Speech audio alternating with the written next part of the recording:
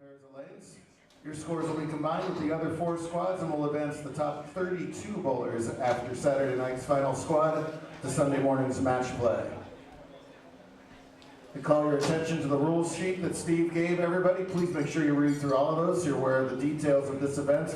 The most important rule I can tell you guys from previous experience, if you do qualify for Sunday's match play, you must check in no later than 7:45 a.m. If you are not visibly seen by 7:45 a.m., Steve will call alternates. This comes close to happening every year, so set your alarms early if you make the cut. We don't want an unpleasant situation Sunday morning. After each game, you always move. If you're on a left-hand lane currently, you'll move to the left, 1 pair each game. If you're on a right-hand lane rather, this game you'll move 1 pair to the right each game, skipping over 15, 16, and 7 and 8 like we mentioned. At the end of your 8th game, be sure to check your math completely and turn in that scorecard. And again, we do have a last call for brackets. They're in the pro shop, 3 different sets, games 1, 2, 3, 4, 5, 6, and 6, 7, 8. If you'd like to follow the live action all weekend long, once we get it all set up, and we'll have you set up for that on BowlstreamTV.com. If you have family and friends that want to look at the scores, they'll be updated squad by squad on our website, which is bowljbt.com. Those websites are posted on the scoreboard behind lanes 9 and 10. So lots of stuff going on. Be sure to take advantage of all of it. In just a minute, we'll get the lanes turned on for your practice time. No stickers. No stickers. I had no idea, adults. We'll bring some next year. You should have exactly 4 bowlers on each pair. 4 bowlers per pair.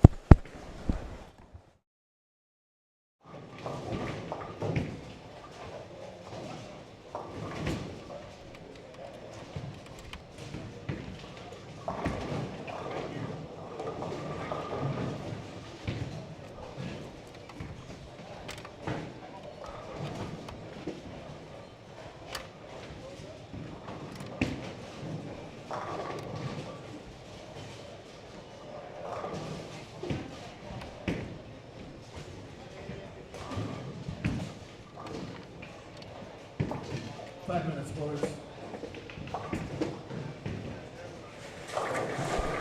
Good morning, ladies and gentlemen. Please let me know if you can hear me.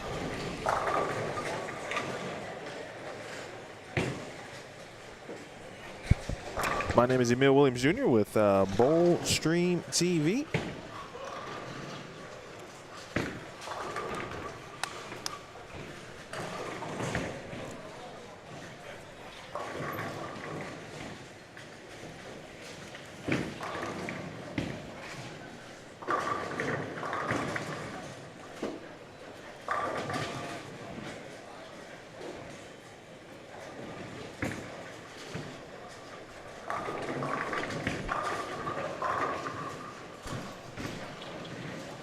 Appreciate you everyone tuning in here early as practice nearly complete.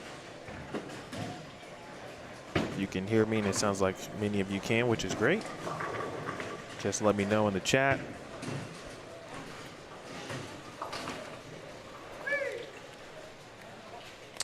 Early question there. CBT, I believe the number was 41. In regards to the number of bowlers on this squad, I will confirm that for you here in a sec. I actually just got handed kind of the full field roster, so we can go through that. One question on a particular player in Darren Tang. And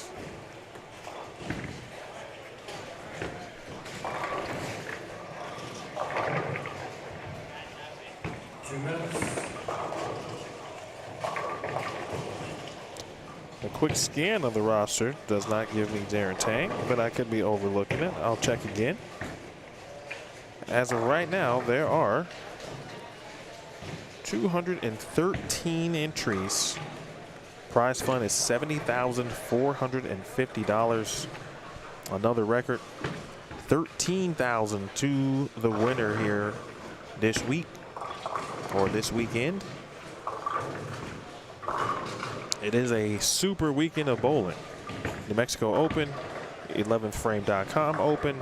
There is a super regional, a PBA super regional in Chesapeake, Virginia. And I think there's one other event that is going on across the country.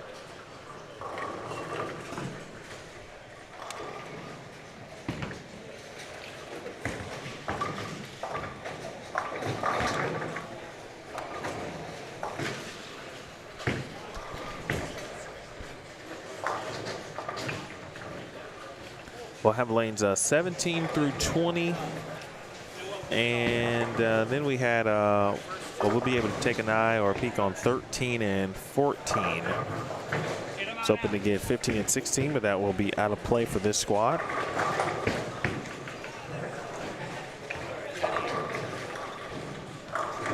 I'm going to take a very short break here, go get a pen.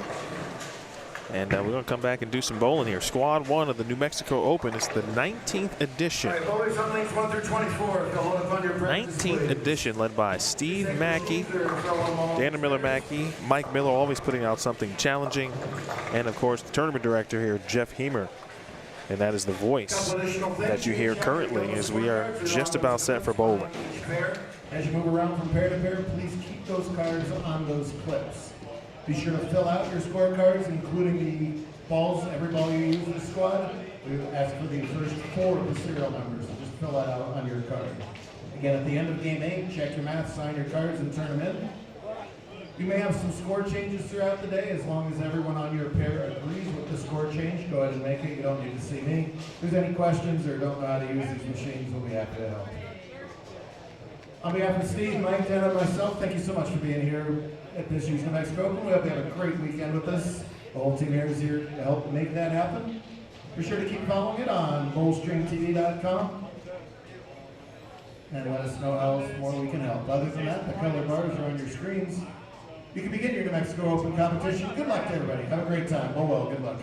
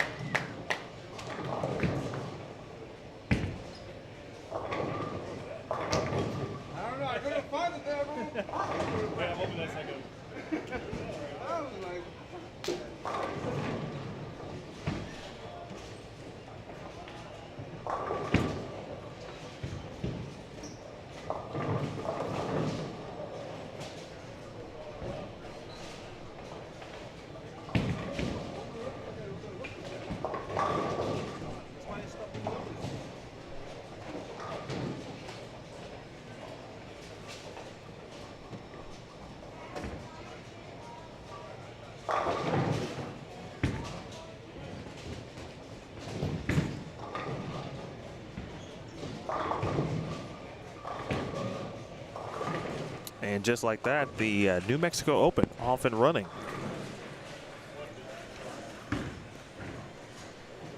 I got a chance to take a look at the practice session this morning.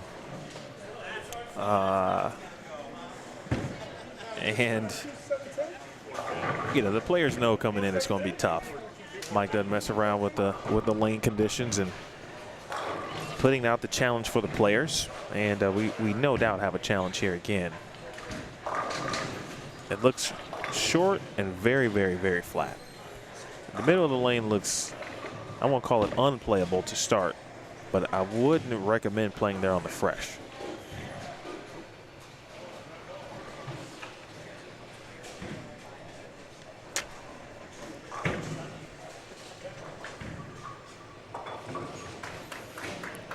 Those who were having some success, so this is, again, I'm describing the practice session, were playing out soft hand. That does look like a spot you can get it down lane if you are playing out righties. I actually didn't see any lefties, but I know that JD Nance is bowling this squad. He was the runner-up last year, one of the fan favorites. Great match last year with Cortez Shank, who ultimately ended up walking away victorious.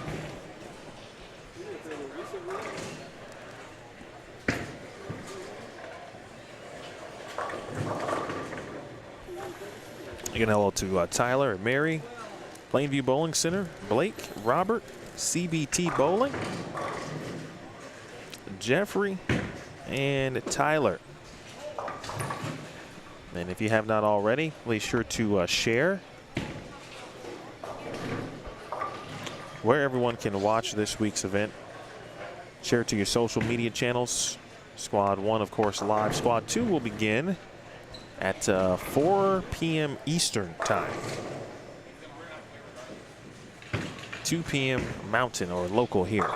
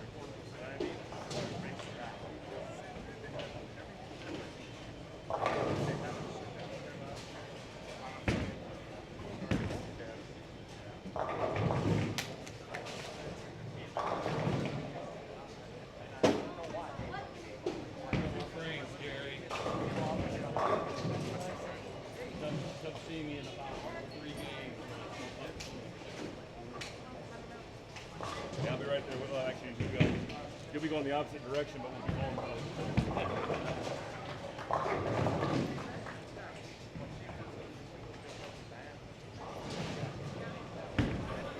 I had to get an idea on make sure I understood and knew who everyone was. So 20C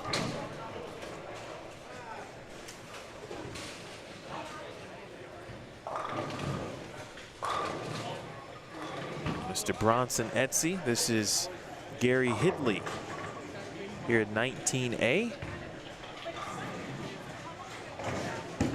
Steve Mackey, of course, the tournament organizer, will join us throughout the day as he always does.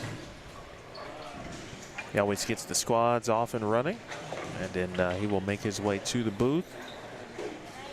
Get a chance to catch up with him. Here is Matthew Vargas.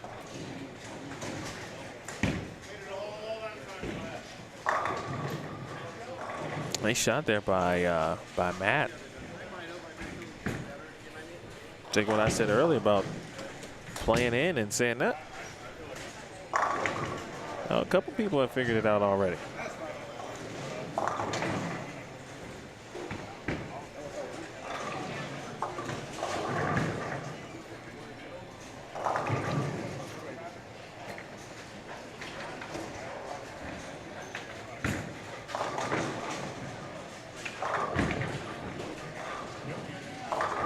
I do think for those who utilize urethane might be a good play today or this weekend. Mostly on the fresh again, depending on how left you're getting.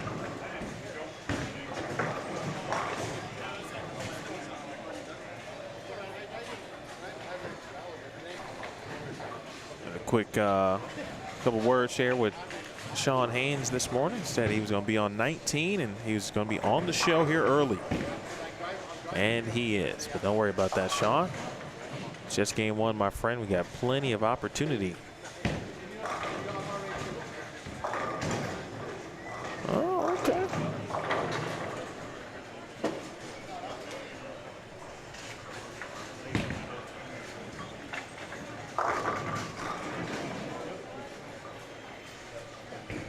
See what Mr. Eric Arriaga is throwing. Maybe a Rubicon UC3 right there. Again, $70,450 prize fund for the Mexico Open. The defending champion Cortez Shank is bowling. Andrew Kane, another former champion, bowling. Chris Clerk. Past champion Dylan Taylor, past champion in the field. Vernon Peterson, past champion in the field. David Haynes, past champion in the field. Wayne Mellinger, past champion in the field.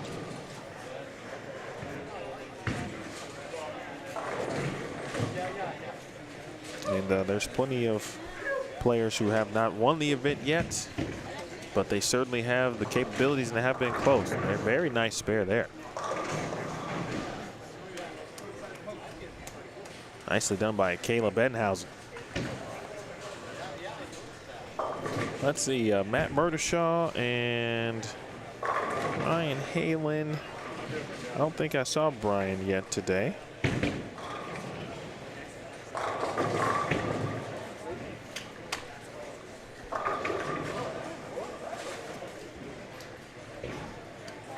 Oh, and somehow he's bowling. Where is he at? He's on the low end. Gotcha. All right, Brian looks like he's on 3 and 4, I think, to start.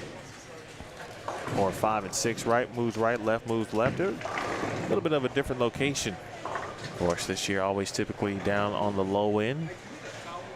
Steve says, oh, let's switch it up this year. We're going to go on the high end. I think lane 8 has been down for the center. And it's been some solid starts here on 17 and 18.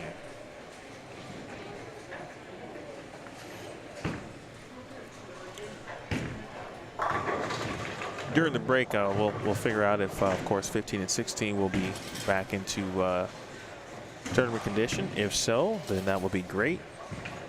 If not, then maybe might move that camera down to the high end. D-Ron Booker, regular doubles champ Lee's bowling next door on 21 and 22, just on the right of your screen.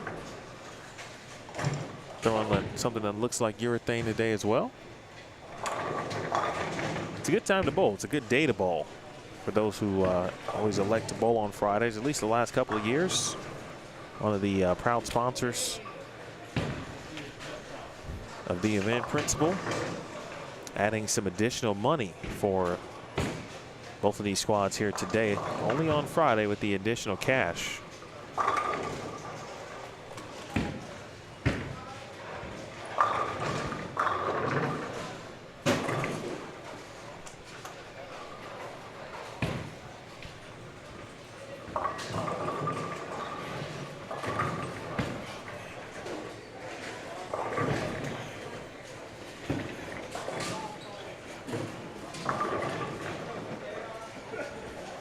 Tracy Novak, wife of Steve Novak, out bowling. She's on 23 and 24.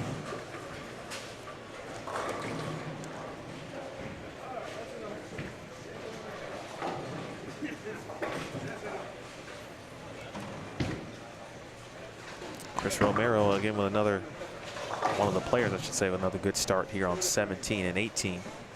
17 and 18 going by pretty quick. I do see a few strikes.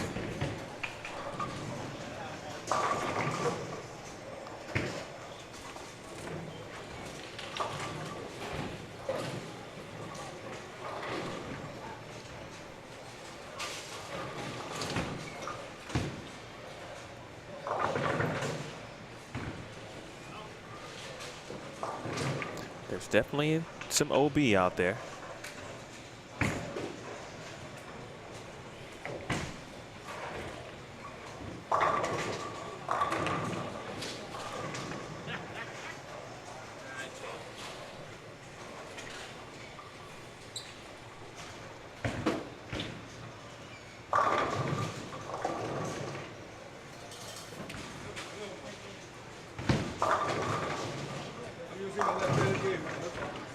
That was a good look at it. If you get it right, going right pretty early, you just hope it catches a little bit of something down lane.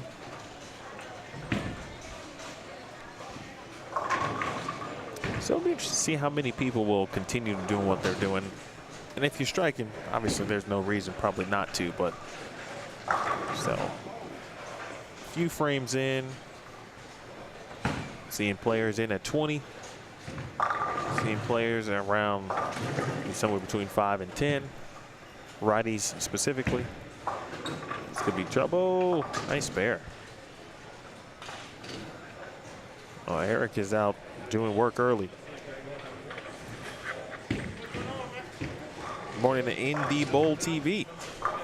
Out there doing great work in the youth space and other events. CBT bowling and Ramsey, we see guys, all of the everyone who is putting on for bowling, whether put in tournaments, you're streaming events, we're trying to make bowling better, and we all appreciate what you do.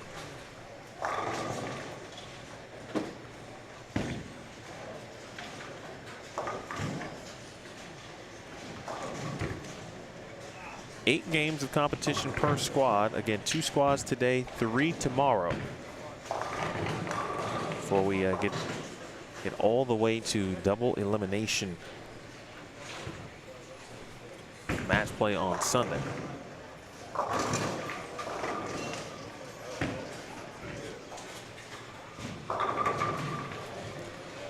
Sean, just the head pin right a little bit, but he's got the head pin to try to make this spare.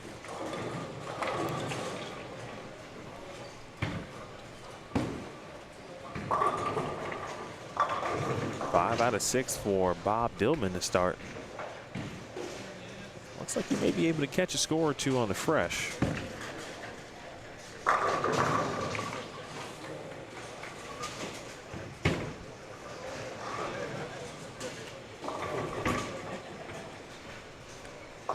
That's a solid spare. Nice spare right there from Sean.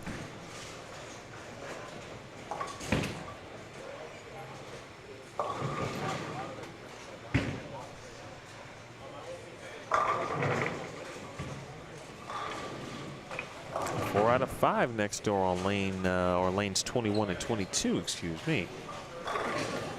From Mr. LaPointe. Let's get his first name.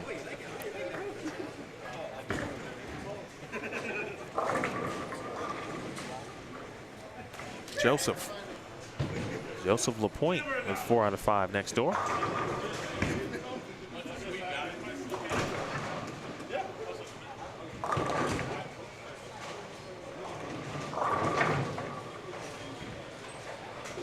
And a couple of ladies bowling on this squad too.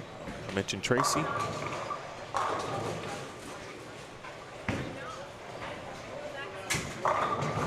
Dusty Griffin also bowling right now on 21 and 22. Again, if you start on the left lane, you're moving left a pair. If you start on the right lane, you're moving right a pair.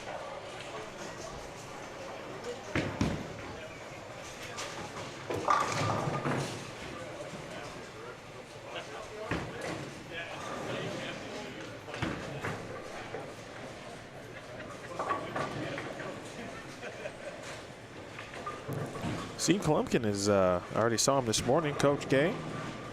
He's going to be bowling squad number 2 later this afternoon. He may have gotten a chance to practice today. There was a practice session this morning from 7 to 8 o'clock.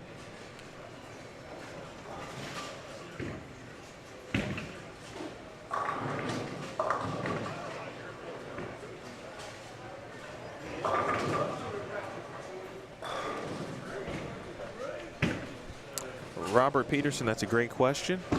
The standings will be posted at bowljbt.com. Let me double check that.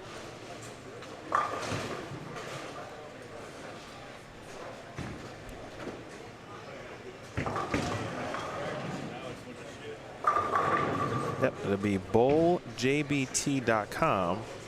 And now, if you go there for the first time, and you'll wonder why you see a lot of youth bowling. Essentially, that is because nice spare by Mr. Gary there. That's because Jeff Hemer is the tournament director of the JBT Youth Tour, the legendary JBT, their 28th season. So he also uses the JBT website to post scores to the New Mexico Open or for the New Mexico Open. So there is a link to the New Mexico Open, and once scores or once the squads are finished, completed for the day, Jeff will post all squad totals on bowljbt.com. Scores will be posted approximately 30 minutes after each squad ends.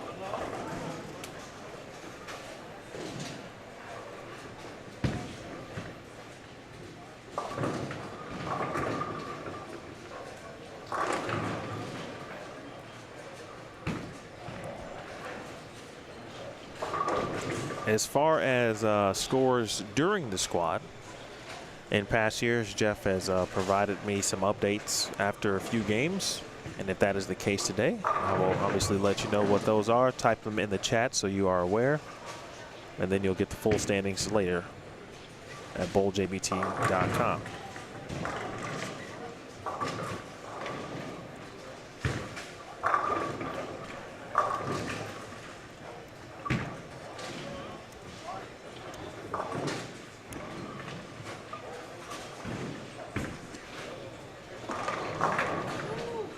Wow, Hansen getting that thing to work. I do think the one board, as someone just said, I think that was Sean getting to work there. Right now, Bob Dillman, that's the man.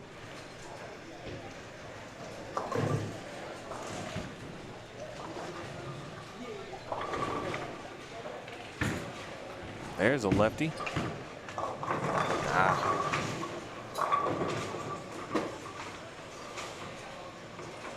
That one through the nose a little bit. He's only had a couple of opens or one prior to this.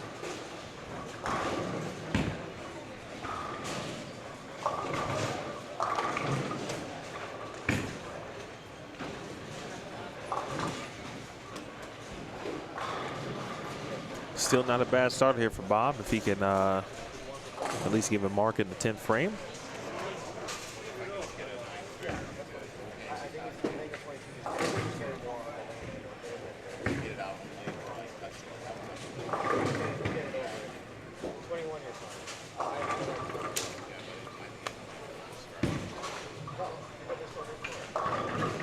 230 opportunity on 23 and 24.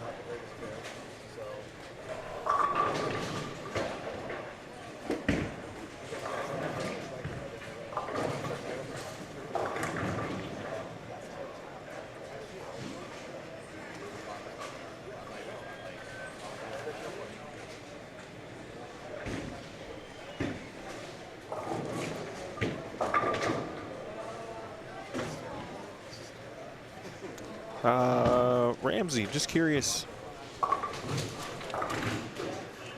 Does kind of look from Matt Murdashaw.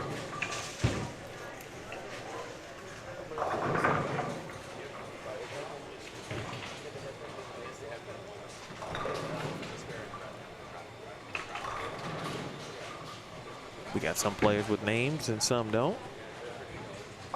Meanwhile, Bronson Etsy and Bob Dillman on 19 and 20. Chance to produce some solid games here in game one. 234.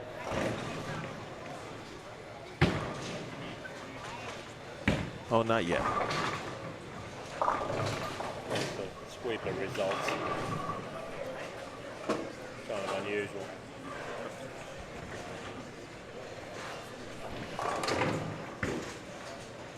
Two-hander.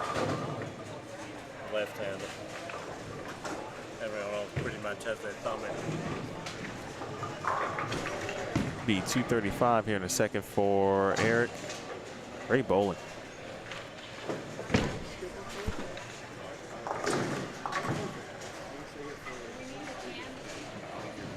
Nice clean 235 as well on 17 and 18. Between Bronson is top striking and Bob Dillman. Put up some nice scores. He had 213 down on 23 and 24. 13 to 14. Tough pair to start.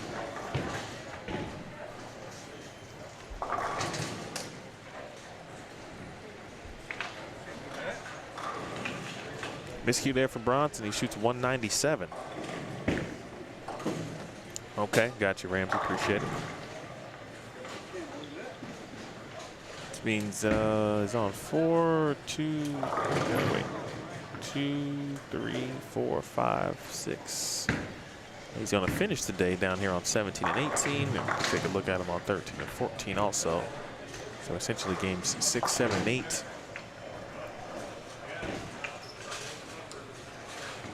Another strike there for Bob. See if Sean can finish strong. I have some sweeper results to talk about.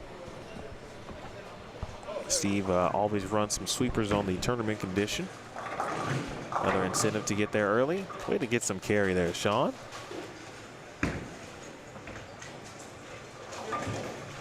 Incentive to get to the tournament a day or two early if you can.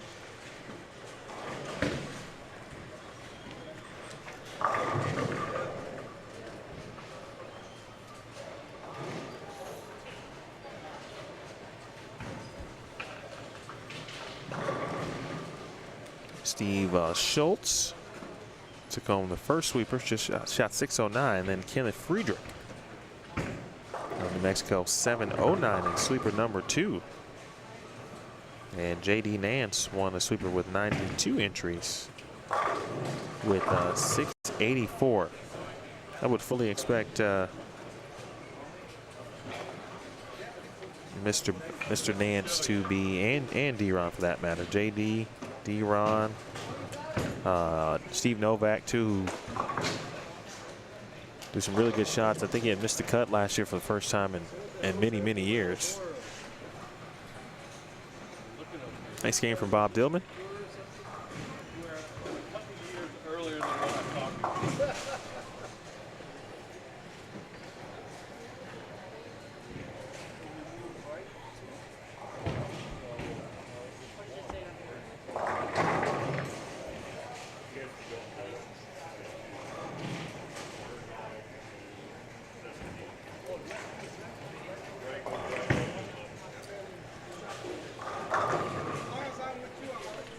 (19 and 20). They are still at it here in the 8th frame, so you get a chance to see D-Ron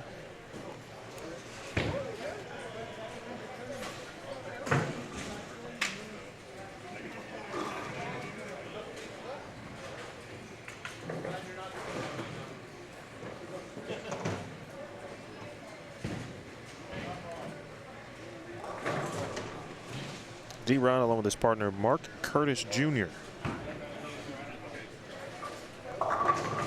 Again, taking home the regular doubles eagle after a very slow start.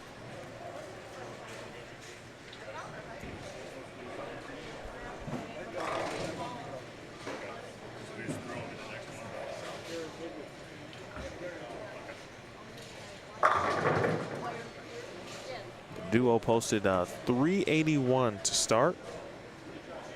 D-Ron shot 213. Mark Curtis shot 168, so a combined 381. And then 563, 538 for the last two games to make the climb up the leaderboard and ultimately take the lead and hold on to it. There are just a few days left in the tournament. So D-Ron, again, is an Eagle winner. Open Championships, which is highly coveted.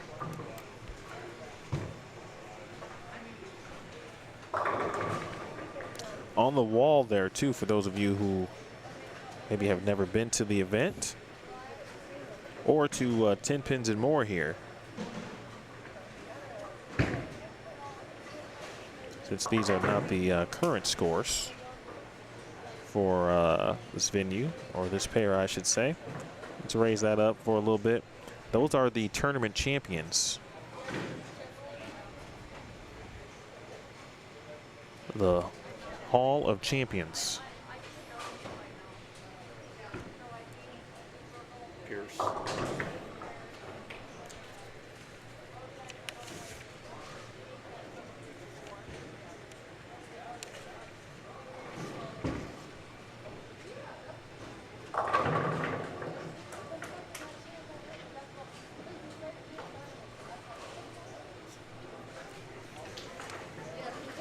Update on Matt Murdishaw. 248 to start game one. And D-Ron, the unfortunate open in the 10th frame. He shoots 172, but finishing the point again, that's the Hall, or the Wall of Champions, excuse me.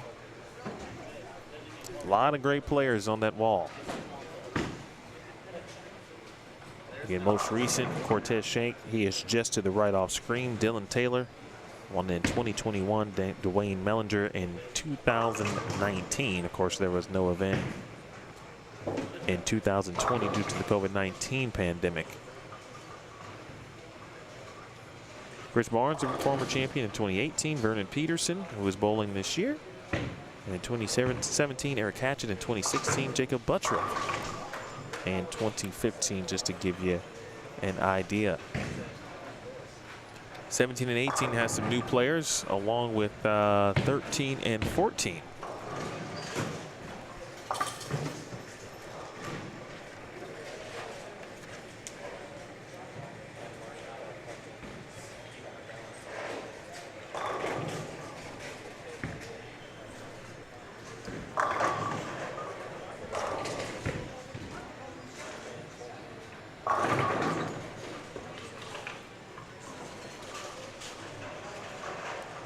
Phillies represent.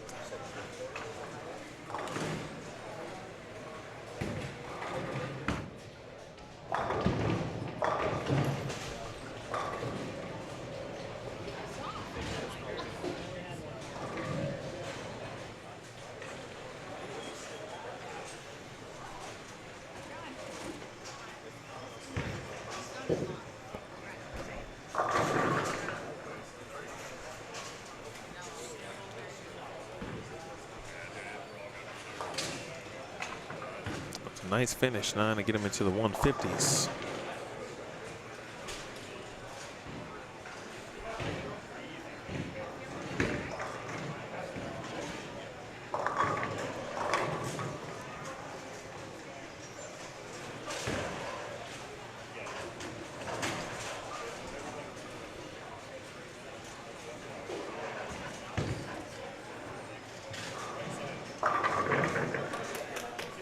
Nice finish. When you struggle early, but you finish strong, it does leave you with a little bit of confidence. All right, officially now game 2. Let's take a peek over at 13 and 14 for a moment while we get that camera situated.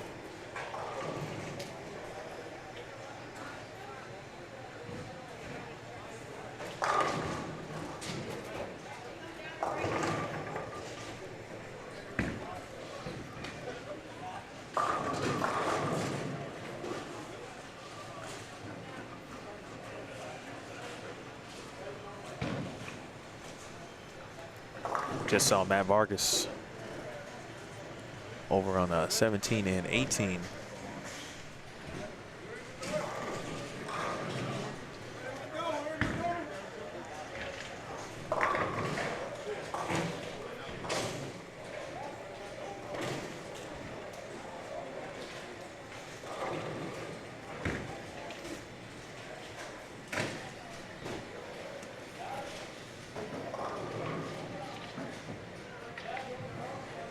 The other scorer, Kyle Pierce, down on the low end, 225.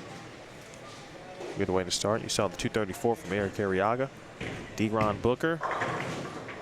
D-Ron is moving left, so we're going to see that Eagle winner a little bit more here. David Williamson is down on 13 and 14. Mr. Romero.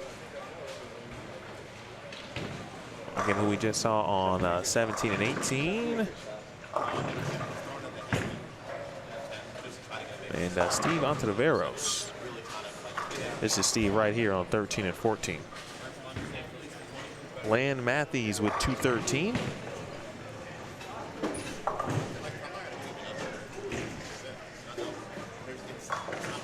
So that's what, at least 7, 8 games of 200 or better?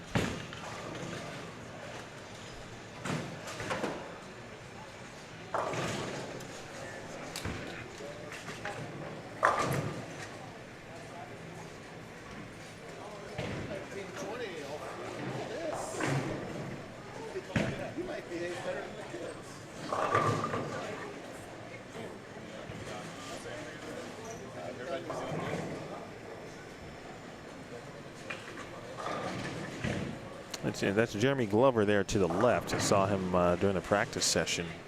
That man was throwing it pretty solid earlier. Really gave that one a run. And look at Williamson one more time here before we get you back over to 17 through 20.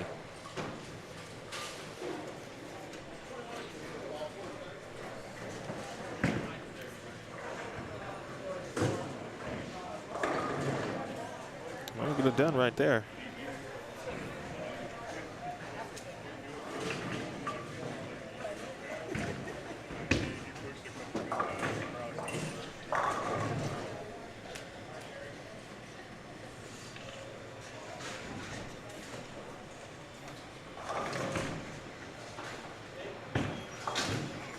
Sean Haynes has moved over to 17 and 18 here for game number 2. Again, if you start on the left lane, you move left. You start on the right lane, you move right. One pair right, one pair left. And Eric again. Eric with the, what I'm going to, no. We know that Matt Murdershaw shot 248. So that probably is the leader in the clubhouse. But Eric, I'm guessing a second with his 234 game. I mean, he's got it started again.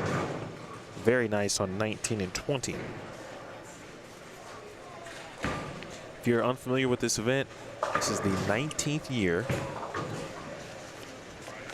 There was a consecutive streak, but of course COVID had other plans, so it's the 19th year. So next year, obviously, a big anniversary. Actually, I'm gonna make sure I ask Steve that question probably a couple times this weekend. Any additional plans for the 20th anniversary of this tournament?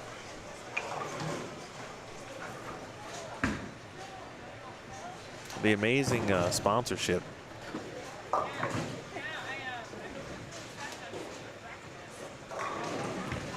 That Steve and not just he, but his wife Dana, Mike,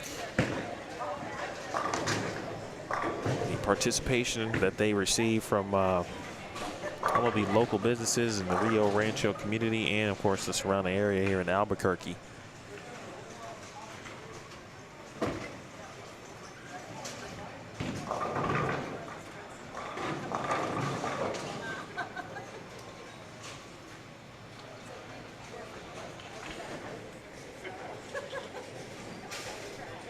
Hello, Keith. Hello to Ben in Canfield. Uga, yes. Yeah, urethane on the fresh. Yeah, because if you get it going early, like if you try to get all over it at the bottom and you're playing the middle of the lane, it's going to go left. Yeah, you keep your hands soft, you'll be all right, but I mean, it's still relatively flat, probably short to definitely medium-ish.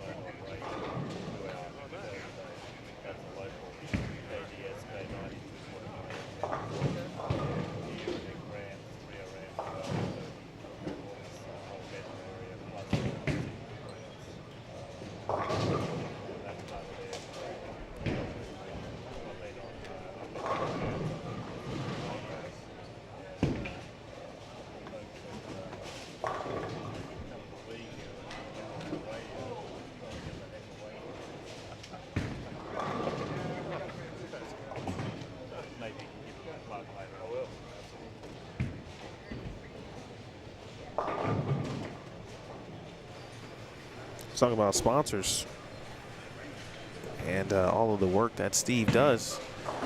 It's going to have a live radio remote out at 11 a.m. local time. 2-hour live radio remote, KDSK 92.9 FM local. Derek Underhill and Star Powell will be live broadcasting on the radio from Tenpins and More. Steve just said he's been running some ads and popping on the radio for a little bit.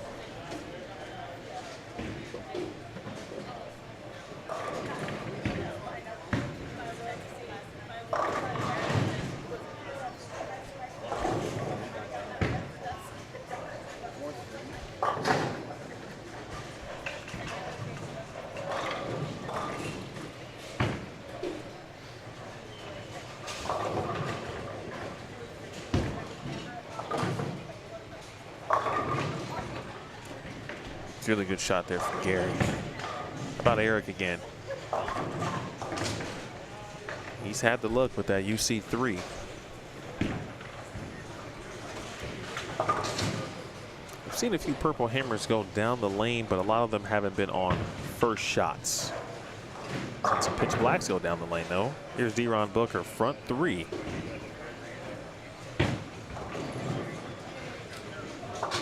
Speaking of pitch black, there is one. You see what Deron's doing. And almost, yeah, pretty complete contrast to what some of the other players so far are doing here through a game and some change.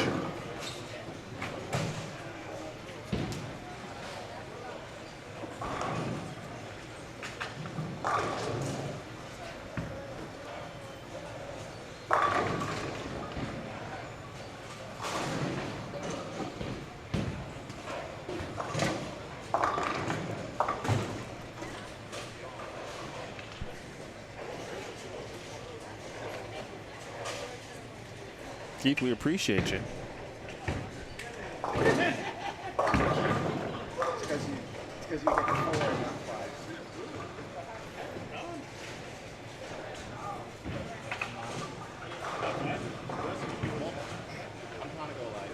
5. Hope all is well in Kansas too, by the way. I think down lane is fine.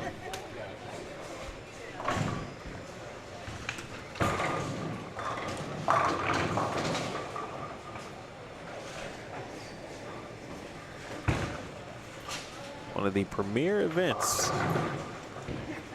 on the bowling calendar. Happens to just fall on a weekend that is packed with other premier events. If you live in the Midwest, something to bowl there in Dubuque, Iowa, at the 11frame.com Open. Just spent a little over a week in Iowa, specifically in Waterloo. The PWBA Tour Championship Week. 3 events, all completed, and now the National PWBA season is complete. We got some regionals for the rest of the season. It's a great week in Iowa.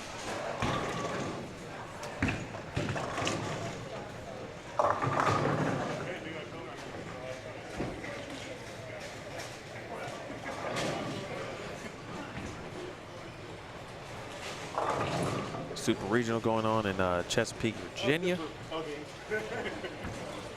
PBA Super Regional. Well, that one hooked.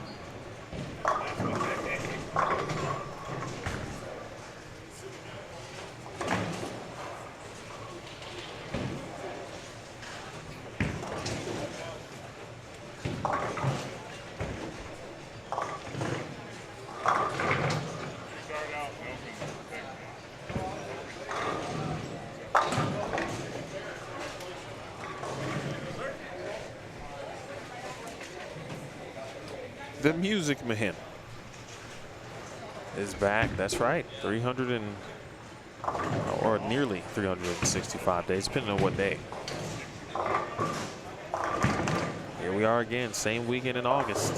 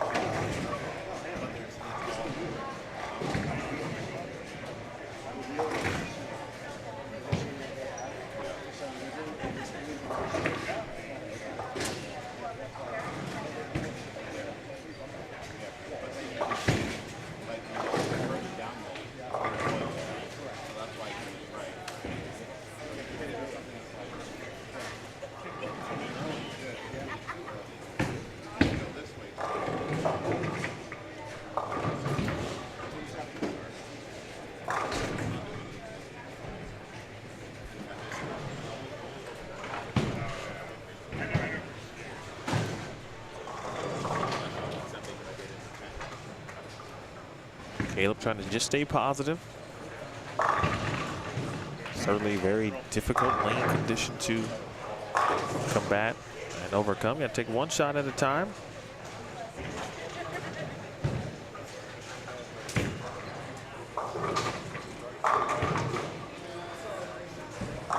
Ball change there from Eric.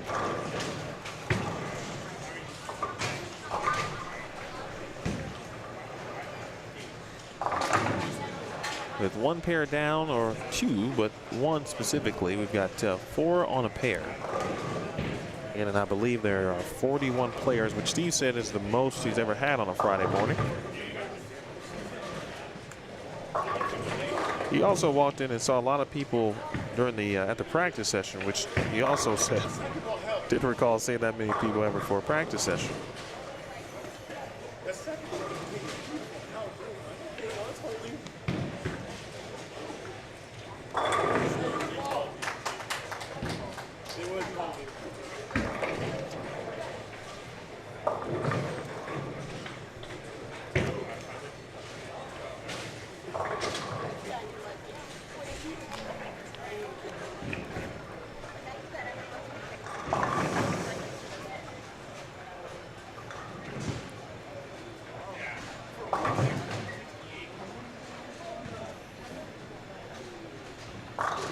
Decent scores here, starting to pile up on 17 and 18. Gary got to get some help. Oh, I might have thought that one was going to hook, and they just kind of laid there and kept pushing.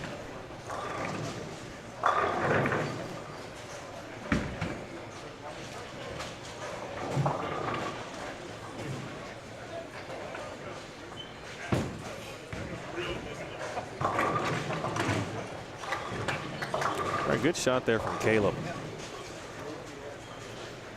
Gonna exhale just a little bit. Joseph LaPointe. To the bottom of the swing, you saw that wrist turn. There were a couple pro-ams this week also here at Tenpins More, along with the pre-tournament sweepers.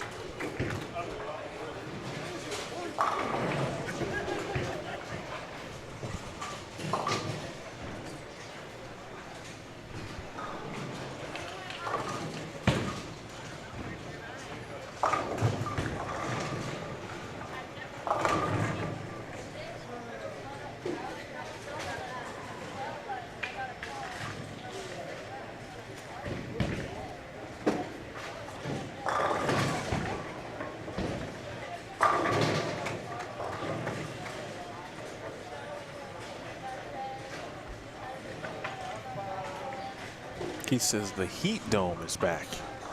Just about the heat dome everywhere. I can't believe we're near the end of August though already, just about. Some kids are starting school August 2nd, which is just amazing.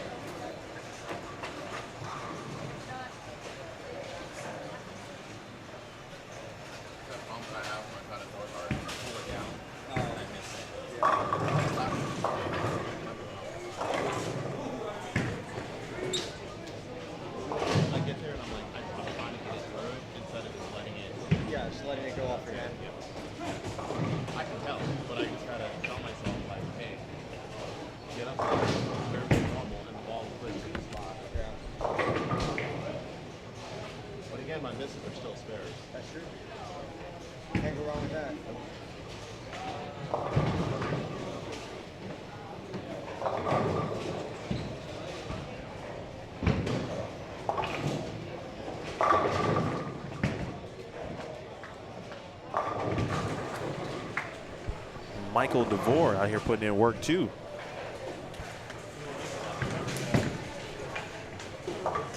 So from the righties perspective, we got players like D-Ron Booker who using urethane up the boards around 5. Players like Michael DeVore, left, 4th arrow. Dare I say that Mike Miller has provided us a lean condition where you can attack it from multiple angles. They are decently extreme, especially early on. Right? It's like, well, you can choose which one is best for you. This is an 8-game block, so that transition might be a little tricky. So as the urethane continues to go down the lane. Great shot, though. Saw that one just kind of climb off the one board.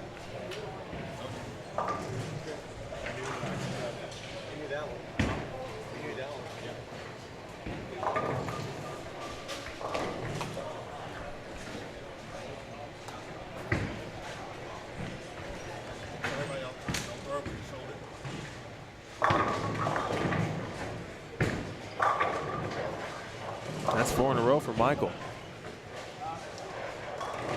2 different ways, 2 angles of attack. If you're bowling this afternoon, this is like the perfect game to see right here.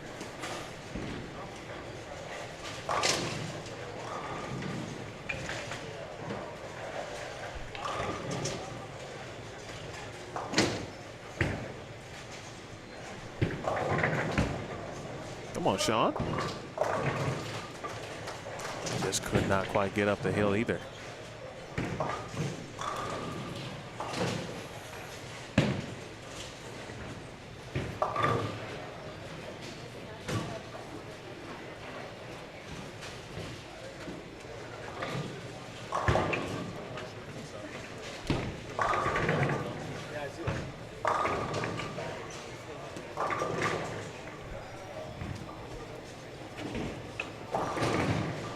Good morning to Scooby. chat. Appreciate you, Scooby. It's early in the West Coast, but we're on the West Coast this weekend, so I guess it's early for all of us here this week. We are on Mountain Time, though, here locally. And now I get a chance to say, well, it's already noon Eastern Time. I do have some Game 1 scores in front of me. And I'm going to share those with you in the chat. Matt Murdershaw, as mentioned, 248. If you just joined us, we talked about that as what we thought was going to lead Game 1, and it did. Eric Arriaga shot 235 on 17 and 18. Steve Ontiveros, 225, along with Kyle Pierce. That's 1 through 4. And we saw Bob Dillman shoot 219. David McKay is 6th at 214. Land Matthews 7th at plus 2, or I'm sorry, at 213. I beg your pardon. Our good friend Jim Tillery, 199. D'Angelo Trujillo, 199 as well. Bronson Etsy was 10th at 197. Brian Halen struggled out the gates. He shot 163. Deron Booker, 172. There are now officially 40 bowlers. 40 bowlers in the squad. Actually, it might be 39.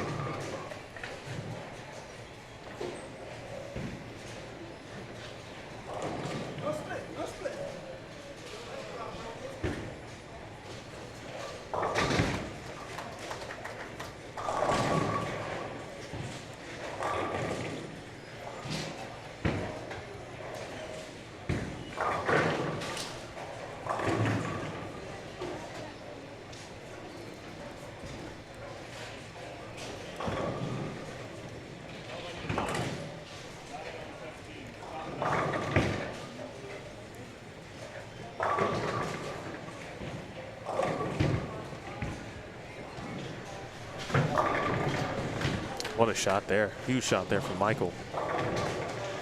That was big.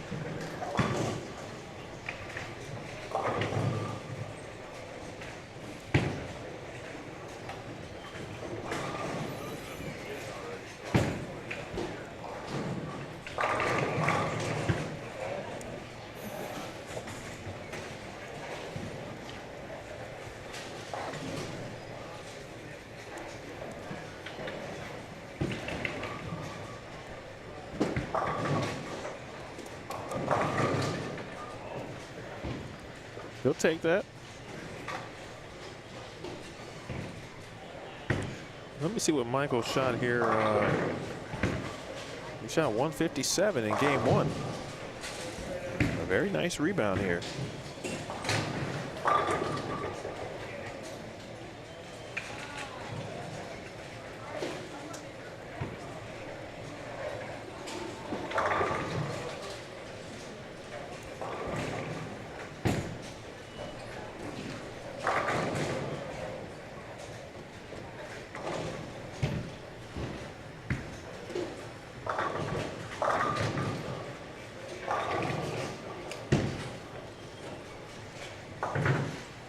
.240.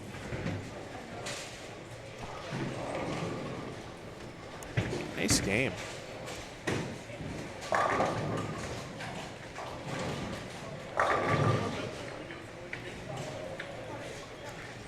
All right, folks, that's your top 10 after game number 1. Just saw Michael DeVore toss 240. Nice game from Gary Halley, shoot 196.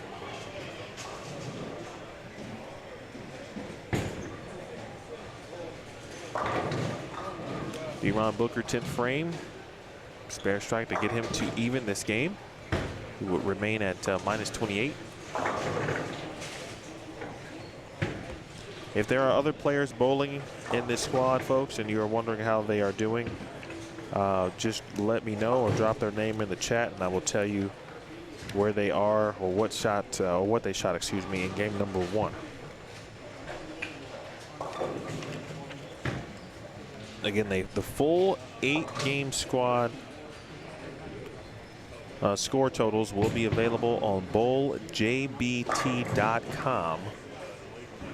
following each squad.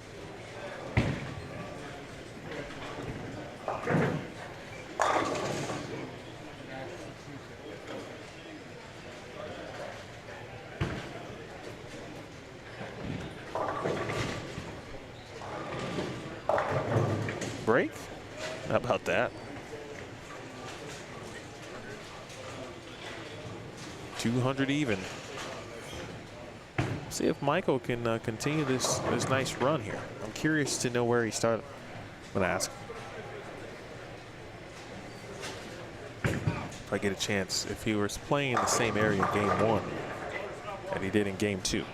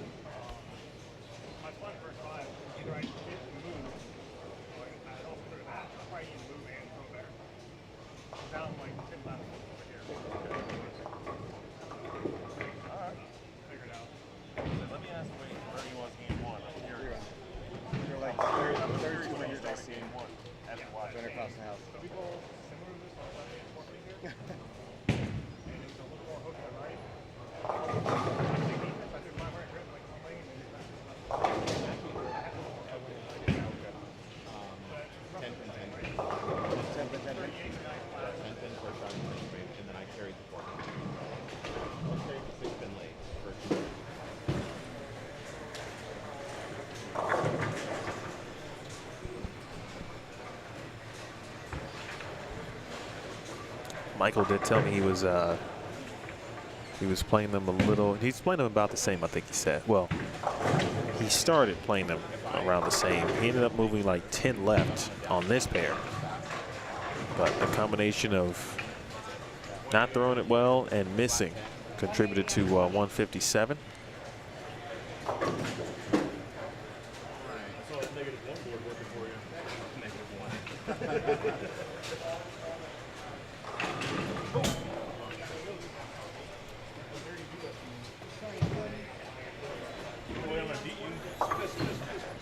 Shout out to Sean Haynes. He'll be off camera for a little bit. Actually, speaking of off camera, 13 and 14 is done. So let's move on over to 21 and 22. Actually, 23 and 24 bowling as well.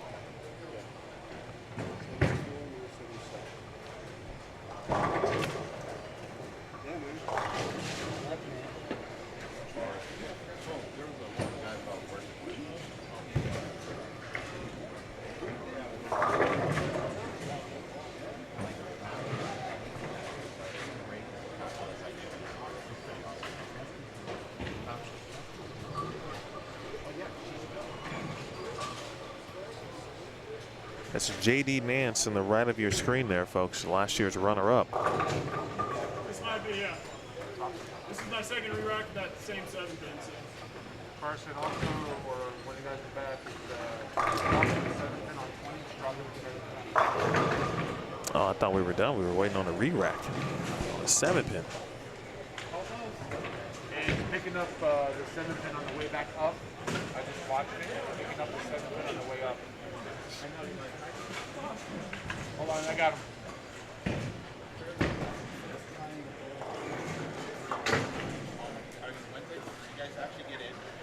Yes, I forgot the names of the scoring monitors. I have to ask Steve. But these were kind of like the second half or maybe the final years of my youth league that I recall having this type of monitors, although there was a monitor, like a scoring unit for each monitor. Here is just one scoring monitor or unit for 2 monitors.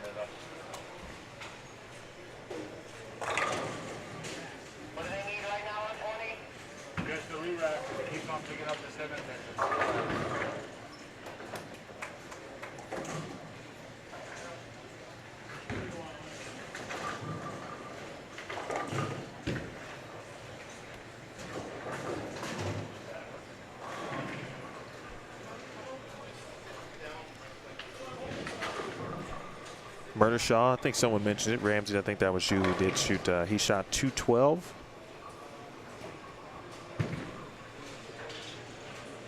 And now it's confirmed. Appreciate all the help. Got some great folks who come to get to know a little bit at not only at this tournament but every event that I go to.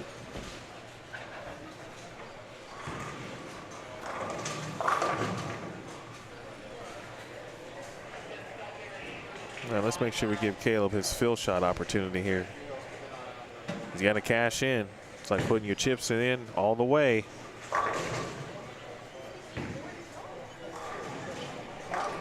D-Ron Booker, Steve Ontiveros should be a couple of good players on 17 and 18 coming up. 21 and 22 officially done. Of course. Yeah, do whatever you need to do.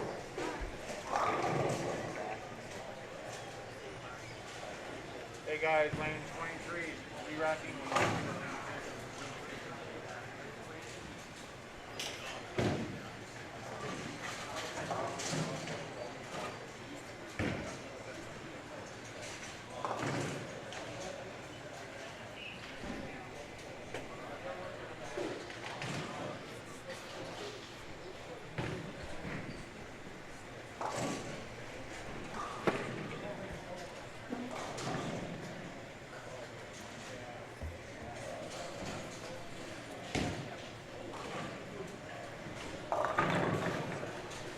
All right, as we wait, let's see what 13 and 14 may bring us. Let's take a look over there.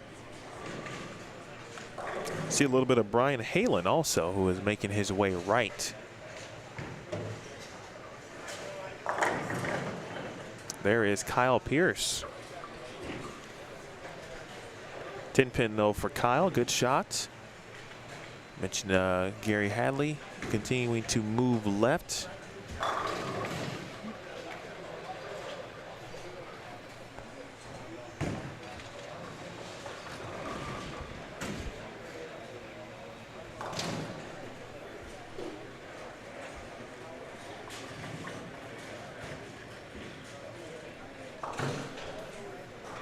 So this is game 3 for this particular group here. But game 2 yet to finish up on 23 and 24. And we welcome in the tournament organizer, the man, setting records again for prize money. Yep, Steve Mackey. It'll be a good one. If everyone shows and everyone's paid, so I imagine they'll wander in the door sometime. We'll be paying out about $74,000 this weekend, which will be the richest tournament on planet Earth on August the 20th. Does that include all of like this squad's additional money, like courtesy of principal? And yeah, that includes everything. Yep. And then there's a couple of high finishers. If you with a high senior, you do right. High senior, high woman, and one other that escapes me. Youth player? You want to do a high youth? No, not youth. No. We've got two or three youth bowlers in it. We have a big youth New Mexico Open every year, and that's coming up the weekend of September the 23rd and 24th, and we have really good news about that. We've got $5,000 added scholarship money this year. Wow. So the winner of the scratch and the handicap division and the youth bowlers New Mexico Open each get $1,250. Nice start to a scholarship fund. Absolutely. That is fantastic news.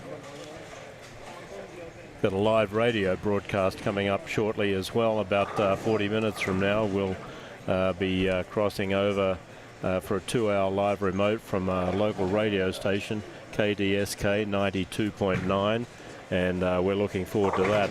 Well, JD Nance made that spare, had to wait a little while for it, and he won the sweeper yesterday. he wins a lot. Is he bowling more since the last time we saw him at this event last year? No, he's just bowling one league in summer. It's a scratch doubles on Monday night with his left-handed mate, left-handed mafia. We nicknamed him, I think. Hard to beat. Eric Vanderlip is his partner on Monday night, so they're a tough team to come up against. So he just bowls one league, but I can tell you he practiced a lot.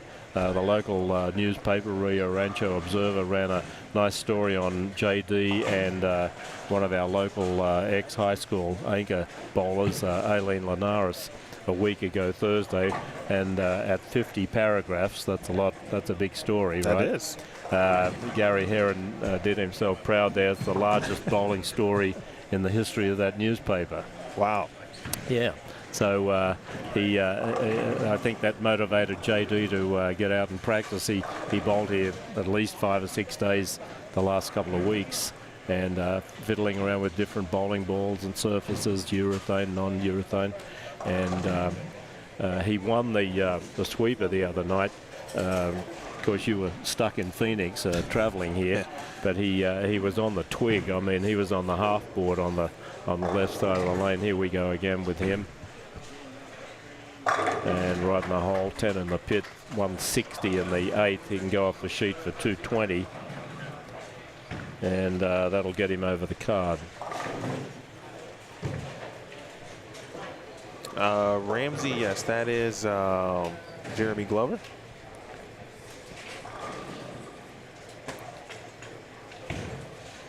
Flashing with Kai says the organizer deserves lots of credit for getting so many good bowlers to sign up. Yes, it's a very strong field, and we've got people from 15 states here this year. That's about normal. Got a lot from the neighboring states, of course. Colorado, very good supporters. Arizona.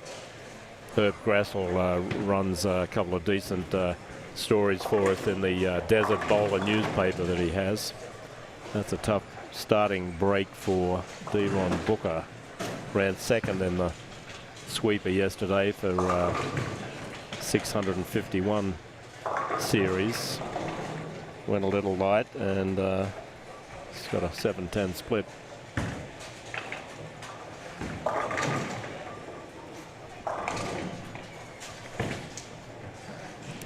Mary, this is Steve Mackey. He is the tournament organizer, and he's overseen all 19 years.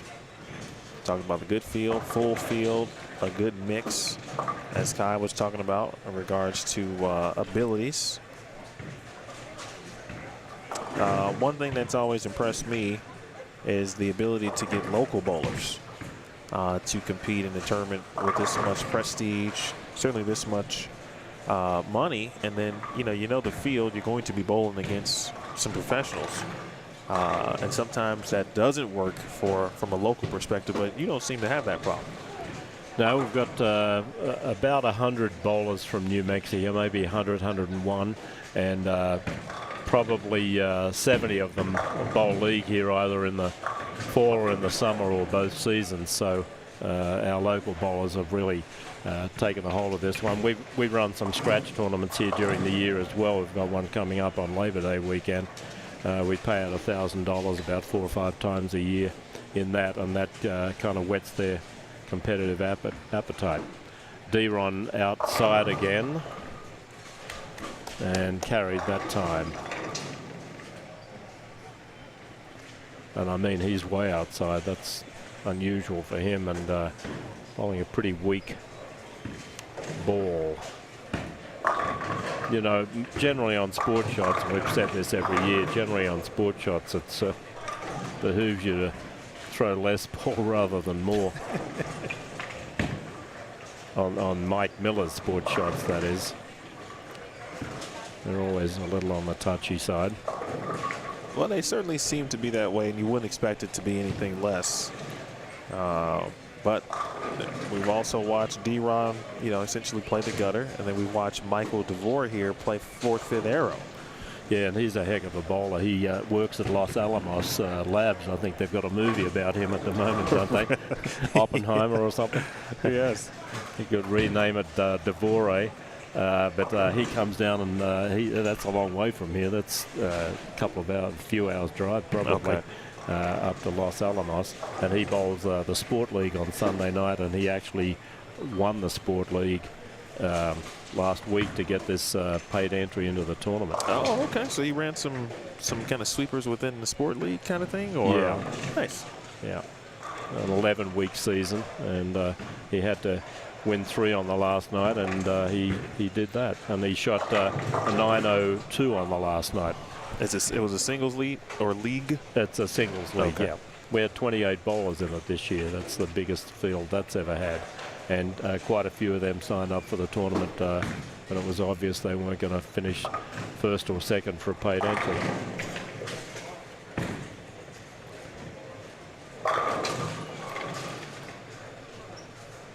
Land Matthews throwing a two-handed backup. He had a good start today. Shot 213. Forgot what he shot just next door. Well, Nance had 197, so I don't know what he had in game 2, but 197 and 389 for 2 games. Now here's a man here, David Williamson. Got a beautiful style. I like watching him compete. Steve Ontiveros. This is a pretty good cross here on 17 and 18. 17 and 18. I'm glad we're down this end of the house this year.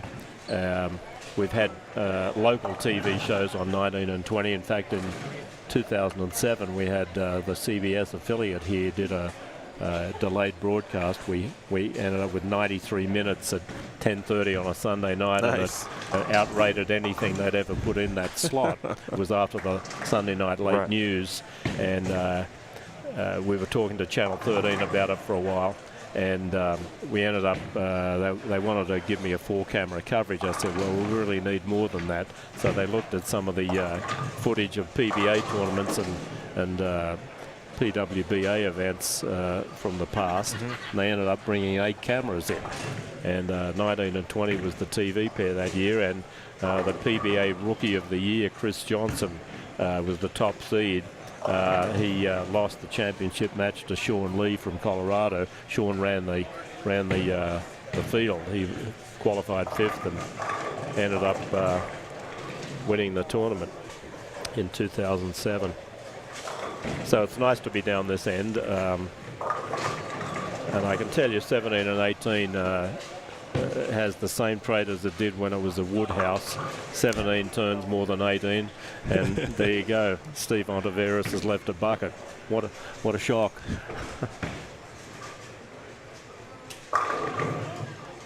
Tell you what, Landis looking a heck of a lot better than did in the sweeper yesterday. Is he local? Yes, he's lives, I think, at Tajeras up near the East Mountains. Okay. He bowls our youth tournaments here, the JBTs and whatnot, and he's a good young man. Bowled a lot here this week. By the way, Steve, Peter Langdon says hello. He's watching from Melbourne. Robert Peterson said hello. Bob Peterson. Yeah, from Kokomo. He's his nickname is Broccoli Bob. When we were bowling league here together, he just moved to Indiana last year, and when we were bowling league together, we'd go out and have a meal together. And there was always broccoli on Bob's plate. Well, I like Bob then. Never go wrong with broccoli. Okay, D-Ron following a 7-10 split with a turkey. Also, Plainview Bowling Center giving a shout out as well. The Plainview, Texas. Plainview, Texas. Gwen and Mark Waters, the owners there. Mark runs a number of qualifying tournaments to give paid entries away to his house bowlers, and he ended up sending about 7 or 8 bowlers here this year from a 12-lane house in Plainview. Mark, Wow. thank you. And Mark came out here earlier this week and helped us with a couple of pin setter issues, and we really appreciated his support in that area. Thanks, Mark. Also, Mayor, I didn't answer your question earlier. I told you who he was, but I didn't tell you where he's from. Steve is from Australia. Interestingly enough, last week I was in Waterloo, Iowa for the final week of the PWBA season. And there was a young lady who was going to a local community college there, Hawkeye Community, and she is from Brisbane. All right. Yeah, she had just made the trek over to study and bowl collegiately Oh, good in for the her. United States. Yes, Chloe Mox was her name. Oh, good. Well, I've been out of the Brisbane and Australian bowling scene since I moved here in 1991, but I keep in touch with a lot of people on Facebook and look at all their blogs and whatnot, and you know, they're putting a lot of string pin setters in some of the Australian bowling centres, and that doesn't seem to be real popular with league and tournament bowlers. Of course, it's becoming popular with proprietors because it's hard to find mechanics that are able to work on 50 and 60-year-old technology. You know, we have Brunswick A2s here. A lot of them came in from Japan, and they're probably built in Japan in the 60s, put into a bowling centre there, probably doing 70 to 100 lines of bed for a couple of years, and then they had a huge overbuilding problem there, and a lot of the old A2s ended up here in America and Australia and other countries, and getting parts for them is not easy. Well, Nance outside there, and that ball never moved an inch. It has left a washout on lane 22. The championship pair on Sunday will be 19 and 20. And that's a pretty good scoring pair on the house shot, but it has a similar trait to what we've seen the last number of years on lanes 7 and 8. 19's a sweet lane, it's usually predictable, and lane 20 on the house shot at least a little wishy-washy from time to time. Will be interesting to see what happens.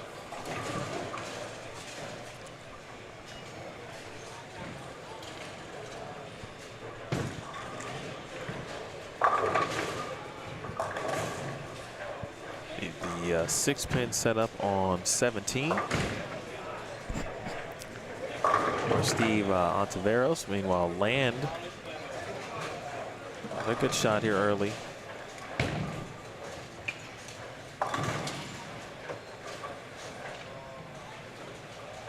I've seen Steve bowl before, and probably here, but I feel like it's been somewhere else. Yeah.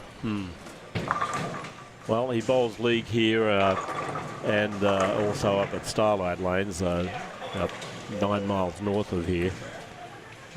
He's joining a league tonight, as a matter of fact, up at Silver Lanes here in Albuquerque. Big 36-team, 5-man Mile High League. It's a long-standing league and got a heck of a lot of good bowlers in it up there. So he'd actually sign up to bowl the 2 o'clock squad and move to this one, so he'd be able to get to the start up of the league there tonight. Well, that one was never going to turn. Yeah, he might have pushed that one forward just a little bit. Yeah. Michael DeVore has already made a ball change. And we've got some scores for you after 2 games. Matt Murdishaw still leading the way at plus 60. And that is Matt's first time here. Really? Yeah. And I've seen his name quite a bit in dispatches from the PBA Western region and whatnot, so we're happy to have a regional top liner here from California. Steve Ontiveros, as we were just talking about, is now second at plus 59. Kyle Pierce, who was on 13 and 14. In fact, he just crossed over and carried to Brooklyn for a late double. He is currently third after 2 games at plus 15. I got Jim Tillery. Jimmy out there at plus 14 at the moment. And that's it over the card. So we did have 7 over after the first game, now 4. And that's what we noticed in the sweeper the other night on the shots, Monday, Wednesday and yesterday on the sweeper shot, the second game and the third game. Bit of a transition, quick transition. And there's some horrid scores.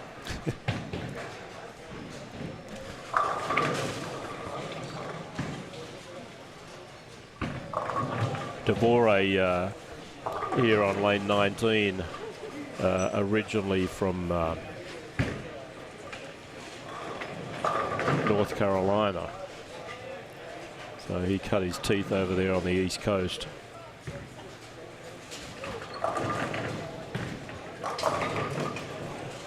Well, when Deron doesn't push too hard, he's going to carry for a while, and he better take advantage of that. I think that shot's probably going to go away. I was talking to Mike Miller earlier. You know, he sets up a shot for this each year, and he thinks that the scores this year will be similar or just a tad higher than last year. You know, we don't want people going home and you know, using that bevel knife to cut their wrists. So we want them to have a bit of a smile on their face, even if it's just a $60 high game prize. That always makes folks happy. There's a $60 high game prize per pair of lanes in each of the squads, so we'll be paying out over $3,000 on that as well during the weekend. Well, Joseph LaPointe just left a devastating 7-pin. Yeah, devastating. I mean, that looked like a wrestler jumping off the top rope and missing the target, landing on a table in the front row. Wow. Folks, again, that's your top 10 in the chat. Joined in the booth by Steve Mackey. Steve is the organizer, founder here at the New Mexico Open.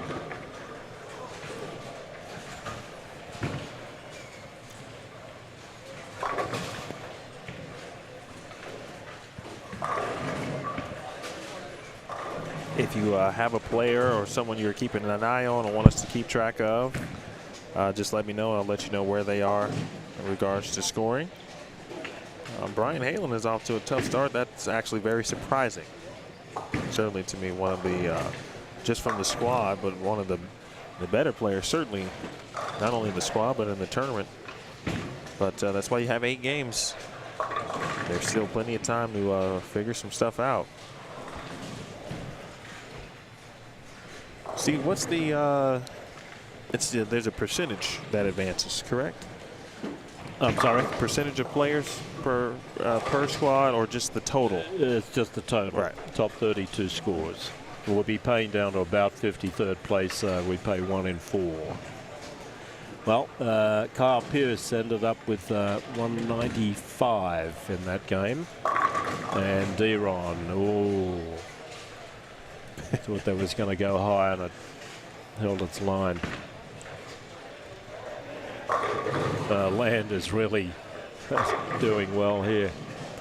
Well, if anybody's watching and they're going to bowl today or tomorrow and they're left-handed, watching Land, yeah, he's doing it a little bit differently, but that's a good person to keep an eye on.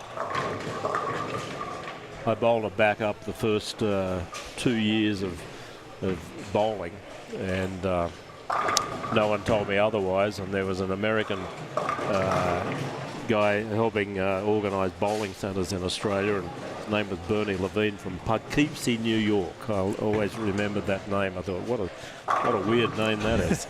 And Bernie Levine, he was a left-hander, an older guy, probably in his late 60s when he was out there, and he said, "Hey kid," he said, "I see you here every day." He said, "Do you want to be good?" I said, "I want to be the Australian champion." He said, "Well, you won't do it with a backup ball." And he showed me how to throw a hook, and I changed when I was about close to 15 years of age, and I was the bowler of the year when I was 18.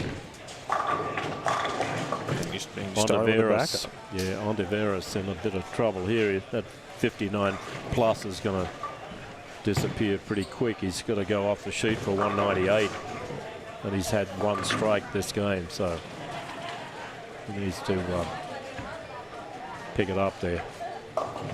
Oh, look at this split for poor old David. Oh, that's the old S4. Yeah.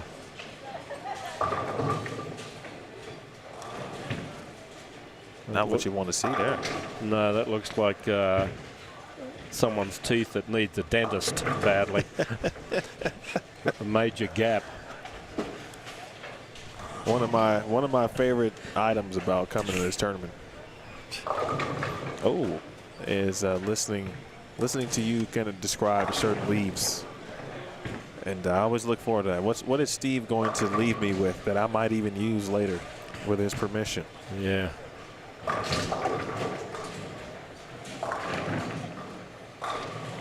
It's the Australian sense of humor. I've been here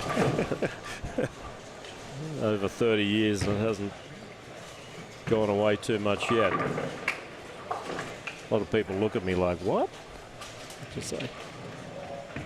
D-Ron, very good spare shooter, reliable. And he's in the 2 teens at the moment. Is D-Ron going to let you keep the eagle for a little bit, maybe on the front desk at the bowling center? The eagle? His regular doubles eagle that he just won? Oh, yeah. It wasn't that great. He should let you hold on to it for a couple days, maybe a month. Not too many New Mexico bowlers win national titles, and he's half of the doubles, and that was very exciting to watch it on television. Okay, J.D. Nance, and a screaming 10-pin in the middle of all that. He's working his way toward us. Yeah. So you'll see J.D. up close and personal. And now he's on 21 and 22.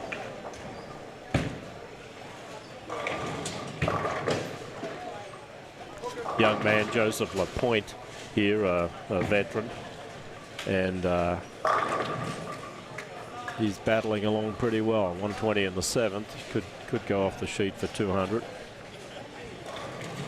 Good young man, improved a lot lately. He bowled a lot this year. He's bowled the Nationals, the military tournament this past week in Las Vegas.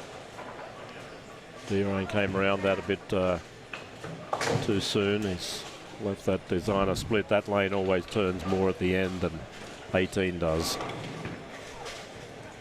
Have you bowled the military tournament in the past? No. So had some. No. Okay. Tried to avoid embarrassing myself as much as possible. 2 leagues a week is enough anguish. I was thinking one day for myself. At some point, I'll get back to league.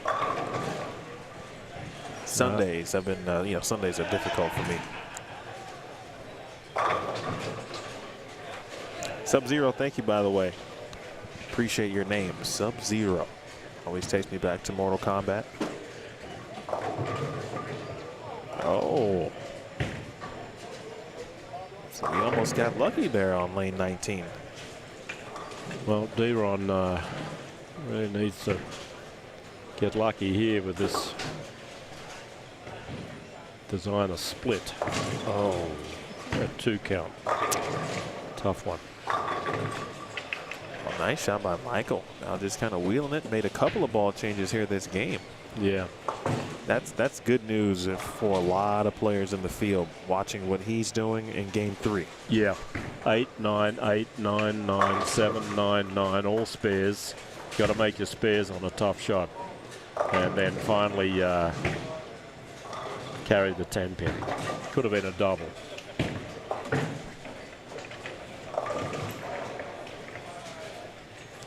Touchy, lane 17.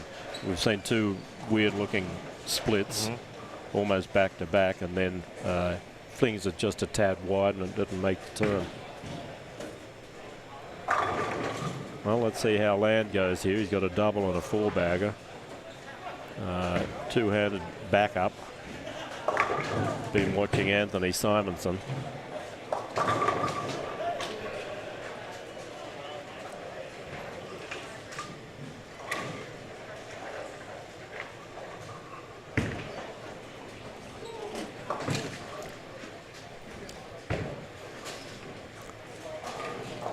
Clarence Albano here on lane 21. His dad passed a while back. Used to bowl in Hawaii. Bowls league here on Wednesday night. And carries about 210 on the house shot. He's a decent bowler.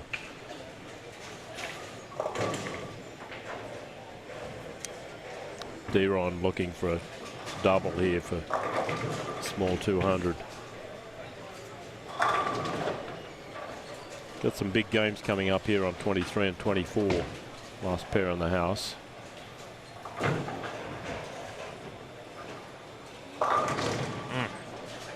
That's another good pair over there. 24s like I've often said, if we could put lane 17 and 24 together, that'd be the highest scoring pair on planet Earth. There's some.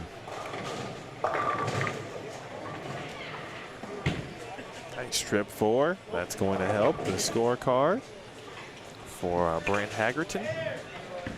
Brant, his first time here as well, coming down out of Colorado. JD looking for a turkey. Oh, another 10-pin. That could have been a 5-bagger. Instead, it's a strike, spare, double, spare. That's the heartbreaking thing about a tough sport shot. You know, you look up at the scorecard, you go, well, I could have had a 7-bagger and you got 201. It's hard to live off a double on a tough shot. You've got to be continually aggressive without being crazy. Yeah, there's a fine line. Like what Michael was telling me, I asked him, I was curious where he began game 1 as far as his lane play, because he was between 4th and 5th arrow and he shot 240 on 17 and 18, and I asked him was he in a similar area, and he said yeah, but he actually ended up moving probably, I think he said 10 or so left. Wasn't throwing it that great, and he would miss some targets, so he shot 150. But he also said that he mentioned the Sport League. Ball change there for D-Ron. You can look at probably reactive down the fill. And he said he bowled the Sport League, and there was something, League bowled on something similar. So he's seeing a similar shape and similar shot than something that he's seen at League. So maybe a similar distance. He guesstimated about 37, 38 feet or so. Very flat, which it is. You can just watch the middle of the lane and tell it's flat. Eric Carriaga over there. 230, 150, and maybe 220 odd at the moment. He's a heck of a house bowler too. Used to bowl in another house here in Albuquerque, and he's bowling a couple of leagues here now. He bowls most of the scratch tournaments, and real nice guy. Has a family that bowls. Rose is Rosie Jamal, his girlfriend. She's a bowler as well. Let's have a look at Land here. He can go off the sheet for a big game, and wow. He carried a nice hit there. It's in the 230s at least.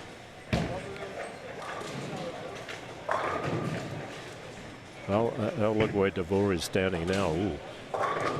Left a flat 10 last time he did that. Let's see what happens here. Trying to get it back. Through the face.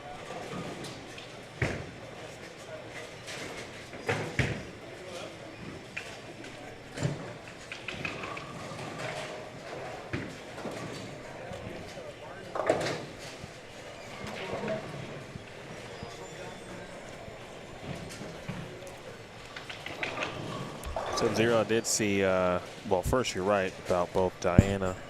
Got a chance to see that one up close. And no close. trip sets. Well, there's a potential six-bagger for J.D. Nance, but of course he's had a couple of cold tens in the middle of it all. Yeah, that's a tough game. 190, no opens. Jeez. That was my entire college career right there. Spared them to death. No doubles. One double, you get you to 2-0. Well, Land Matthews, 237. And that gets him back over the card. He's at 636, and I can tell you he passed Ontiveros, shot 155. And another 10-pin. A ringer that time. 189, no opens. Nice professional game, though. And that's going to obviously keep you in it with 5 to go for Michael. Some decent scores over here on the end pair. 201, 194, 235, and a small 200. So scores can be got. Well, I'll be back later. Going to have a visit with our radio folks. We start a 2-hour live remote if you're in the Albuquerque area. Grants, New Mexico. Tune in to 92.9 FM KDSK, and we'll be talking about bowling for a couple of hours there. We're talking about signing up people for leagues as well around the traps. Like I told you earlier, the Silver Lanes has got a 36-team 5 tonight. The league actually has a waiting list, I heard this morning. So league bowling is alive and well, and needs to stay alive and well, just quietly. Some of these places that don't have any leagues, like they say in the movie Taken, good luck surviving another pandemic or you're right. Anything could happen. Uncle Joe's inflation or whatever. You better have some leagues on the floor. We're going to have about 820 league bowlers here in the fall. We had about 650 in summer. It's the second best summer we've ever had. And tournament bowling's going really well. 213 people here in a 24-lane house. 820 or 830, you said? Yeah, or 860? 820, 830 or something. We're already full on Thursday night. I expect we'll be full 5 or 6 nights a week. We have open play on Saturday night. Mark Lucero here on lane 18. He's improved a lot. House shot 900 the other night for 4 in the Jim Chapman Trios League. And Kyle Pierce, also a heck of a bowler, had his first 2 800 series. Really? This past year here at Tenpins. And he's one of the high school coaches as well. When you coach people too, it usually helps your own game if you're a bowler. You remember things that you forgot because you've told the high schoolers 87 times in the first 4 frames what to do. Which school does he coach? That's a good question. It could be El Dorado. I'm not sure. Yesterday there was a school nearby. Yeah. I guess I don't know, a few minutes down the way. No, it's Cibola Okay. High School. Yeah, you passed it, getting up the hill here from your arduous trip from Phoenix yesterday. All right, mate. I'll be back and keep up the good work. We love having you here. Thank Neil. you so much. You're a fixture here now. This is what, about your 5th year here, and before like you, it. Craig Elliott, was It's only 3, but it does seem longer than that. It's only 3? Yeah. Oh, I thought it was at least 4. No, it's 3. And right? you know the difference. Yeah, 3. Both you and Craig are excellent commentators, incidentally. But you know the difference between you and him? You smile. He gets that so much. I'm going to text him that right now. Tell him I speak well of him usually. Oh, All right, that's mate. great. See you later. Okay. Bye-bye. That is Steve Mackey, the one and only, folks. That's someone that you want to meet. Steve Mackey just brings a different type of smile to your face. J.D. Nance, meanwhile, bringing smiles to many faces. He's going to be in the 220s. Trying to boast a score high enough. I think last year, if my memory is correct, that he did win A squad essentially, or I should say won. He led squad 1, A squad. And his score ultimately was high enough to be in the top 32.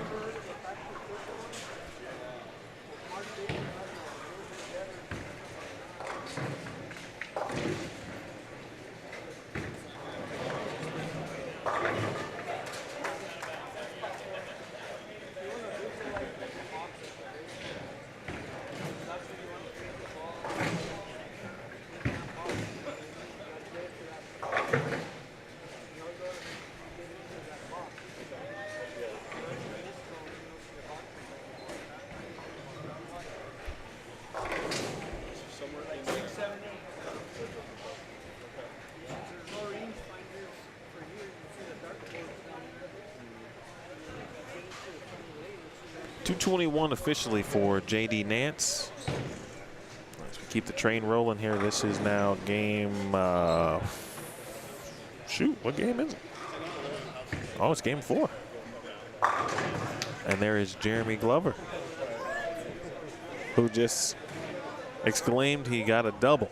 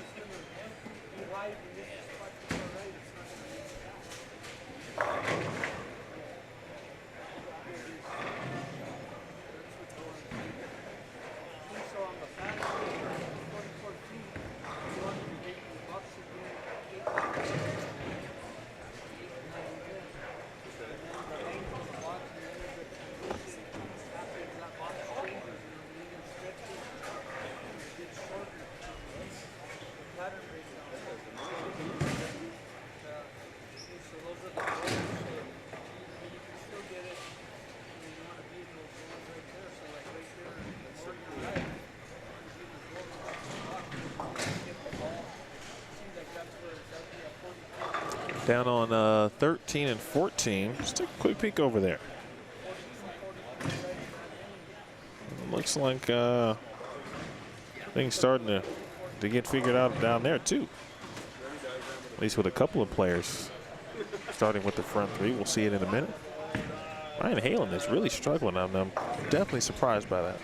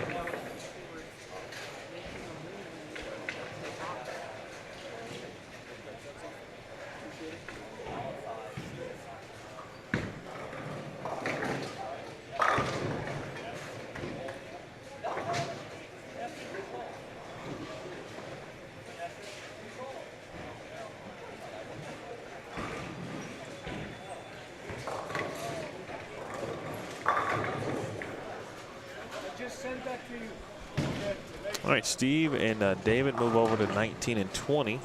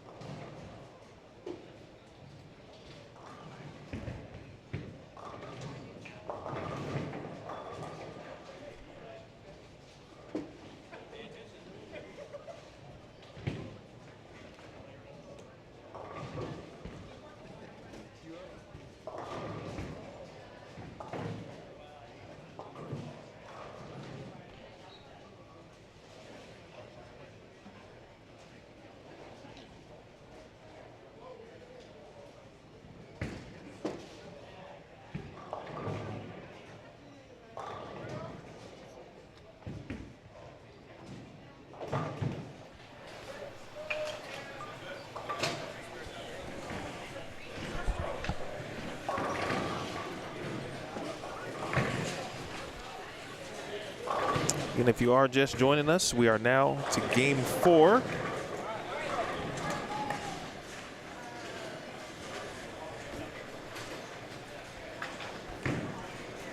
Jeremy Glover starting with the front 3. And every time I look down on 13 or 14, I can't see who's bowling. We got Joseph LaPointe.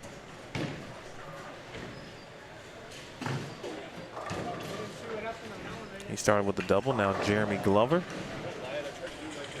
stepping up here on lane 18, front 3. They're scoreable. They're scoreable. This year, folks. I think my first year here in 2021, they were pretty hard. Last year was pretty hard too, but scoreable. And I think what Steve described is what Mike said. Might be a bit higher scoring than yesterday. Or, sorry, than last season, last year's tournament.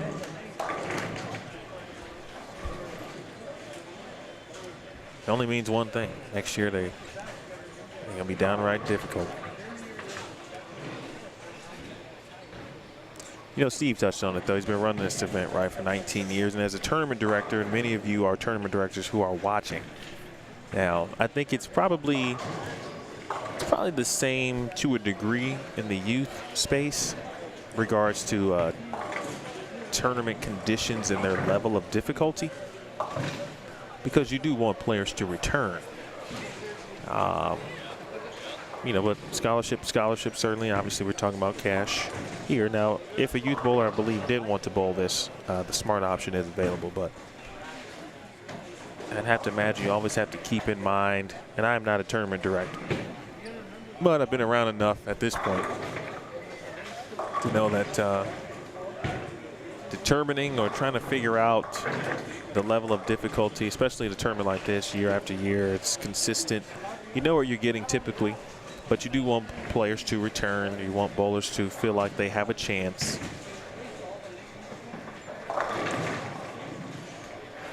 Those of you who do run tournaments, how difficult of a balance for you is that? If you are a tournament director and you're watching, or maybe you don't necessarily tournament direct, but you've had your hand, you've helped, you've heard stories. I'm sure we all have.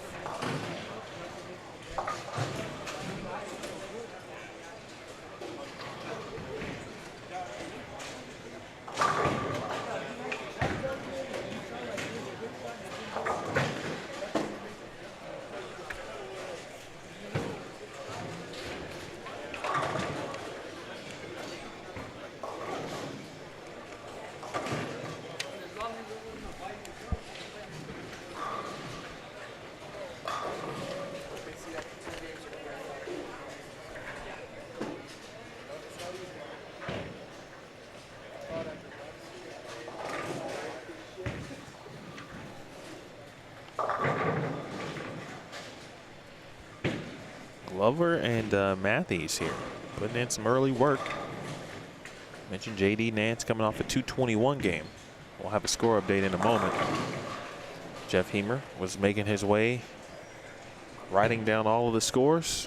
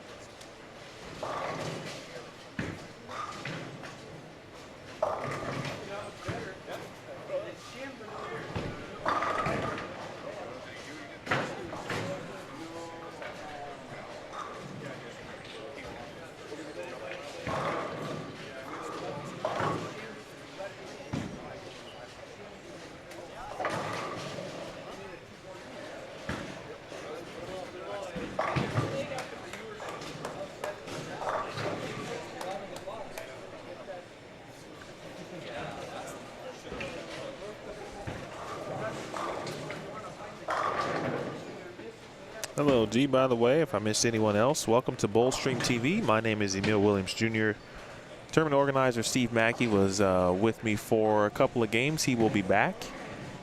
There is a live radio remote, folks, which first of all, you don't get a lot of live radio remotes anymore these days. And typically if you do, obviously special events, you know, high level or big market sports radio stations, at least from my listening and watching perils, if you will, still have multiple remotes and, you know, rally around the hosts or certain hosts. They've got some sponsorship deals with certain restaurants. Maybe they have a remote there. Good break there for Kyle Pierce. But for Steve to have KDSK 92.9 FM here, and he's been putting in some time throughout leading up to the event, running ads on the station, helping to promote bowling, not just the tournament, but wants to get more bowlers in league, as he said before he left. And so that was a big part of the promotion for himself, not just the tournament, but he wants to get bowlers back in leagues if they may have took a year or two off, that kind of thing. So the radio station is here. Let's see where they are. They're down on the low end. Derek Underhill. Star Powell. They are here from 11 to 1. This means that they should be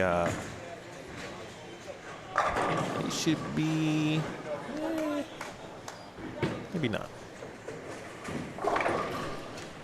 So they might still be. They'll still be bowling. They should be just about wrapping up.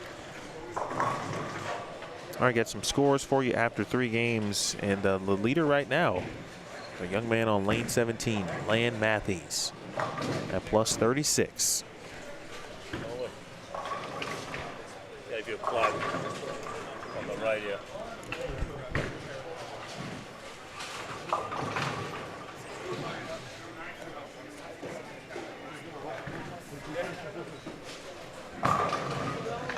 Well, it's funny because I just gave them a plug. Well, JD getting plenty of practice at the 7-pin. And back up to 5 over the card. Wow. Whoa, yeah, that is a wow. Some interesting scores. First and second a minute ago had 155 and a 132. So this is a landmine out there. All right, scores after game 3 coming your way. Again, Land, no pun intended, it's at plus 36. I love that name. He might be the first person I know whose name is Land. Steve dropped to plus 14. Kyle Pierce. So we've essentially been able to see our the leaders for the most part. We have yet to see Matt Murdershaw, but he will join us 6, 7, and 8. He will be in the vicinity. Games 6, 7, and 8. And hopefully he'll still be in the vicinity in the top 5. The top 5 today get prize money, added money from Principal Financial Group. The leading score in this 5-game set from this squad and the second squad this afternoon will split $1,000. $350 for the top score in this session. We've got JD right in front of us now on lane 19, and he's just a tad inside of the twig. And Nance fourth at plus 10. Eric Carriaga fifth, plus 3. Matt Murdershaw unfortunately shot 132. It is easy to do. That drops into minus 8, but obviously credit to his great start.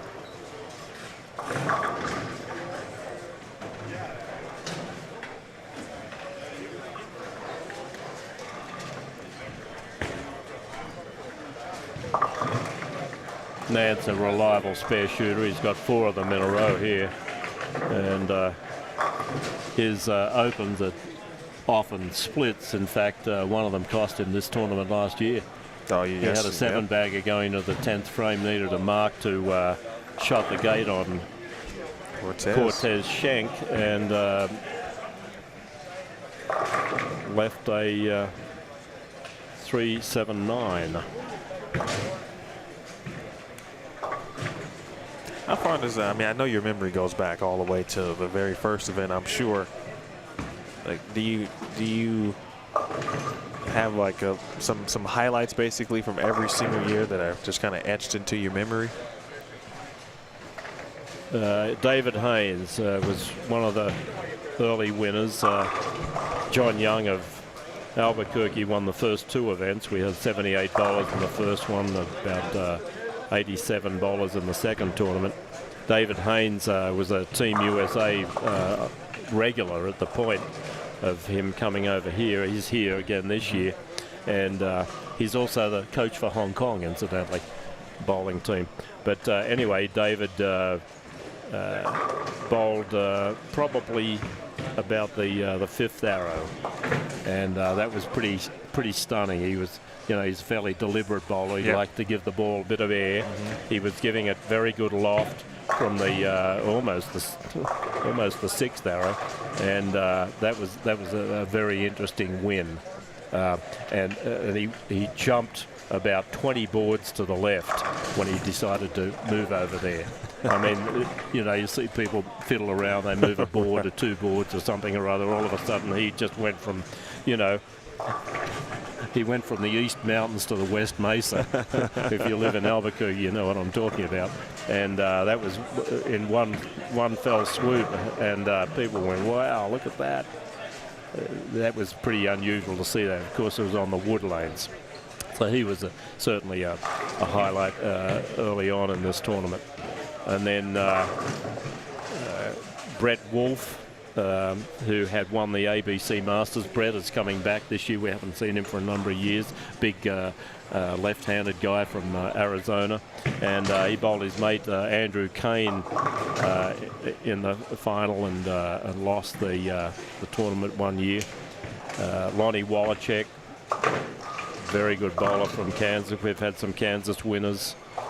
Craig Knight of a 285 in the championship match. 15 pins away from this year winning a car from Petrie Kia. Right. Did he have a front road. Front 10 5 count? Yes, front 10, and one of them was a Brooklyn, and one was a runaway Brooklyn. I'll take them both. Yeah, take them both. Makes up for all the cold 8s and 9s and whatnot. But we've had lots of interesting players. Butler had bowled here as a youth bowler in a junior bowlers tour. He actually started his professional career with a big win in this tournament. He was the youngest winner at that time. He was only 21 years of age.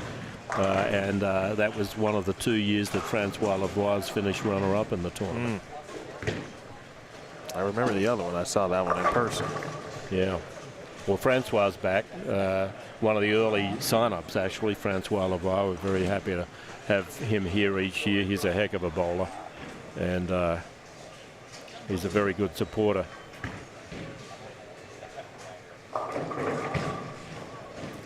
Clarence Albano in front of us here.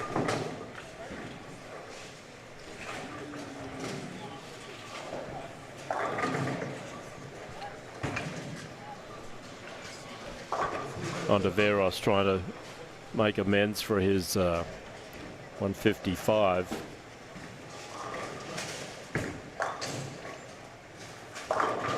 Carries a Brooklyn, makes a turkey out of it. Gotta get a couple. Yeah.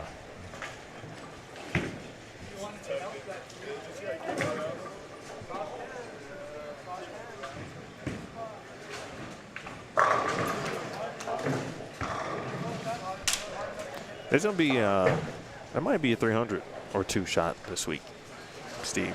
Just letting you know. Not a lot. Really? I think one or 2 is definitely possible. Well, in this tournament itself, it's been a while between drinks. That's for sure. Bartender. Yeah, it's been a long time since one's been bowled in this. We've had a couple in the Consolation tournament and a couple here and there in the sweepers, but it's different in this tournament. Chris Johnson, incidentally, who ran second to Sean Lee, we mentioned that earlier, he'd had a 300 during the match play rounds. Chris Barnes, who won it in 2018, he had a 300 against poor old Al Wolf III from Colorado. I reminded Al of that this morning when he came in for the practice session. I told him that Chris wasn't here this year and he heaved a sigh of relief. So they are rare in this part of the tournament, I can tell you. And you're saying 2? Yeah, Can we get a bet on that? Well, yeah, what you got? What we got? At least $5. Okay, $5 it is. All right. Okay. Shaking hands on it. $5. Looks like I've got a $5 bill coming from a friend of mine in Chicago. I'll sign it if you want. Yeah. I don't want to deface government or federal property. But I just think, I'm not saying it's going to be consistent. I don't think anyone's going to, go 300, 280, game to game, pair to pair. But I think you can get dialed in for one game based on what we're seeing here on this lane condition to start. Now, it could be completely different. Yeah. He could do it. Yeah. Oh, okay. He's doing a dance. And it looks like it's true what they say. White men can't dance. That's for sure. But he can. That was a pleasant jog.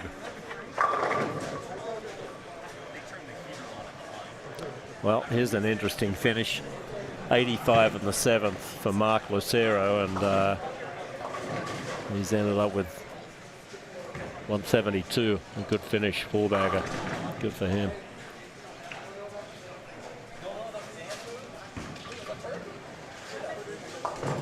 Kyle Pearce chopped the 10th frame. What a cruel game that is. Look at that game. 8-8, 5-2, 7 split, 8 spare, 1 strike, couple of 9s. Both of them could have been strikes. And then opening in the 10th.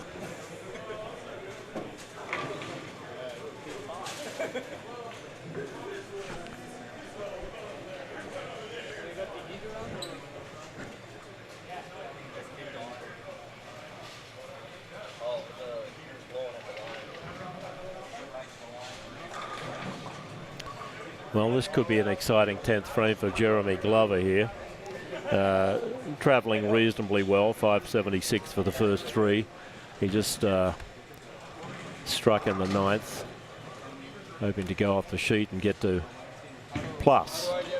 And wow, I've seen fast approaches, but that's really fast. Jeremy just entered the tournament a couple of days ago. He's out of Lubbock, Texas. Okay. Bowls league at Jimbo Evans' house there, South Plains. You probably commentated from there, I would imagine. Runs a lot of big tournaments, PBA events and so on. And he also bowls at Whitewood Lanes in Lubbock. And well covered. Always go for that spare, crossing over the 1-2 side. Strike to get him to 206. And gets him to 782, not bad for 4.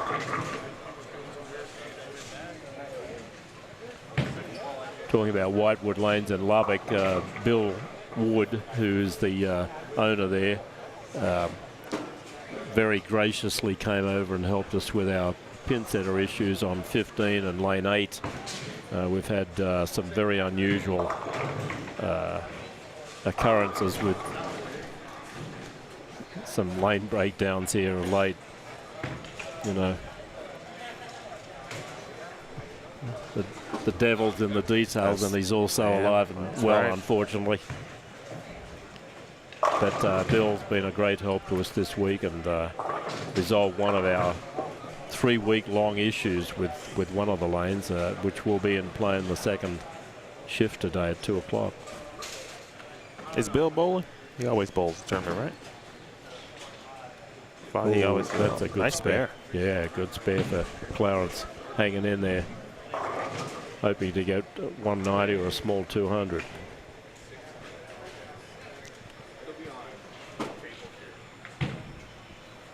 By the way, Alfred Wolf said, appreciate that, Steve. I don't remember what you may have mentioned or what you said. Yeah, I was talking about Barnes's 300 against him. Put him into the losers bracket that year, and you know, that was kind of a tough pill to swallow for Al. He'd had a big set himself the match before. And look at Lan Matthews, the tournament leader, and a two-handed two-handed right-hander bowling a backup ball and is in the lead. Looking pretty good too. Well, let's see what JD does here. He's on a turkey.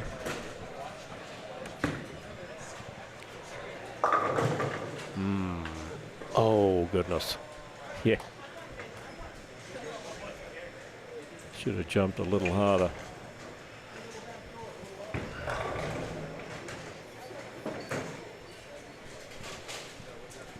Okay. And we have... do you know this man here? He looks really familiar. Yeah, it's Uncle Fester from Las Vegas. He bowled last year, right? He's bowled almost every year, and a very popular pro bowler in the Pro-Ams, and he's in our Pro-Am tonight, so we'll be looking for him to crack jokes with a few people. He always brings a bowling ball over here as well, and we've got 3 youth bowlers in the tournament this year, and we'll be giving one of these 900 global bowling balls away courtesy of Chad's donation. And we always appreciate that. Loosh. Yeah. Yeah, Chad Lucci, the man they couldn't fit with the men's warehouse suit. Have a look at him. They tell him to make sure you give him an exponent. That's a good ball.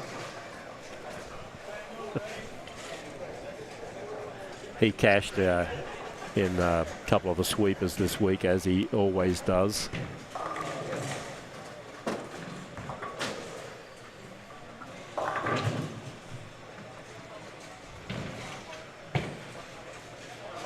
.215 was the final tally for Land. So 3 out of the 4 games for Land over 200. Big split conversion by Eric Arriaga. And he can start to get to 202 down on the end pair. Let's move you over a little bit, get you some more bowling. That was sweet. A little softer there with the speed for JD, and he was able to get rid of the 10 pin.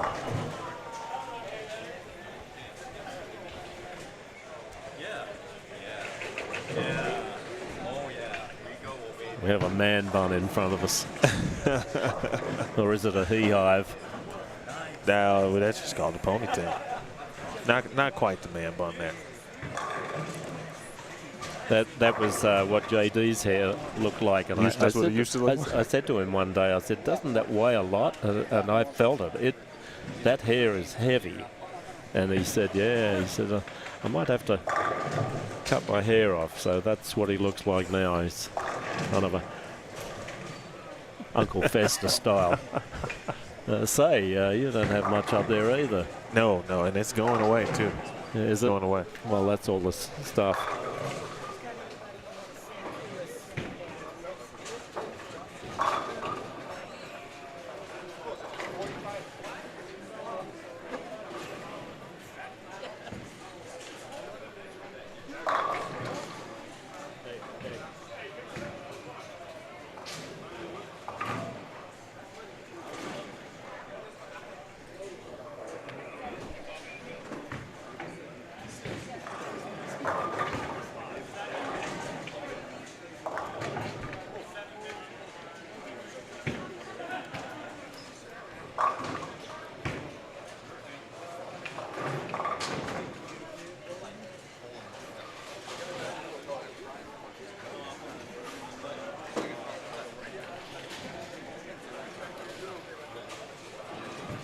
.23 and 24 down on the end pair, about 2 shots away from being complete with game 4.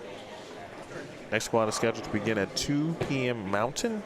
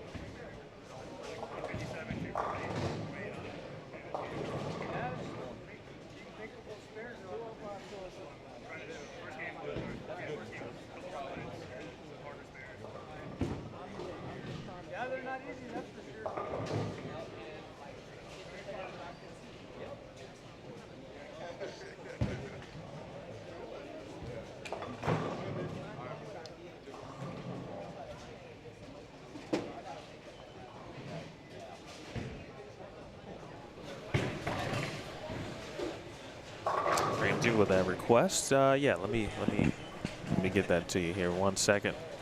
We finish up 10th frame here on 19 and 20. Let me get you to that other camera there. We zoomed it out a little bit so we can see a little bit more of the low end.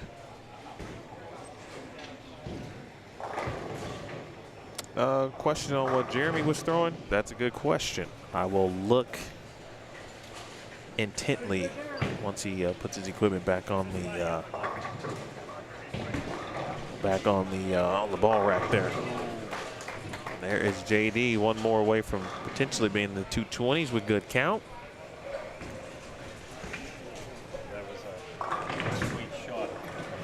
Sweet shot for JD Nance there, ripped the rack, and he could get to 230, and that'll give him 10 pins behind the leader, probable leader, Matthews. Yeah.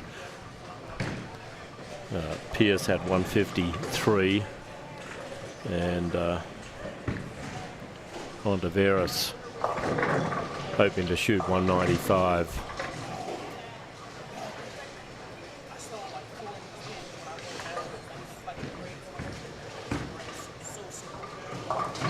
Oh, what a good, Great shot. what a good Great shot. Wow. He always bowls the first squad and always does well. Always makes the cut from this squad. And It's hard to do, yeah, you know, because you're out there first, and you know. Now, Yeah. granted, you do provide the ability to have a practice session, which he also was bowling today. we But- had the biggest crowd ever here for this morning's Yeah, practice that's what session. you said. In 1 hour on 20 lanes, they bowled 144 games. Yesterday, the practice session is 2 hours, and they bowled 169 games. So, you know, a lot of fiddling around different balls and different surfaces and changing surfaces and what. That was a heck of a 233. That could have been anything. So he's got 843, and the leader, Matthews, 851. And my apologies to JT. I shorted him 10 pins. I said 220s. That was in the his double got him in the 230s. 808 for Ontiveros. Just so happens we've got these folks close to us. I think Kariagi had 177. We'll confirm that later. That's 780 for him. Looks like we've only got 3 over the card now, so these lane conditions whittling away at the bowlers over the 200 average.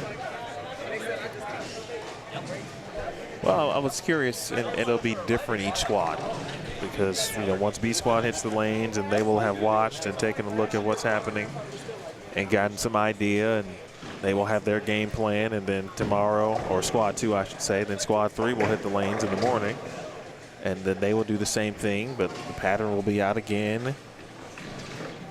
So the transition's going to be probably a little different each time out.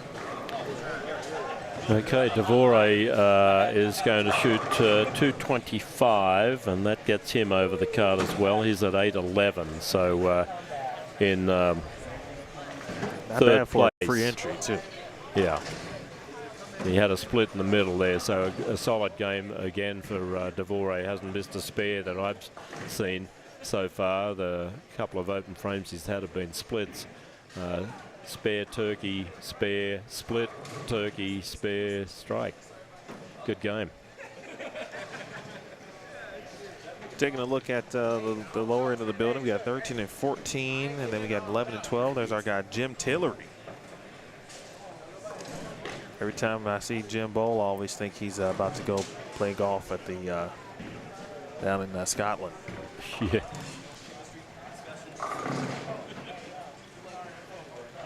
Lan Matthews also on this in the shot at the moment.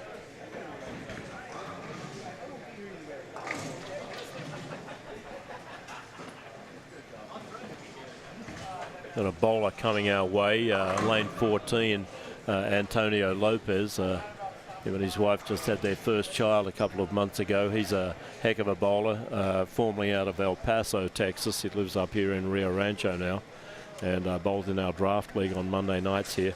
Incidentally, our draft league has its draft night in the sports bar following our next scratch match play on Labor Day Monday, the 4th, at 6:45 in our bar, and we do have room for 3 more bowlers in that draft league.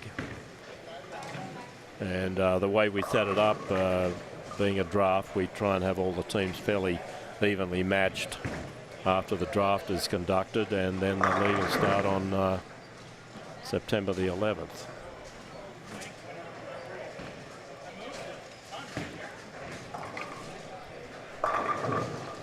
First close-up look at David McKay. David averaged over 250 in Artesia in our high five tournament last January, and Artesia had wood lanes. It was their last big tournament on wood lanes, and they've just installed synthetics on that 16-lane house about 2 weeks ago, and he said business is fantastic. Everyone loves it. The approaches are great. Pinfall's terrific, and of course just after synthetics are installed, the scores with the league bowlers are usually sky high. JD off again, just ripped the rack again, sent everything towards the 10-pin wall. And here's a look at Brian Halen. Brian, another one of the later entries in the tournament, a two-hander. And a lot of revs on that ball, and carries a really light hit. Brian out of Arizona. Haven't seen him here before. It's his first time here.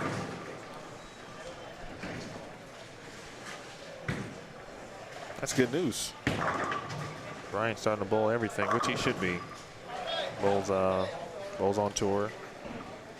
Brian has? Yeah, Brian Halen. Went to McKendree, but didn't expect him to be struggling, but it does happen from time to time for everybody. He did shoot his highest game in game 3, so we'll see what game 4 had to offer.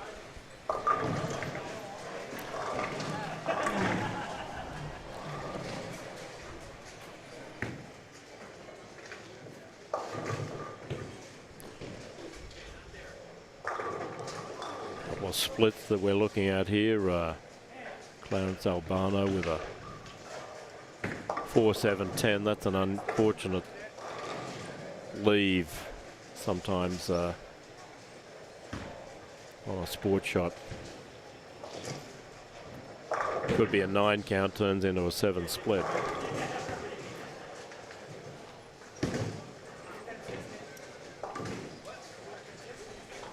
Jerry Smith, one of our veterans,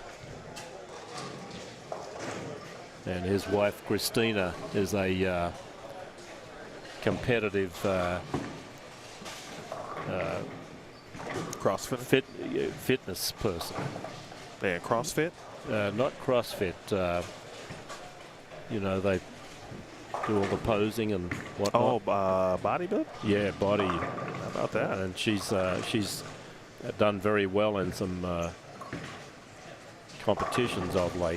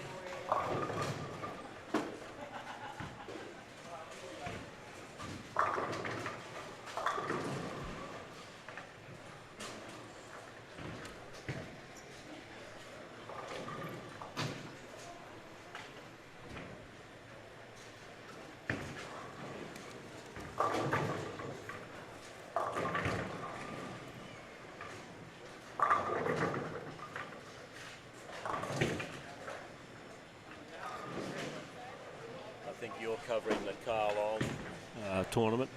Are you covering the Carl Long sponsored tournament? Yes, I am. You're the broadcaster. Carl and I are going to have a chat about tournament bowling in general. He's a good sponsor, and I think the winner there gets 10,000. Correct. In Arizona. What's the dates on that one? It is October 19th through the 22nd. Okay, so folks, if you're Arizona, California, New Mexico, Colorado, Utah, you should be signing up for the Carl Long $10,000 first place tournament. I think Theo Duth got some tournament director job there. And Carl and I are going to be chatting about how he can build that tournament up as well. I'm happy to talk with him, and we'll be doing that after this dust is settled here. The Agent Ong Open. Check that out via Facebook. All of the tournament flyer information is there. Again, 10K for first. There's multiple squad opportunities. As Steve just mentioned, Theo Duthay is involved with Complete Bowling Events. I will be streaming it. Carl was just on the Sweep the Rack podcast promoting the event as well. Sweep the Rack will be also involved. They'll be sponsoring or partnering with the Sweeper on Thursday night. It's a big deal. Got some other surprises coming up too. Yeah, I think there's a bit of a pot game going on, if I'm not mistaken. Yes. Robert Smith will be bowling against Greg Thompson Jr. And Greg Thompson Jr. is going to be bowling here. He's a late entry. Just signed up the other day. One of the bowlers we haven't seen for quite a few years here. Greg's bowled here about twice probably in the past, but it's been a few years since he's shown up, and we're looking forward to that.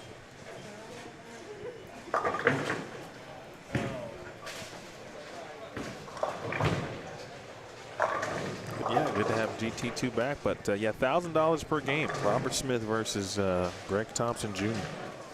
That's going to be after the Sweeper on Thursday night. So Thursday's going to be like filled. 2 qualifying squads, the Sweeper. Thanks, Jeff. And then the big action match. And then qualifying will continue on Friday, Saturday, and then match play finals on Sunday.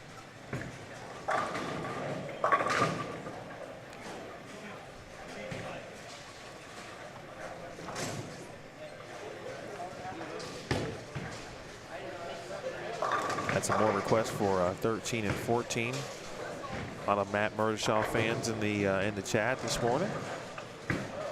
And there's not much to write home about down there. They're missing spares left and right, and I do mean left and right.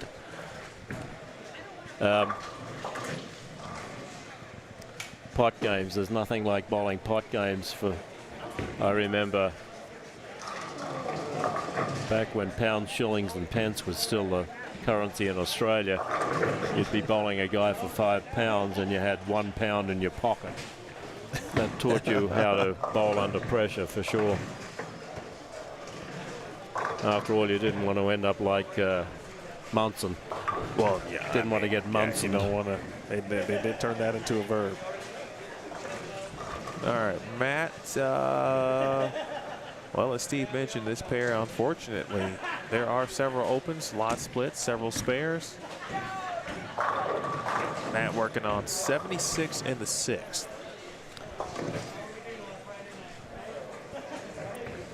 Someone asked about D-Ron a little while ago. D-Ron had 211 in the 4th game. He's got 779 for 5. And, you know, here's a story about D-Ron. He's moved from squad 2 to squad 1. He preferred squad 2 and moved up here, and he's still hoping to make the cut. And 211 didn't hurt his chances. Minus 21 after 4 games. He told me he had a his grandmother's having a, or his family's having a, oh, don't, yeah.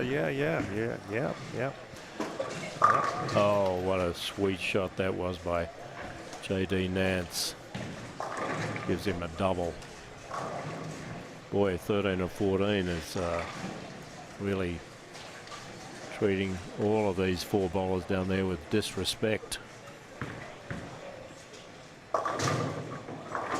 What's your favorite pair? Oh, I think you said 7. If you could combine 17 and 24. Yeah, that's my favorite pair.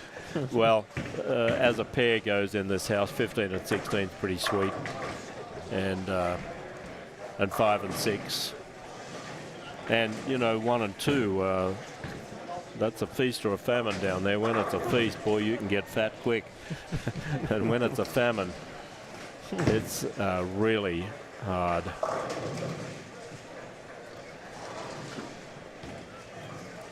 More 800 series and 300 games on 1 and 2 than any other 2 pairs in the house combined, but when it stinks, you can smell it a mile away.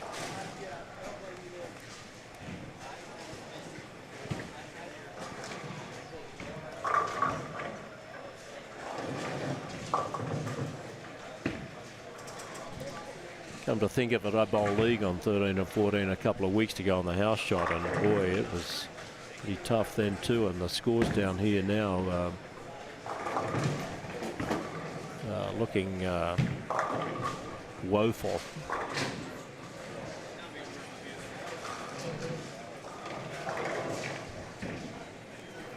D-Run looks like he's doing okay. He's on 11 and 12, just out of our range down here. Just dropped your top 10 in the chat. As you can see, unfortunately, the split there for Matt. He went for it. And now 102 in the 8th for Matt. There is one person on the double. That's Lan Matthews. So the leader there having some struggles there also. Yeah, he's only 60 odd in the 5th.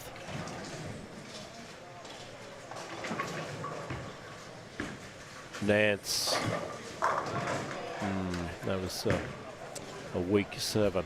I'm interested already to see JD on 13 and 14, just based on the last couple of games we've watched on that pair of some of the scores we've seen. Yeah, Matthews made a turkey out of that, so he's trying to dig himself out of the hole that he found himself in. 62 in the 5th and a turkey now. To the 9th frame for Murdashaw, and then take a look at what's happening again on 17 through 20. Watch the good start again from JD Nance. Someone asked about the piece of equipment Jeremy Glover was using. I still can't quite tell. It's giving me like a fired up look. The Storm fired up, but it's not quite orange. So Tundra Fire is probably correct. And oh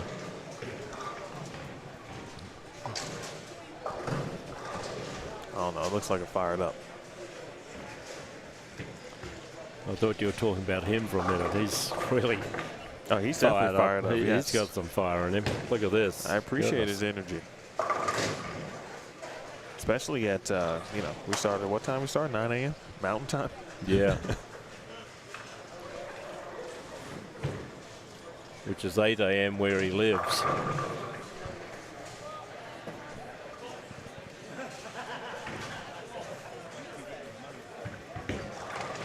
Shaw did strike. Let's take a look here. Go over to 20. There's D-Ron first.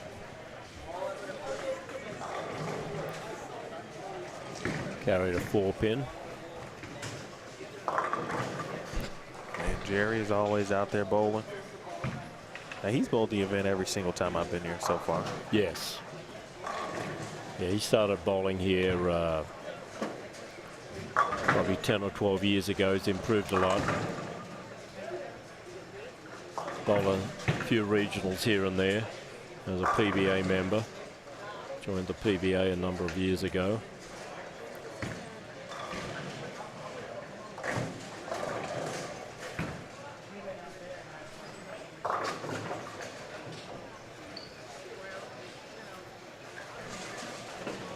This is a good squad to watch overall, from the amount of players, and certainly from both sides of the spectrum, lefties, righties. We've got backup righty lefties or backup lefties. We've got strong righties. We've got up the boards righties. We got up the boards lefties. We've got hook it righties.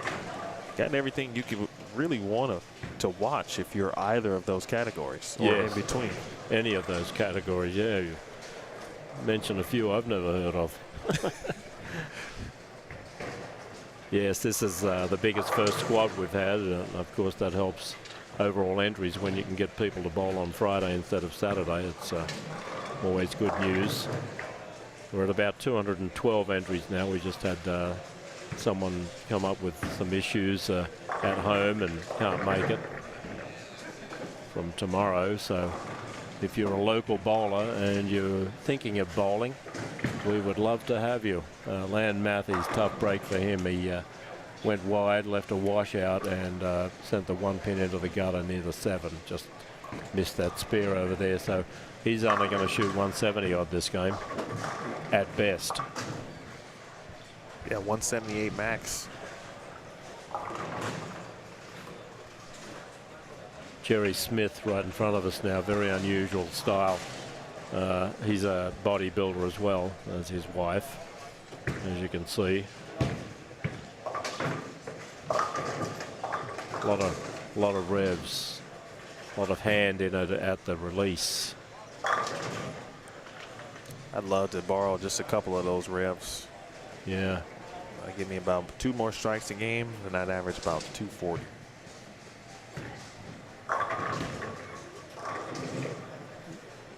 So we've got a spot open up tomorrow. Did you bring your stuff with you, or did it get lost in Phoenix? Man. At Phoenix Airport. Everything lost today. Did you ever find that missing thing that you called me about? Not yet. Not yet. And I'm remaining as positive as I can be that it does make its way back to my possession. Yeah. It's a lot of important stuff. There's Murdershaw. See him trying to calm himself down, just taking a minute. I'll allow that person to go to his left there. 6 pin up. His max is 142, unfortunately. He's had a couple of really low games within the last 3. He started 248, 212, 132, 199. If he makes the spare, he'll be in the in the 140s with good count. He does make the spare.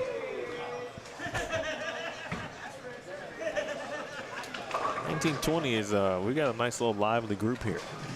Leroy Espinosa. Leroy has a laugh that could sink a battleship. Sounds like an irreplaceable laugh. Unmistakable. That's the kind of laugh you want. You hear someone laugh, you know who it is. Ball change. It's a good idea there for Mr. Glover. Fill shot for Murdershaw, and then we'll see Matt keep on rolling here on 17 and 18.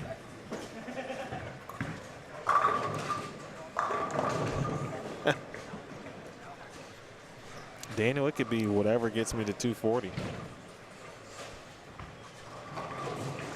I somehow averaged 223. So I'm thinking if I could get to 2 extra strikes, that should get me there. I could shoot 730 in a contest.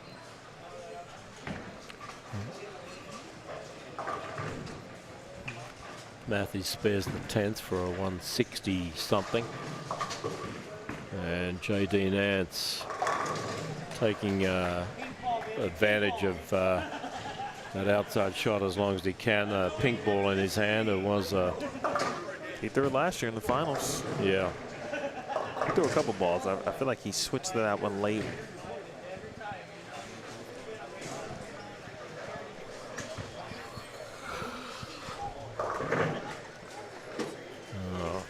It's hard to get to the finals in this tournament.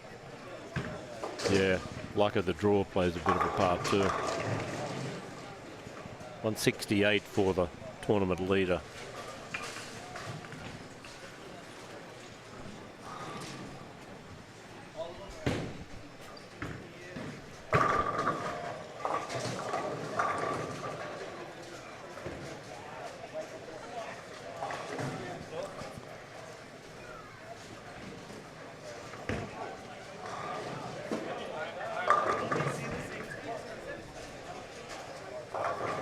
Clarence Albano still searching for a strike. He hasn't had one since the first frame and moved a board or so left and then got a cold 10-pin.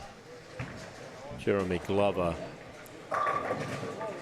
from West Texas, 782, and he's on a strike, 103 in the 6th.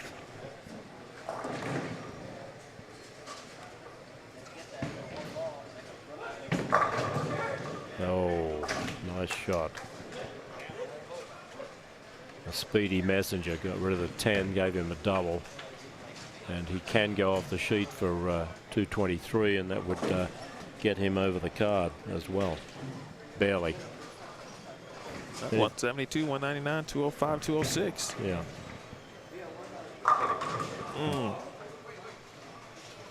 Great shot there. That should be 4 in a row. Brian Halen still trying to figure some things out. Or if he can make a late run here in the back half of the block. Yeah. I'm thinking, do you want to be at worst, the top 10 in this squad, at worst, but I'm thinking more like, I'm going to say 8th is probably the cutoff for this squad. Yeah. Again, the top 32 players will advance to double elimination match play on Sunday morning. Well, that's through or across 5 squads, 2 today, 3 tomorrow. Not a set number of players per squad will advance. The top 32 overall scores. And JD Nance, he's probably going to be one of those top 32. Just throwing it out there. Well, he'll be the leader after 5, that's for sure. And by a handy number of pins as well.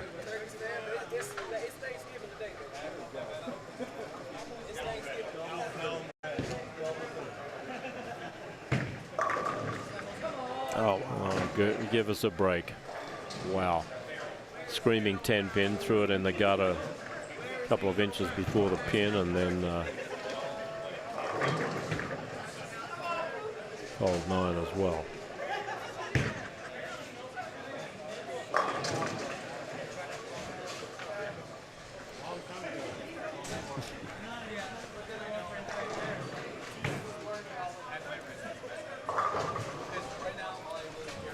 Deveros hanging around par.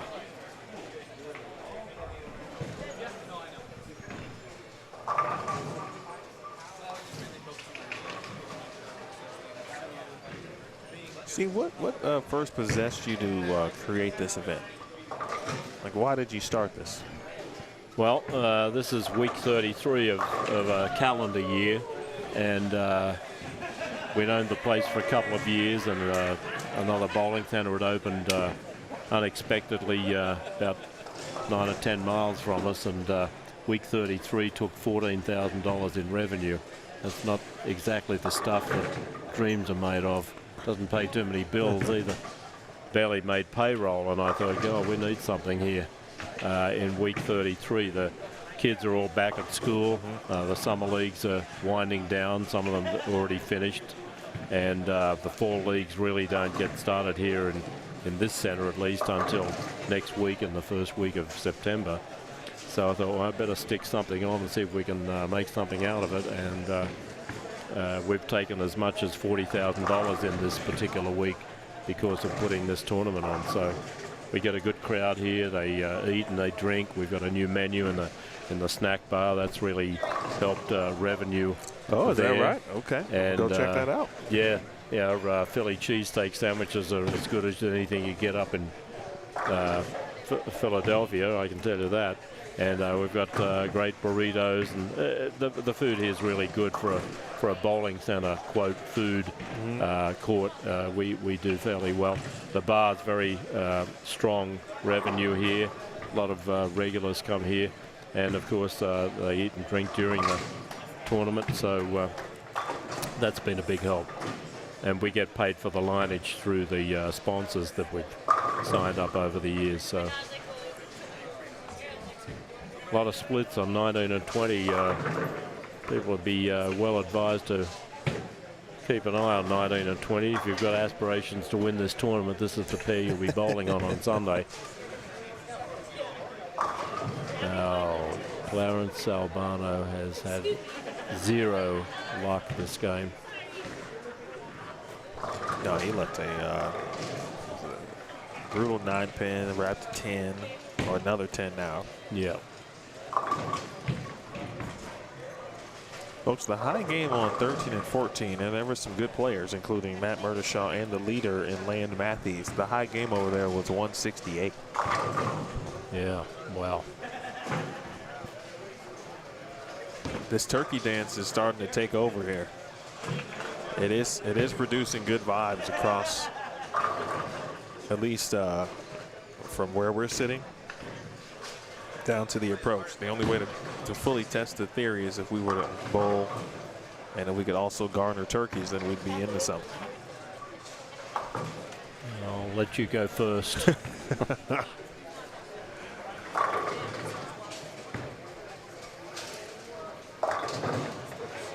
Well, turkey for 165 for Kyle Pierce. He really started the tournament well. Now back-to-back games of 153 and now 165. Yeah, and Steve Oliveira's just a ringing 10 there in the 10th frame. He needs a spare and a strike to have 1,000 for 5 games. Nance, the tournament leader, carries a very high hit. Broke up the 6, 7, 10 there.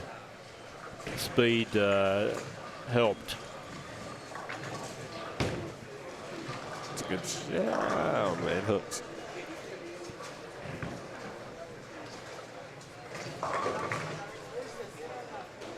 Got Dylan Swanson coming this way, and he hasn't bowled here for quite a few years. He's made the cut a couple of times here. Very happy to have him come on back down. He's living in Colorado at the moment. Jeremy looking for a 4-bagger, and that'll get him over the card if this is a good shot. Very nice. Good effort. Excitable chap. Have you seen him before? No. He looks familiar, but I don't think I've seen him bowl. But he said, what did he just say? He said, I don't think I saw it. And then watch it.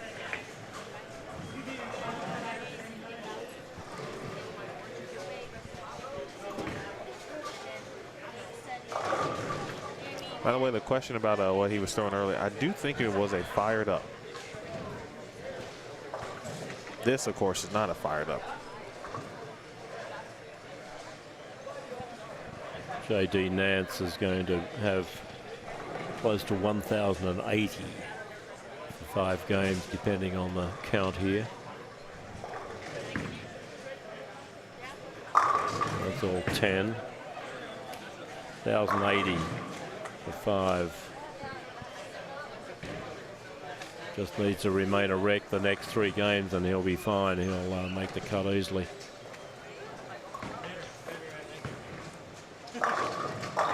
Oh, what a good shot that was. Yes, high fives all round. And Pete Weber. He just did a full PDW. He's a happy guy. Look at that. There's a mouthful of teeth. Well, if he makes the number, which he's been moving steadily in the right direction, this will be his highest game of the week, or of the day, excuse me. Well, he's been going up every game, so this will get him over 1,000, depending on the count.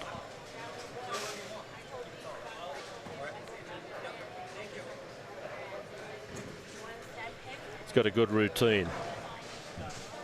Cleans the ball, cleans the sole of his shoes, lines up nicely, dips his knees, and strikes again. There it is, the dance. 1,005, good effort for him. Somebody wanted to see it. Somebody must have been in the back, bro. I don't know. I'll have to speak to Mike and see if he can make these lanes a little tougher. There's too much joy here. Right, and it's only squad one. Yeah. That was fun. That was a very good, that was a really strong finish, a six-bagger for 223. He was in a little bit of a hole there. He had 3 9s, a strike and another 9, then left a split and went off the sheet for 223. He's up to 1,005, and we're not sure, but he's probably about the 3rd or 4th place at the moment with that 5 pins over. That was a great ball change too. I think he went from a fired up to maybe, I wanted to say hype something or the other, or DNA, but I can't tell. Well, there's too many balls these days. I remember being in the boardroom at AMF, and AMF was thinking of buying a ball company at the time, and Dale Niemela came in. Do you know Dale from Richmond? He's with AMF back in the day, and he was in the consumer products division, and he said, well, you know, with all the ball companies, there was 52 new releases last year. That's one a week on average, right? There's probably 52 a month. Yes. Just about these days. It's crazier than heck. And, you know, I remember, I've told this story before on this program, but I remember a guy bringing 16 bowling balls to Canberra for the Canberra Open in 1983. It was just after the AMF angle, the Urethanes came out and all this stuff. And he had 16 balls. When he and I had pulled up together in the car. I'd come down from Sydney, he'd come up from Melbourne, and he said, can you help me with the bowling balls? And I said, what, you bring a whole bunch of guys' balls up that flew or something? He said, no. He said, they're all for me. I said, there's 16 balls here, you goat. I said, what are you doing with all them? I said, it's a 16-game set to make the cut. Are you going to try one every game or something? Anyway, he missed the cut. And I wrote a story in the Sydney Morning Herald the following week, and the headline was, a case of too many balls and not enough marbles. Anyway, going forward now from 1983 to 2016, Dana and I go down to Sydney for an Australian bowlers reunion. Anyone that had bowled in the 60s, 70s, 80s and 90s came together 2016 at Campbelltown Bowl in Sydney, and this guy shows up. I hadn't seen him since 1983, lived in Melbourne. And he says, I remember that story you wrote. People sent it to me from the Sydney Morning Herald. It was quite funny. The guy's name, incidentally, in case he's watching this, is Brian Bridges. And a good guy, heck of a guy, and a heck of a bowler. He was a major tournament winner down there. So he did nut out how to use all those bowling balls. But he was one of the Melbourne bowlers known as the Professor. He really was a good experimenter of things. Come on, come on. Yes, you see that, and you think that pin's only about 8 inches tall. Why didn't it hit that 7 pin?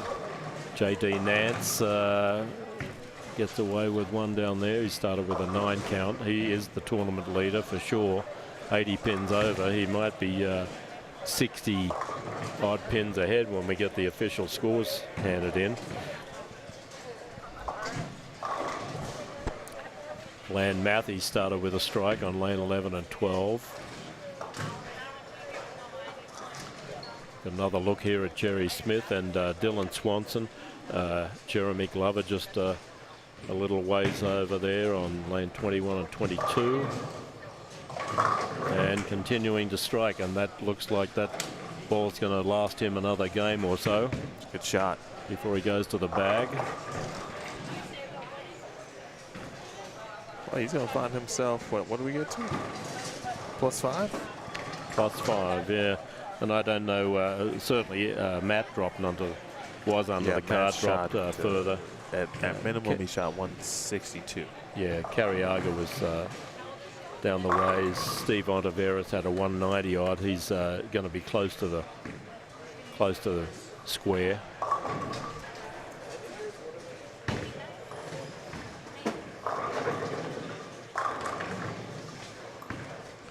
And look what a big change. He just tried that ball in the fill over there. and struck from outside, but that one didn't turn at all. Here's Murdershaw. Oh, goodness.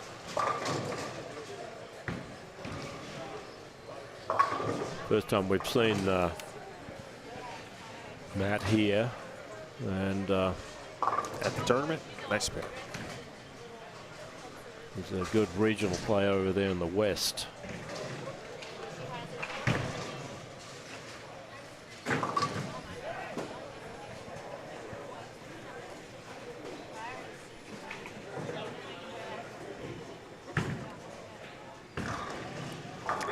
Ramsey, I'm a fan of Jeremy Glover now.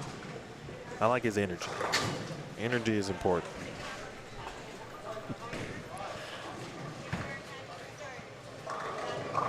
Some people don't like energy in the sport too. It's kind of strange to me. And people will be upset if, like, there would be some people who would be upset at Jeremy Glover because he had some energy and was having some fun while on the lanes. There are people who actually don't like that, which seems weird. Be you. Attitude's important in bowling. You got to be offensive as much as possible, defensive only when necessary. It's hard to play defense in bowling. You know, you get a double early, you better turn a Brooklyn into a double, that's for sure, on a shot like this. And it's hard to remain offensive. Two quality shots right there. Oh, he's just tearing them apart here. He could shoot 230 or 240, Jeremy Glover.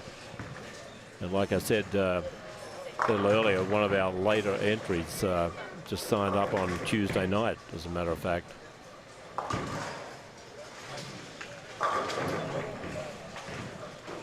Local bowlers, if you're in the Albuquerque, Bernalillo, Los Lunas area and you'd like to bowl tomorrow, we do have a couple of spots that have opened up.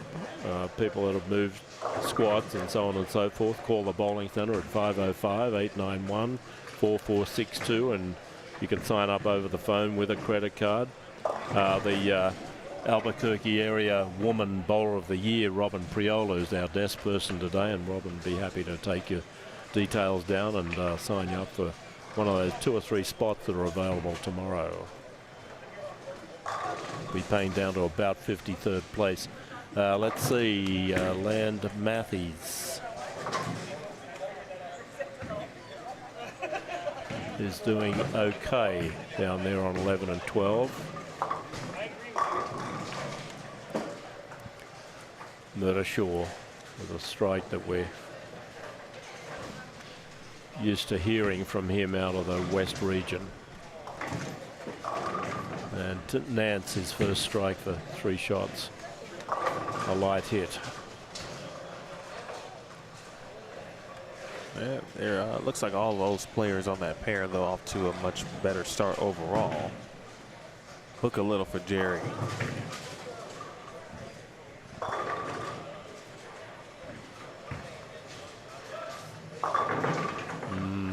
Got away with one there, did Jeremy Glover. That was a 4-9 forever. And Jimmy Tillery, a Turkey. Tillery traveling reasonably well, 743 for 4. I don't know what he bowled in that game prior, but he's coming this way. He's on 13 and 14. Resplendent as usual in his +4s. I think in tribute continually to the Payne Stewart golfer.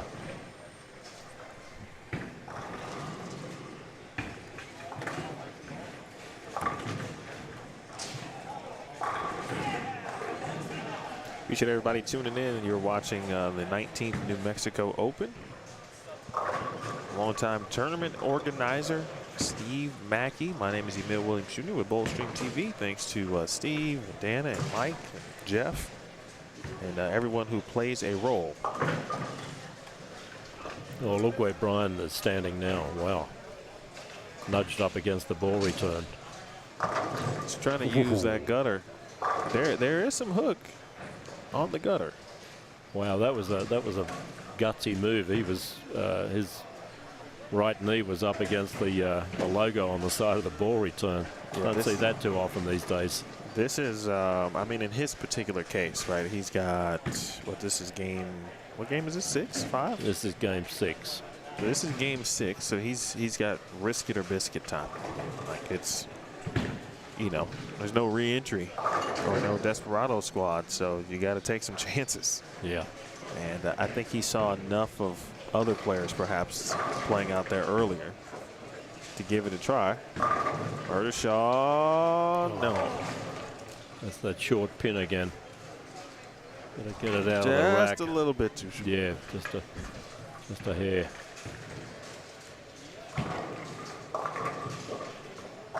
And for Brian Halen, who again I wouldn't anticipate him to struggle to this degree, but you know, if you can find, this is hard, right? Obviously not easy, but if you end up shooting, let's say 720, maybe even just 700 for the last 3, if you find yourself with a look. Yeah. I mean, that might just be enough despite the struggles. Joseph Patterson right in front of us here, left-hander. He lives in Socorro, which is quite a ways south of here. It's certainly not part of the metro area. It's about 70 or 80 miles south, and he bowls here twice a week. Brings his wife and son here. The son bowls Saturday morning juniors, and it's real nice to have them up here. We've got 4 over the card. Thank you to Jeff Hemer, our tournament director, famous with all of his JBT tournaments. And here's the top 4, and Emil's putting them on the chat room for you now. J.D. Nance is 61 pins ahead, 1,080 for 5. Land Matthews, the right-handed, two-hander backup bowler, 1,019. He had 168 the last. Jeremy Glover went off the sheet. We saw that, and doing okay here in this 6th game. He had 223 for 1,005. 4th place, Deron Booker, his high game of the day, 222 for 1,001. Then we've got Steve Ontiveros, 11 under. Michael DeVore, 26 under. Eric Carriaga, 27 under. Big drop then to D'Angelo Trujillo. And D'Angelo had a heck of a time getting here yesterday. And in fact arrived at 5 a.m. this morning finally. He had a flat tire, which also ruined his rims. Right. And all sorts of things happened to him and his wife getting up here, and so he's had 0 sleep and doing okay. 199, 159, 200, 178, 202, 938. Bit of a gap there though between Carriaga and D'Angelo, and typically that gap is where the rubber hits the road there. 938 to 973.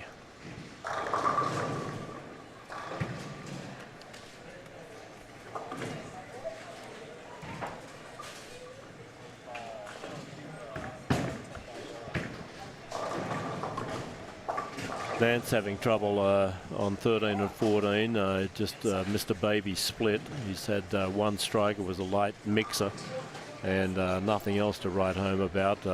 He's gone light again on lane 14, left a sleeper.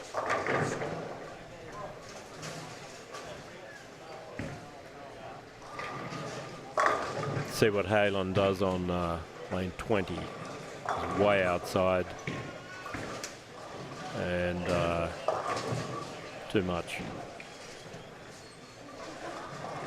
It's not a good sign when you see someone coming back scratching their head. They probably don't have dandruff. No, but this condition will do it to you. Know, this one is, to me, it's like, it's tricky enough, right? Where you know it's flat in the middle. No, there's certain things you can play in the middle, but you can't get to it too early. You can't miss it right or left if you're left-handed, etc. and so forth. There's a good example of that. If you miss it right early, you hope it hooks. Now it's later in the block, so you can get out of trouble, maybe not leave washouts like you would perhaps earlier in the block. You can also play outside to a degree. Your execution does have to be pretty good. So with as many angles as you have to play, It's like, all right, well, which one do you want? Probably choose what's comfortable first.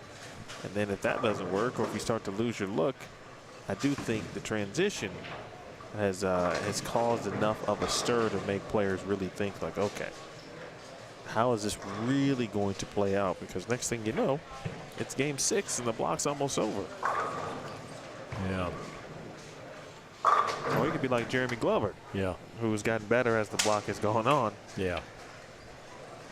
Which is certainly what you'd hope for. If you're going to start slow, obviously, you'd love to be able to pick that up and make up those pins later in the block. And Jeremy is doing that specifically.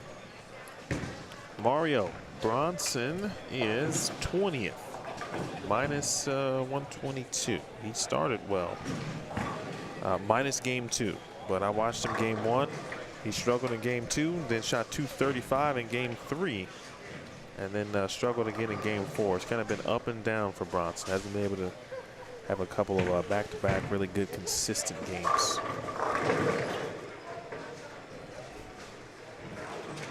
Antonio Lopez here on lane 17. He has a great physical game, but he's having trouble getting that ball to make it back to the headpin. Tillery on a roll down there on 13 and 14, the pair that just produced a 168 high game a moment ago.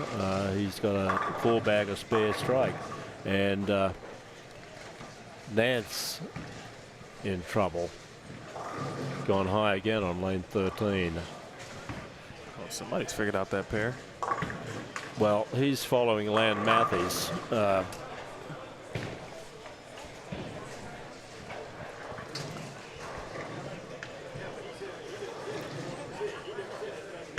That's a good point. And I think he's not exactly reaping any benefits of that follow through. Let's see. Oh, he barely made that spare. Threw it at speed at the 4-7 and barely made it. Having said that, barely making it on this is fine. At least you make it.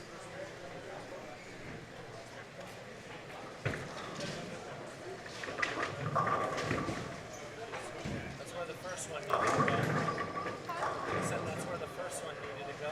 I mean, I rose my hand, but SWAT team player.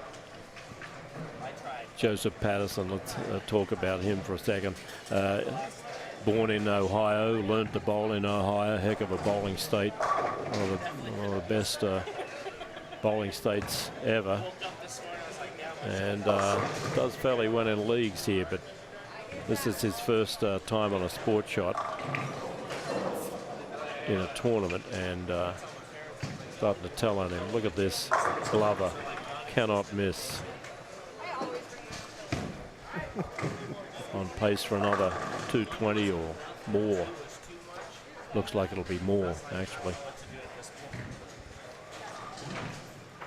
Matthews flagged the 10th on a spare attempt. He had a washout and missed them both. Looks like it's probably a 180 or something down there. Can't quite see it. It's a bit of a hike from us, 11 and 12. He'll be moving down to 9 and 10 for game 7.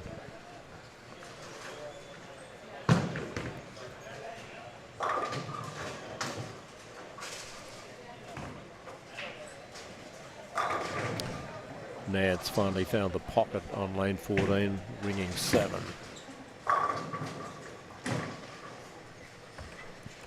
certainly not going to lose 61 pins of the lead, but Jeremy Glover, who is in 3rd place, is going to peg some of those pins back.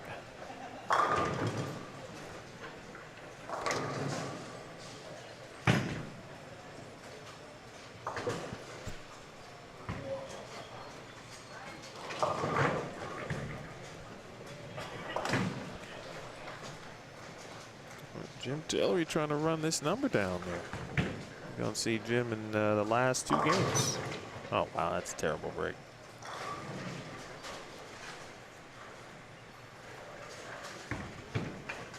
Oh, goodness. Murder Shore Found the grey board. No give in that.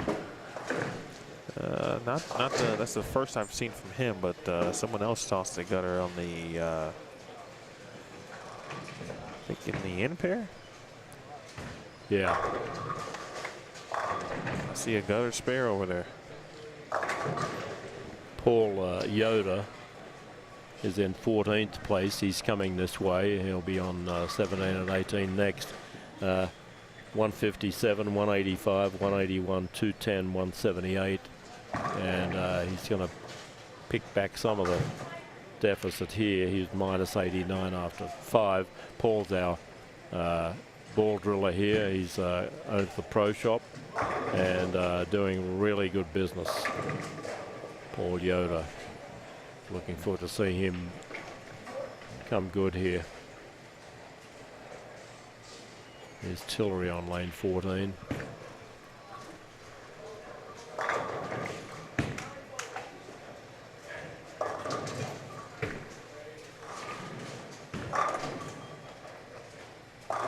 Tillery right in the hole at a 228 pace at the moment. That'll drag him up, kicking and screaming. Shoots 228. He's 11.59 for 6. That's a pretty good number. Jeremy Glover in a nice rhythm, folks. He's gone double spare 4-bagger. Looks like he's got a little bit of room down lane too. Got to know the arsenal. We were talking about bowling balls. Yes, there are plenty that are getting released on a regular basis, but because of that, I think it's even more important that players have to know the arsenal, what they're throwing, which ones they've got in their bag. Because even at the highest levels, right? I talked to a lot of PWBA players, especially those who make brand changes, right? And sometimes it takes them, you know, it could take them several months to really get the transition from the arsenal perspective down, because they're used to seeing certain shapes in their previous brand equipment, contract, etc. They see something different, which is better, but in certain cases then you get to a point where they're not quite sure which ball they should go to. What's the equivalent of what they used to go to when they see a certain thing on the lanes. Jeremy Glover again made a ball change key late in the previous game on 19 and 20. What did he throw, the last 6 on 19 and 20? Yeah. So, you know, 12 out of the last 13, at least. That's huge.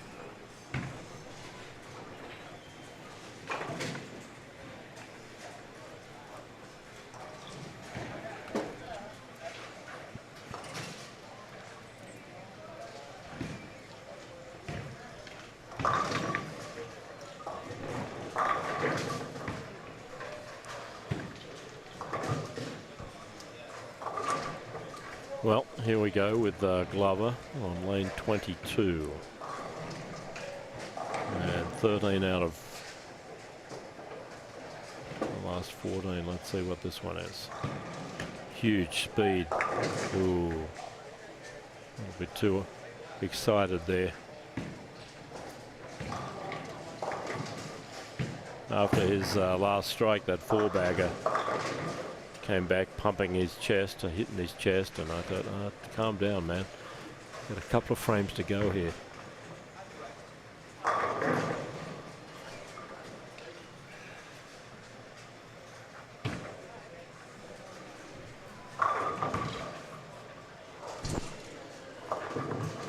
Oh, good break for Joseph. Look out. And he doesn't have much practice at spares and flagged that sitter there after 6-pin. Bad move. Drops that max to 245 for Glover.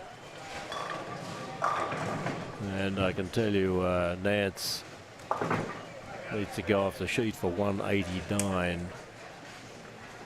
And that won't be easy. He's only had 2 strikes, and both of them on the lane. He just had one. He hasn't had any good shots at all on lane 13.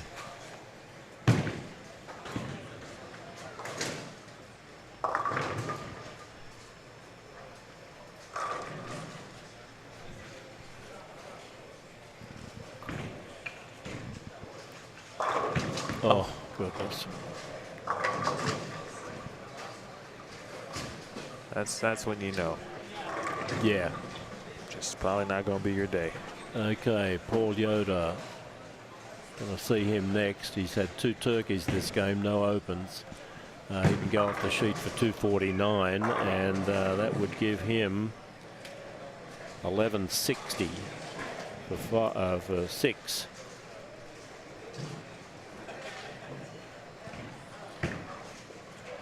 Paul won 4 PBA regional titles in the 80s and 90s.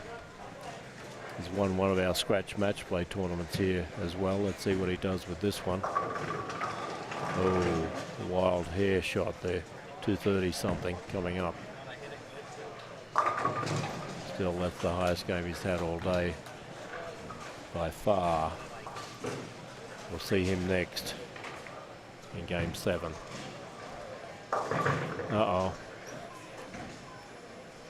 The wheels are falling off quickly. It's going to be in some trouble. 2-4-10. What matches can when he's gotten to the 1-3, he's left a couple of like soft messenger 10 pins that aren't making or getting 10 out. Ball not driving hard enough to continue through the 1-3.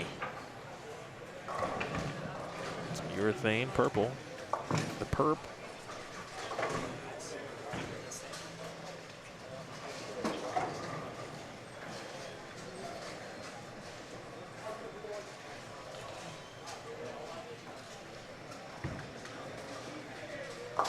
Oh, good shot. Wow. Bad luck. He nutted that out well. I thought he thought that through, and a tough break for him. 194 in the 9th. Looks like he'll still shoot 200, but what might have been.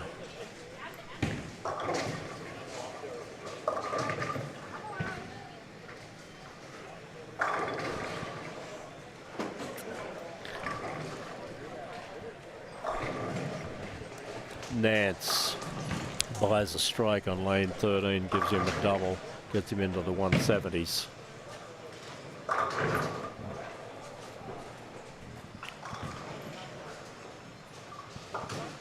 When did you move to the States, Steve? 1991. 91. First day I started work here, George H.W. declared war on Saddam. He told him to get out of Kuwait or he was coming after him, and I had an office at Wedgwood Bowl, a 32-lane house in Fort Worth. Started looking after 10 bowling centers in Texas and Arkansas, and shortly thereafter the company bought Saratoga Lanes in Corpus Christi. It's the only bowling center left in Corpus Christi now, Saratoga, and the rest is history. Well, that was a great spare by Jim Tillery in the 10th frame. He left a designer washout in the 10th and spared it.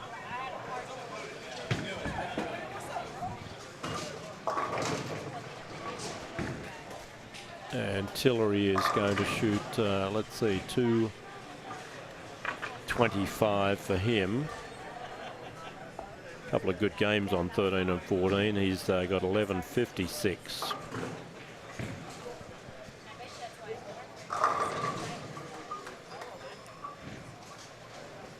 Well, let's see what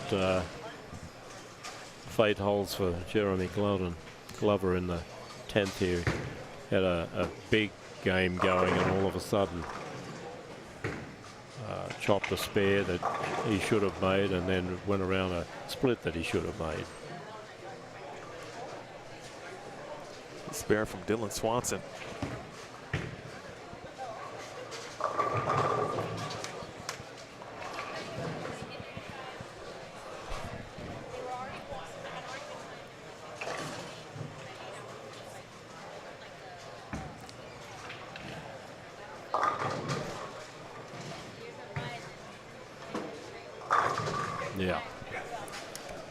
First in the 10th. That keeps him over the card. He was 5, +5, and now he'll be maybe 29 if he can go off the sheet. Corey Mack over there with a 3-bagger.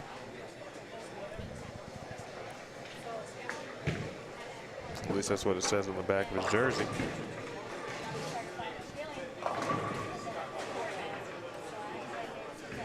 Maybe it's supposed to be Reeves. He just likes Corey Mack. I see one Corey. That's Corey Reeves. Okay. Yeah. Joseph's going to shoot a decent game here. 2 2, 3, 5, 7 strikes so far. Just flagged a 7-pin on the middle of it all.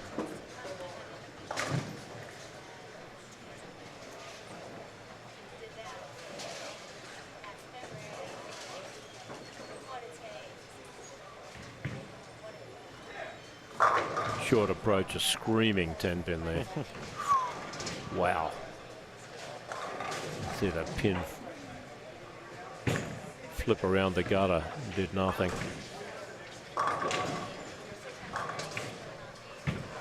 David McKay from Artesia showing what he's truly usually all about. Over 220 odd, but he had 2 150s back to back. It hurt him a lot.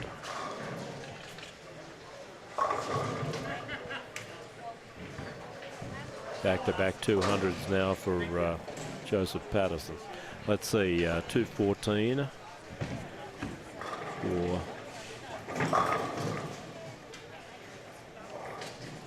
Jeremy and 12-19 for 6 games.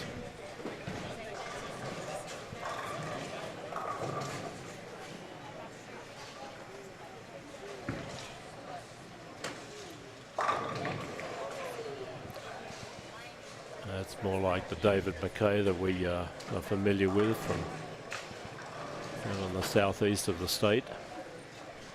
He works at Artesia Lanes.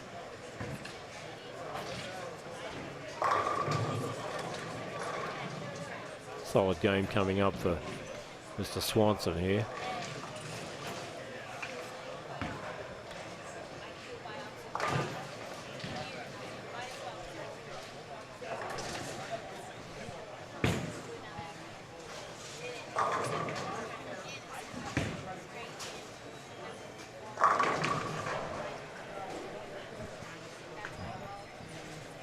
Nice shot, Mr. Espinoza. A good way for him to get to 180, in the 180s. One more in the 10th will do it. I got to get this young man's name there. He really throws it well. Yes, he does. Antonio Lopez likes to practice too. An unusual bird these days. He enjoys practicing. The scores up and down like everyone else, but yeah, I mean, he left a couple of wrapped ins. He carries those. That's, you know, 213, 214. Well, that ball quit moving. Just stop. See what happens here with Halen. Oh boy.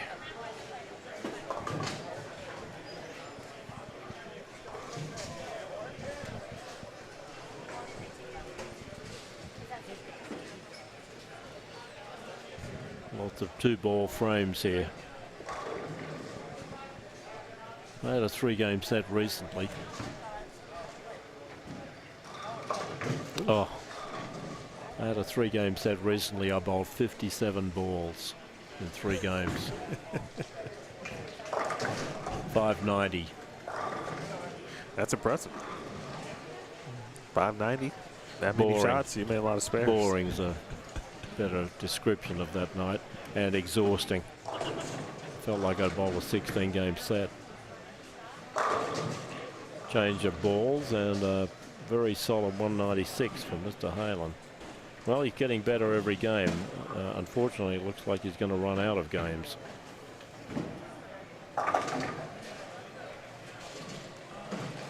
163, 144, 191, 191, 194, 196. And boy, 4 190s will get to your head pretty quick. Particularly when you see a couple of 220s, 230s and whatnot alongside. We can look at Tracy Novak, who kicks game 7 off and running for us over on 13 and 14. David McKay moving left, so he's on that pair now. Tracy's husband Steve bowls at 2 p.m.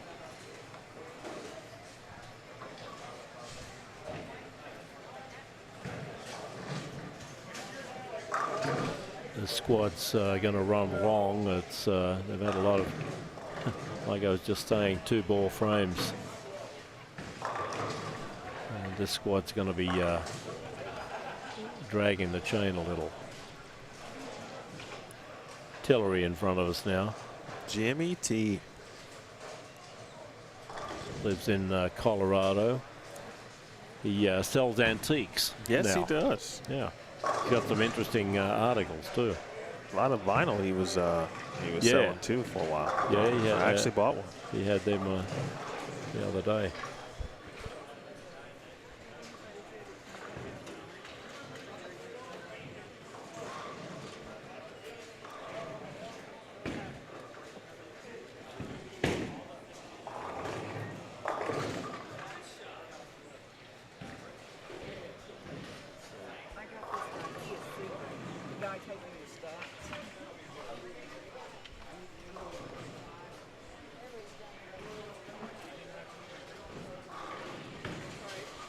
Yeah, you should have Jeff on the radio.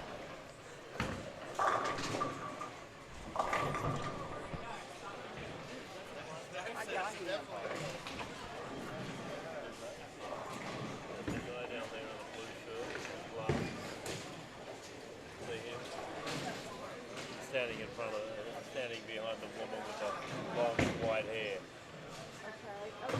Joe LaRosa. He lives in Rio Rancho. He's a former New York police officer. Grab him.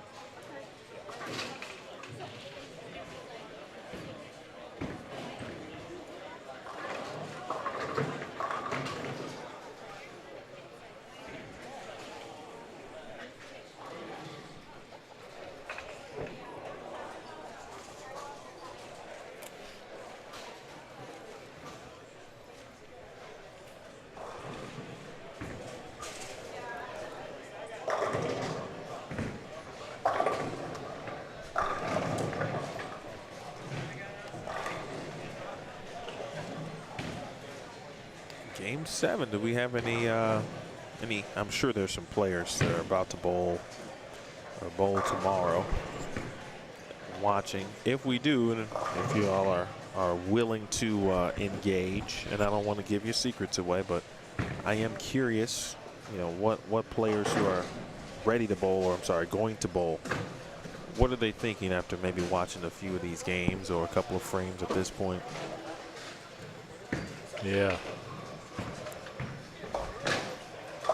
Probably thinking, wow, I spent $310. Could have bought a new car. And I'm sure they're thinking the same that they always think, knowing, you know, what tournament they're bowling. So that's totally understandable.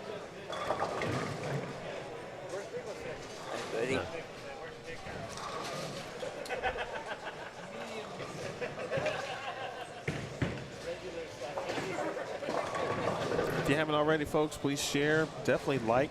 Make sure you hit the thumbs up on this broadcast. Again, we've got one more for you coming up here this afternoon. In fact, it was scheduled to begin in just over 2 hours.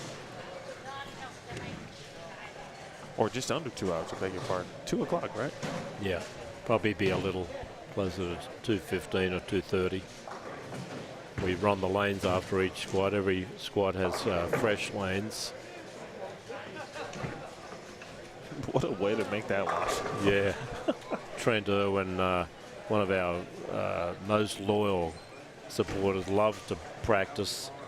He joined our Perks Club and got improved real quick. I feel like you told me a story about him last year. Yeah. Kind of new to bowling a little bit to a degree. He struggles with consistency. He's just a little on the inconsistent side. He'll have a couple of good games and then throw a 150 in there.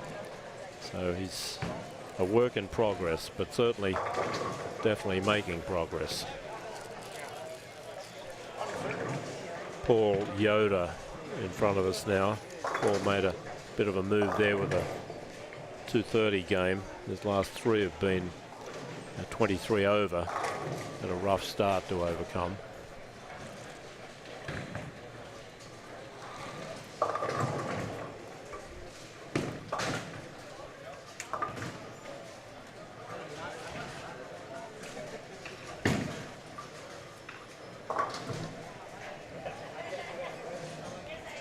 Hello to Chris Pulliam. Seeing some folks I missed. Hey, Chris. David Tolson at a dirty 235. Jim Tillery with 225. Clean 225 for game 6. That's good stuff. Chris, a shout out to your son Matthew. Appreciate him tuning in. You too as well. Peter checking in. And someone asking what squad Dylan Taylor is bowling. Dylan won the tournament a couple of years ago. He's one of the bowlers that put Francois Lavoie into a runner-up spot. In 2021, he got an 8 count on the fill and won it by a pin from the 2-time US Open winner. Dylan is bowling tomorrow, and he's in squad 4, scheduled to start at 12:30 on Saturday. You'll be able to watch him here for sure on our coverage. Now let's have a look at Paul Yoder, a long-time pro, regional pro, won 4 titles, bowled some national tour stops, and fast feet will do that to you. Is he originally from the area? Yes, he's a local, and his son Levi is a two-handed left-hander, two-handed right-hander, I should say. A lot of revs on the ball. He's in the 500+ range, and be interesting to see Levi when he joins up here. I think he's bowling in the next squad.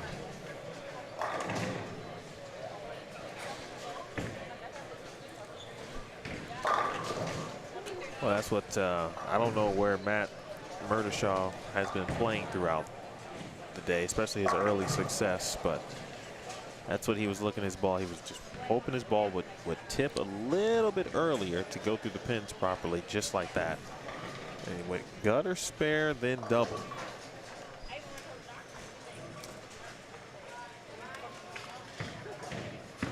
Corey Reeves, he's got Corey Mack on the back of his shirt.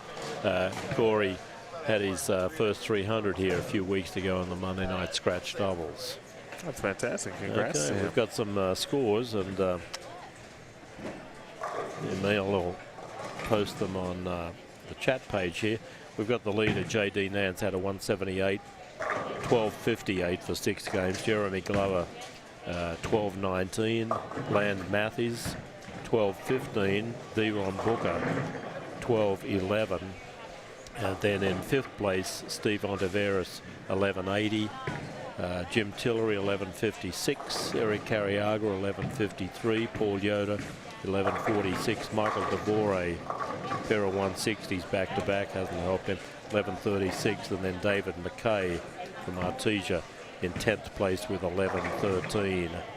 So at the moment, the principal financial group money is going to be spread between JD, Jeremy, Land, Deron, and Steve Ontiveros.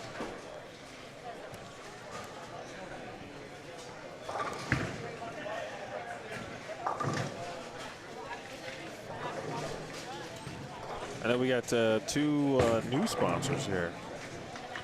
Well, you always get 2 new sponsors, but yeah, we've got 48 sponsors this year. They all put in somewhere between $375, and a few of them put in over $2,000. And of course, we've got Petrie Kia down the road here opposite Cottonwood Mall.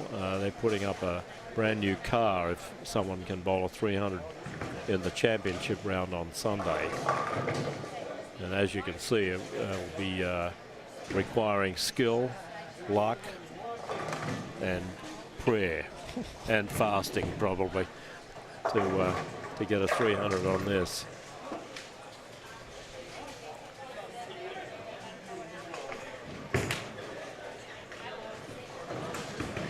Oh, some gutter dwellers, unfortunately, here. A couple already in this pair. Well, we call it the New Mexico Open, and it truly is an open tournament. It's open to anyone. We don't restrict the averages. Will has been bowling league here. He hasn't bowled here in the summer, but he's a 4-league bowler, and you know, occasionally has a good night, but on a sport shot, first time he's ever bowled on one, it's proving a challenge.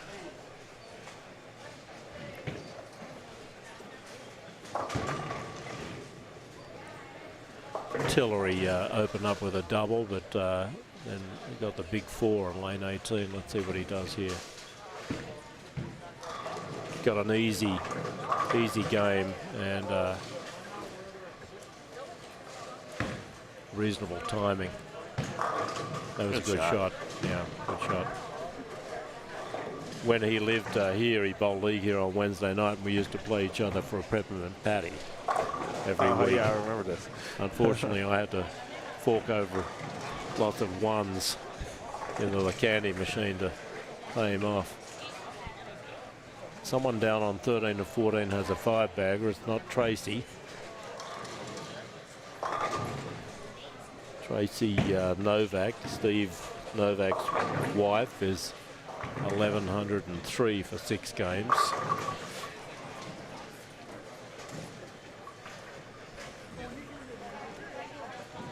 Folks, if you haven't already, please hit the thumbs up and also subscribe. Got a chance to, I think we should eclipse the 7,000 subscriber mark this weekend. Hopefully.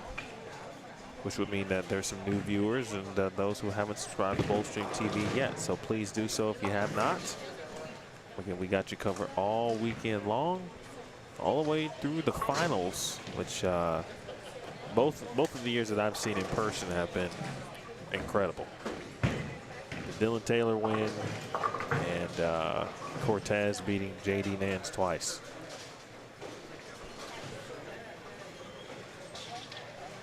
J.D. Nance looked kind of unbeatable last year for a while. But then Cortez just showed you all of the skills that he possesses. Uberly talented young man. Nance looking like he's on a 2-0 game down there. He's 11 and 12 now, a little out of our sight range. Leroy Espinosa from Albuquerque is the one with a 5-bagger. And we've got Kathy Leach bowling down on 13 and 14 as well. Kathy, a league bowler here at Tenpins and other bowling centres in town, loves to bowl.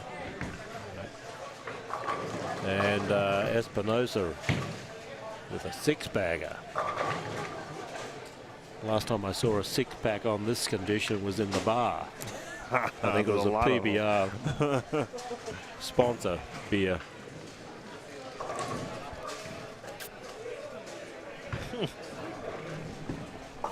Good old taps.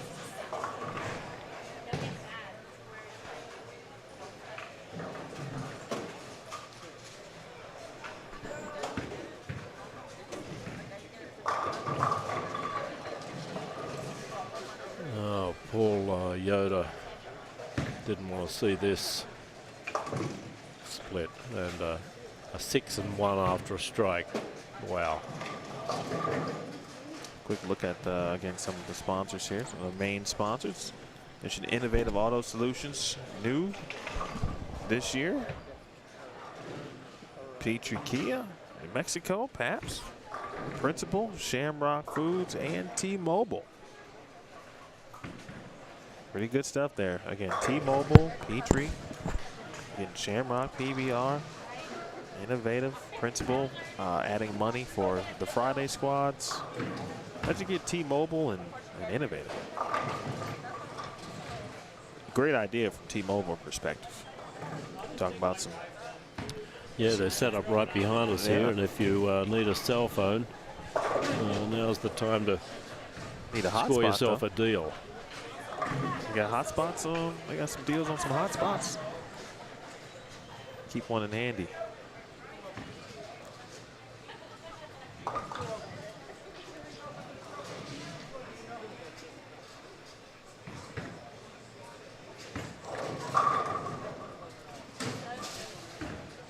Some of our other sponsors here this week.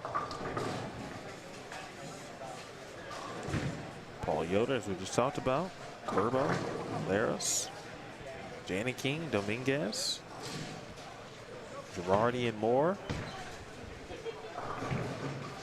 That's just only a few, folks. You walk into the building and every lane has a placard, if you will, or some kind of sponsorship level or category, as Steve was mentioning. All right, so Steve, by the way, did we ever figure out who was striking down there? Yes, Leroy Espinoza, and he started with a 6-bagger, and he's spared the 7th, so that'll be a decent game for him. But he needed all the help he could get. 189 under after 6 games, so he'll get into about 130 or 140 under.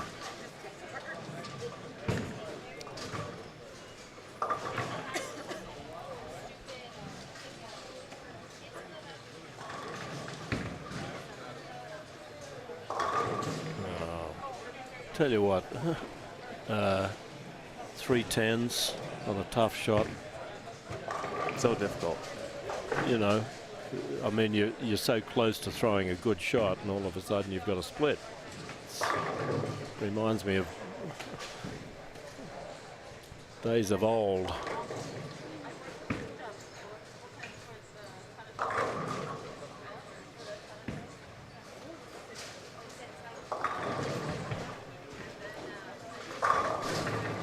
There's a 5-bagger for Jeremy. Tell you what, I think Nance is going to shoot a small 200 there. It looks like it from where we're sitting. And Glover is going to be right on his wheel. Gets one more strike, he could take the lead.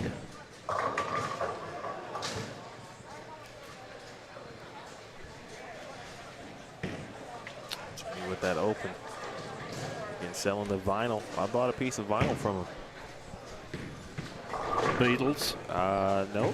It's a good guess, though. Who? That was a good guess. I got Stones. Still on the right path, and that you're in the right era. Shirley Bassey. No. Now think Beatles, but maybe even a little larger than the Beatles and the Stones. Larger than the Beatles? Yes. Wow. Yes. God?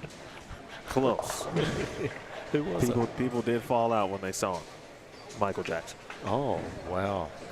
He had a Thriller. Oh, that was fantastic. Yeah. You know, they had a national television show on that Thriller video, shot in the car park, in the parking lot or whatever it was, and it had more viewers in Australia than the final episode of MASH. Wow. Yep. It was unbelievable. Channel 9 network, I'll never forget it. Everyone that I know watched it. I mean, it was like the world premiere, right? Yeah, world premiere, and just unbelievable. Nice spare, Mr. Lopez. Speaking of spares, is a tough, what is this, a 245 or a bucket? I think it's just a 245 for Leroy. Handles it, keeps him clean. Well, can we get lane 23? Sure. Moving over to lane 23, and We've got Jeremy over there. If he gets a strike here, he's probably going to take the lead away from Nance, who never looked like losing the lead. Having said that, Nance did strike the first ball in the 10th there.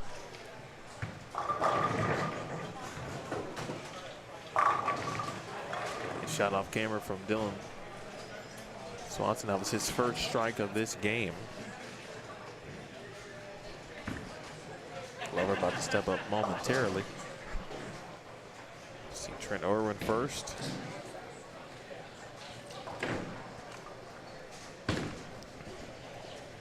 I want to thank KDSK Radio 92.9 FM here, a local Rio Rancho radio station. They just completed a 2-hour live remote on the behalf of the tournament, interviewed a number of bowlers and folks. Thank you, KDS. Oh, what a good shot that was. What a great shot. Tore the rack to shreds. And probably the new leader.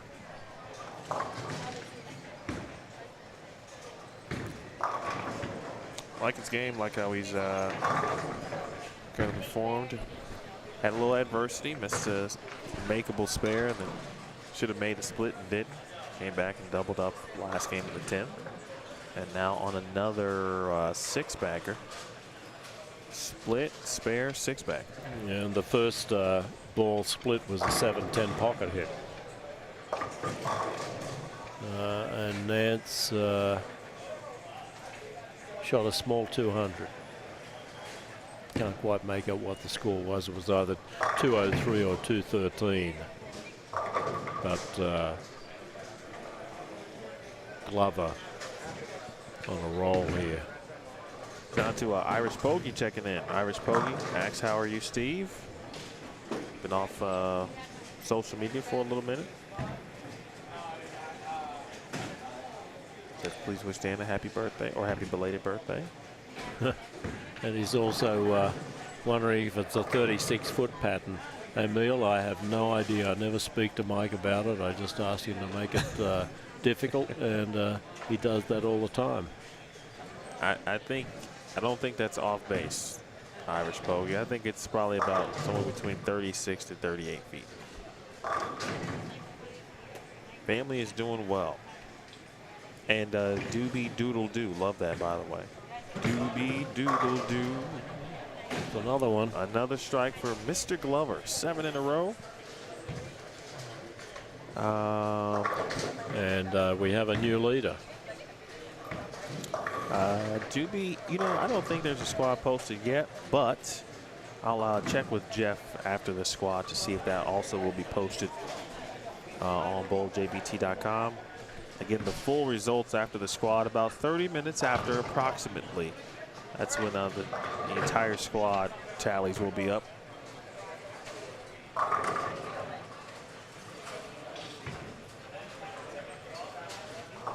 But Doobie Doodle Doo.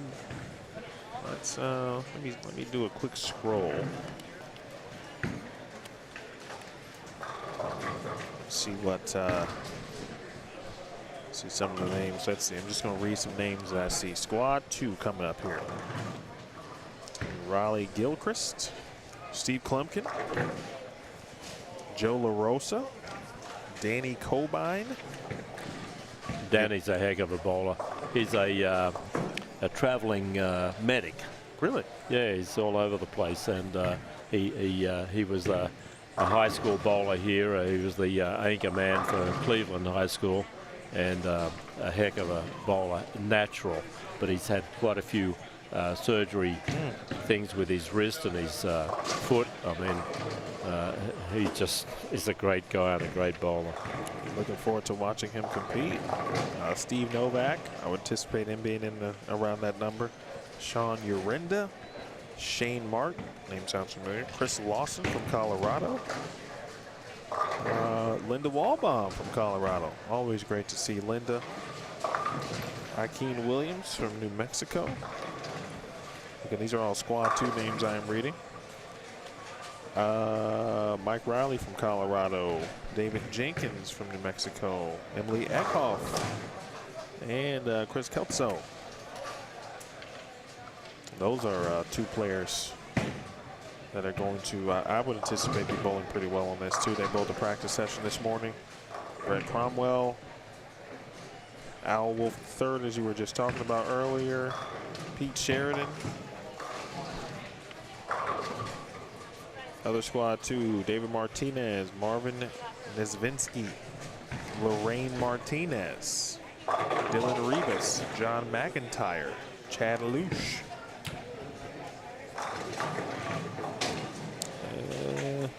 Steve Schultz is in this upcoming squad.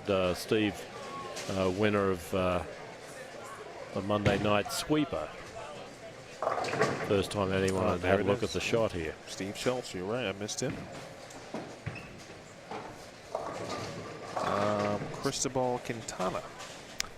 Cristobal did well as well in one of the sweepers yesterday. Finished 3rd. Hit one of our bowlers from a long way away, Iowa. Oh, really? Wow. I was just there. Cristobal's brother, Demos Quintana, one of our main sponsors this year and also a sponsor of the Draft League here on Monday night, owns Innovative Auto Solutions just down the street here in Jackie Road, just behind the bowling centre, and doing such a good business down there that they had to rent some more space there and expand. So Demos sponsored a few people in the tournament, including his brother Cristobal. Here we go. Oh, wow. Good effort to stop at that speed. Wow. And he didn't even hit the that your kind of underhang there. Yeah, the bulkhead. I'm glad he didn't hit it. That was impressive. And he's a tall dude. He's at least 6'4", 6'3". Yeah, he is. And with his hair, he's about 7'1". So that would, he would have cleared that easy from a front, or hit that easy, excuse me. For this afternoon squad, we'll start checking in just a few minutes. Once I get Steve off the video there, we'll start that check-in.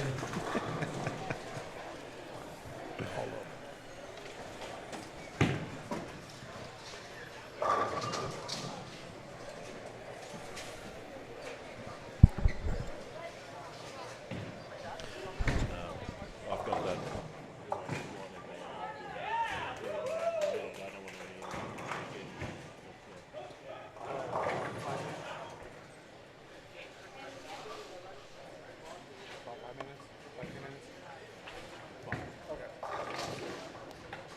Glover's going to be in the 240s. Missed that one at the bottom with the spare. Meanwhile, Matt Murdishaw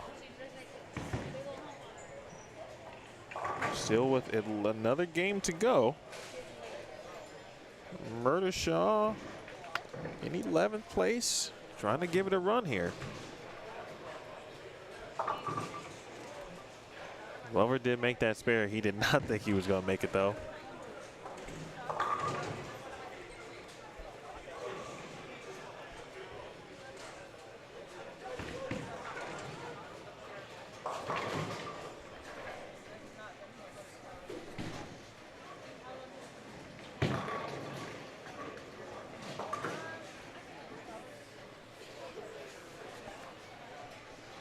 Let's see other names bowling this afternoon. Chris Trujillo, Marcus Sanders, Angel Ortega.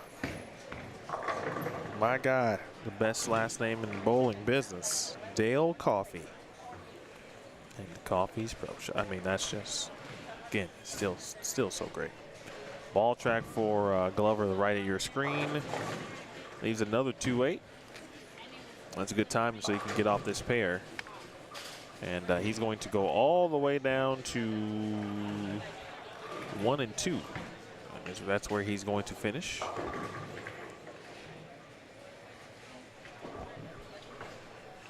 .244 for Glover. Tillery, high flush.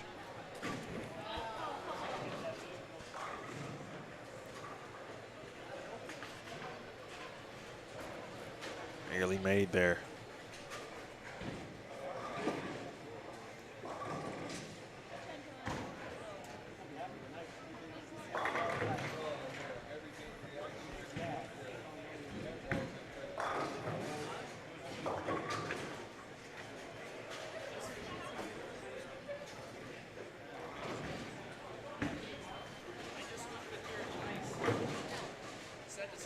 Murdershaw. 225.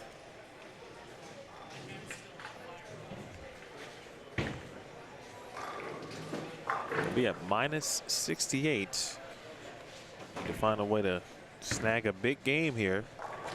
I think if you can get to minus single digits, I think that gets you in still. He does have that chance. Will the pins cooperate? Lopez, well, wow. Switch to some of that hook and reactor right there. Levi Yoder, Paul Yoder's son, that Steve Mackey was just talking about. He's going to be bowling. Squad 2, Timothy Fontenot, John Strong, Adam Abeta, John Arevalo, Lauren Aramillo, Kathy's bowling right now. Jonathan Mayer, Brett Cooper is bowling this afternoon.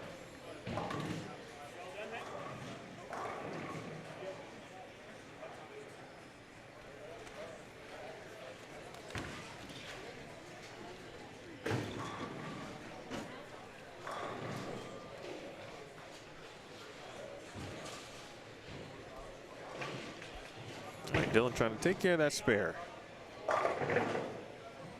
Clean that up and again leave this game on a positive note.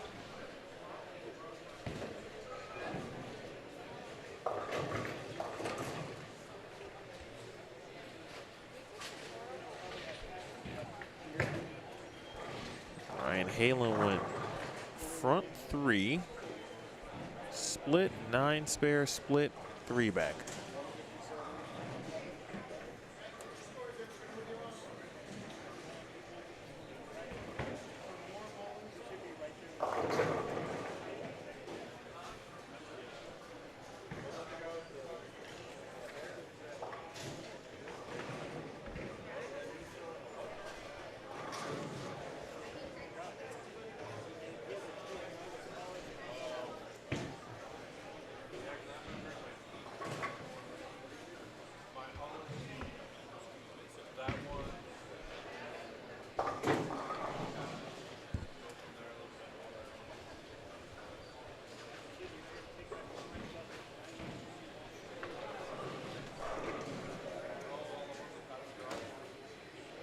Halen's going to get to the 2 O's.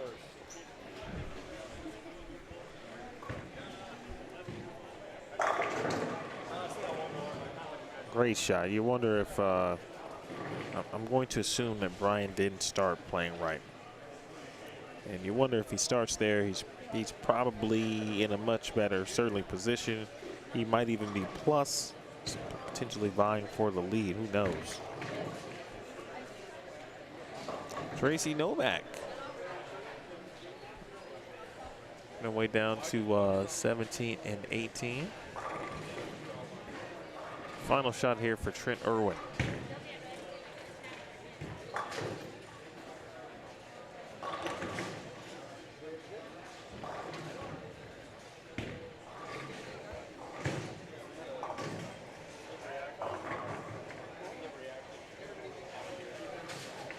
Keep you updated on what Matt Murdershaw is doing next door here. So we have reached now game 8.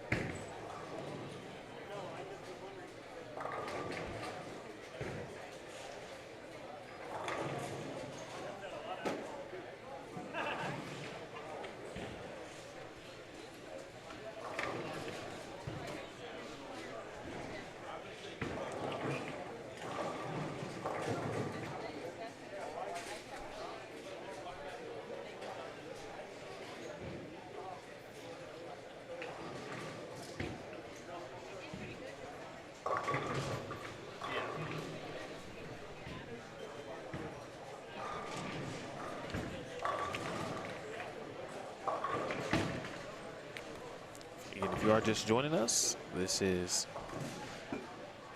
Game 8.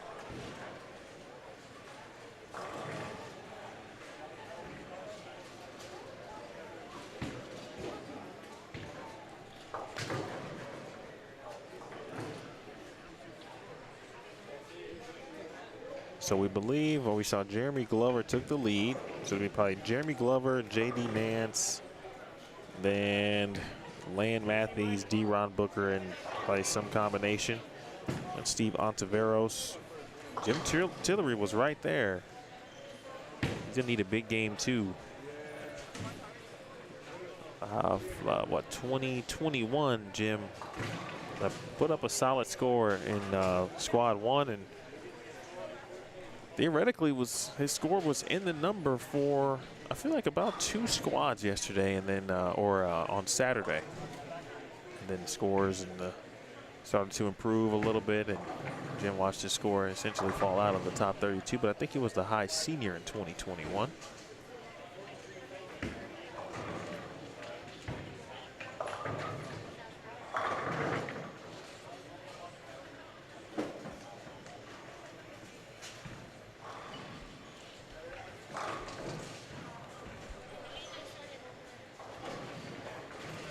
Corey Reeves, Tracy Novak, excuse me.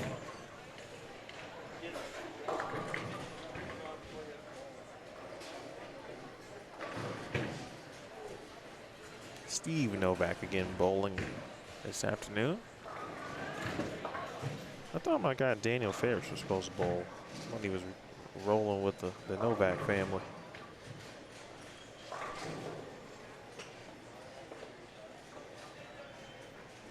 Kathy Leach. Look at her.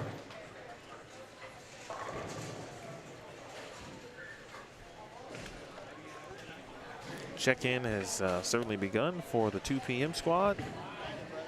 It will run a little bit, or this squad's going to run a little late, thus making the 2 o'clock squad a little bit behind.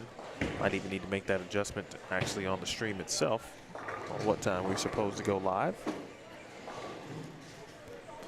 Had some questions about essentially the players or the roster itself, and I was reading off players who were coming out for game or squad 2, but obviously Cortez Shank, the defending champion, he's bowling in squad number 5.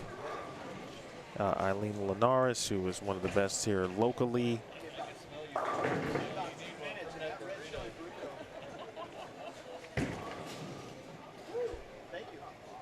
Derek Lewis is bowling. Speaking of Kansas, I saw Sean Wood this morning. He's bowling.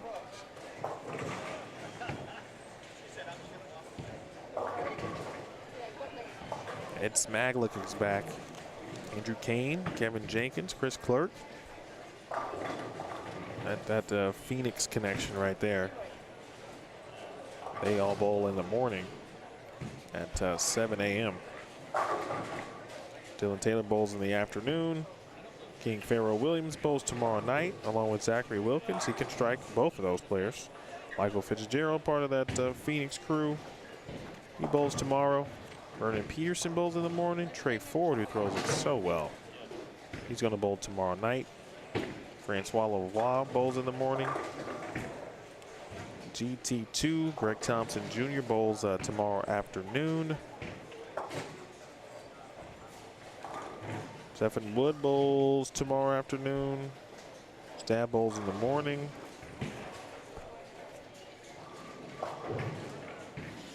David Haynes bowls tomorrow afternoon. Matt Zweig bowls in the morning.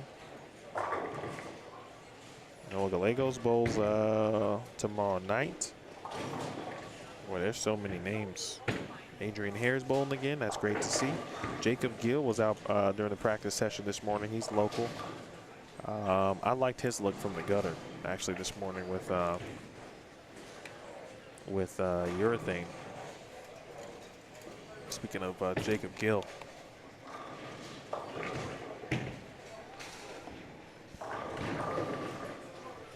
Well, looks like J.D. Nance held on to that lead. Glover could have gotten there with the strike in the 10th. First one in the 10th would have gotten the lead. But now we have just two players who are plus.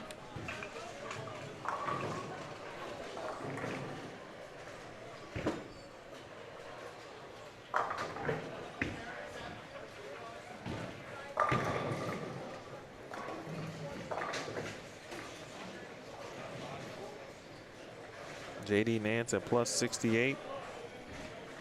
Jeremy Glover at plus 63. Those are now the only two players who are plus the field.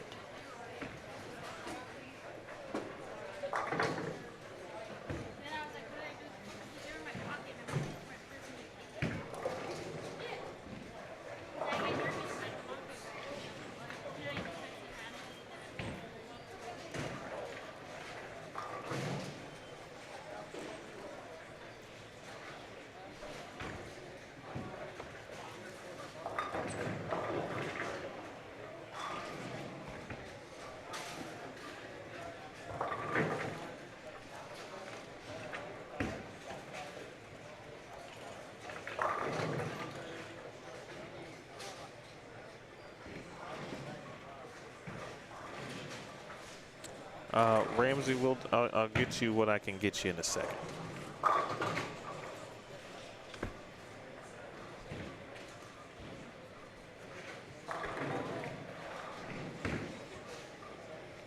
But Murdershaw is tied for 7th. Feel free to check in at this time.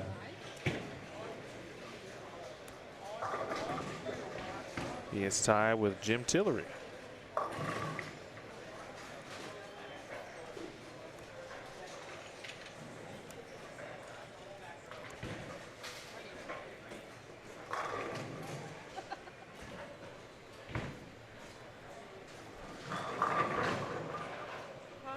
Murdershaw does start with the front 3. You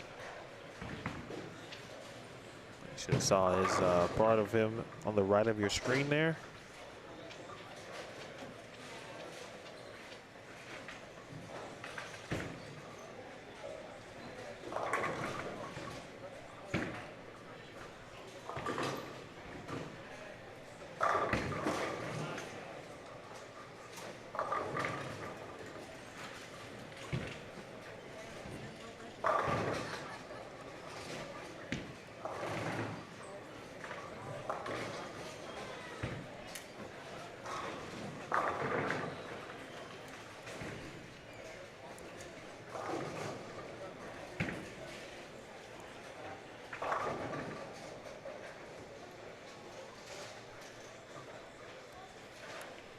Well, this first squad is always tough.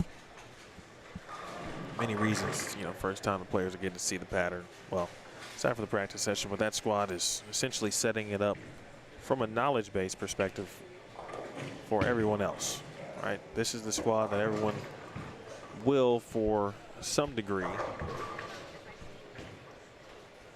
mold their game plan around. And then as the players bowl the next squad, you know, tomorrow's squad will get a chance to look at, or tomorrow's squads will get a chance to look at both squads from today. And they will make adjustments necessary, et cetera, and so forth. Certainly some really good players going to be bowling across each squad tomorrow. That's always important to keep in mind as well. Sometimes you see players, especially at the highest of levels, do things that other players simply just cannot do. Or play in an area that suggests that they shouldn't play there, but because they're so good at what they do, they make it work. Oh, sorry. Murdershaw, 10-pin in the 4th frame.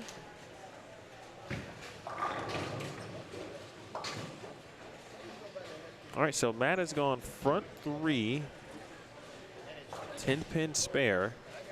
He is minus 68. And my thought process is if you can get into the negative single digits, obviously plus from this squad, but negative single digits, I think that could get you in. Hello to Rick, by the way. Appreciate you, Rick. I appreciate you as well. CBT bowling.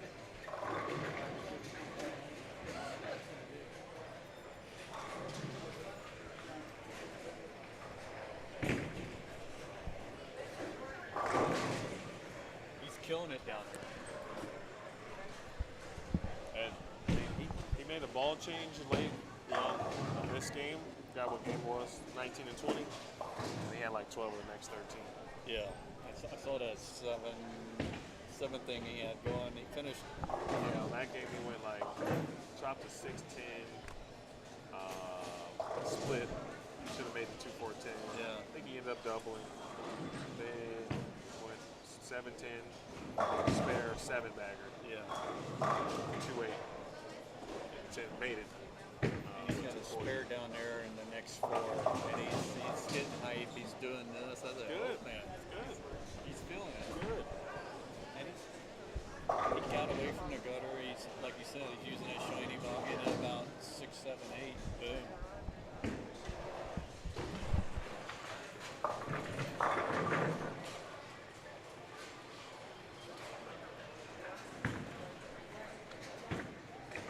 It is 1:24 Mountain Time, 1:24 p.m. No, I would say somewhere between 2:15 and 2:30.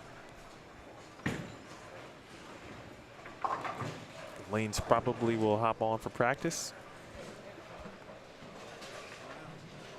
Actually, got a few lanes down on the low end. Looks like they're already done.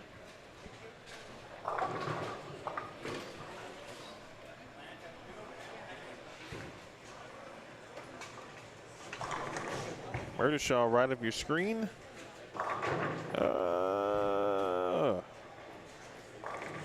Cannot connect on the what looked to be a runaway Brooklyn for a minute.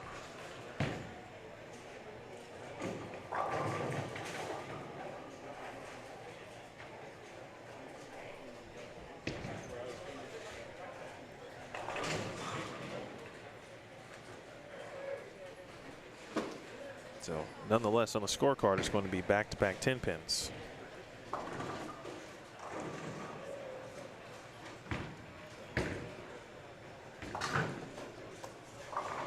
That are made. Nice shot by Kathy.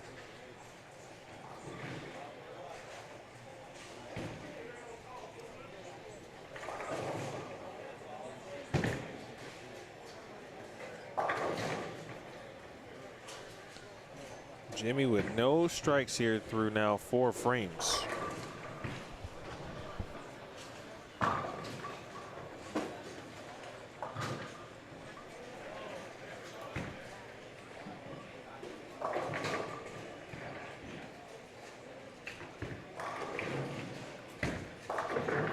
Again, the full scores. All of the scores from this squad and every squad will be posted at the completion of each squad on Bowl. That's BOWLJBT.com. Throw that again in the chat.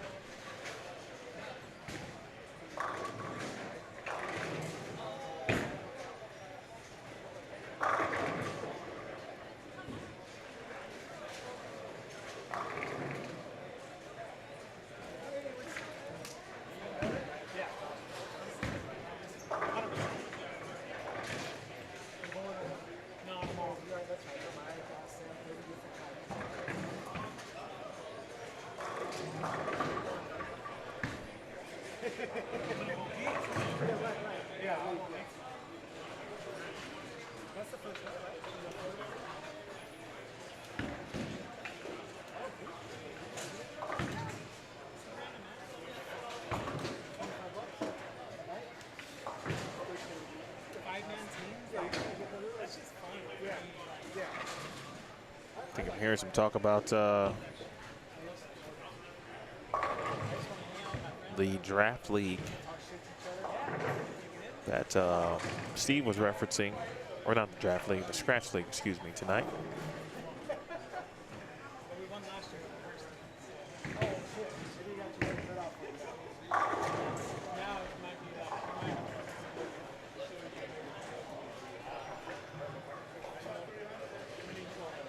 Tillery and Murdashaw were tied for 7th. Steve Ontiveros was tied, no, I'm sorry, was at minus 61. He was not tied. D-Ron Booker shot 146, so he is not in the clear. He probably was on one of those pairs that is complete with bowling for the squad. He had made himself a nice run. Well, that was his low game in game 7.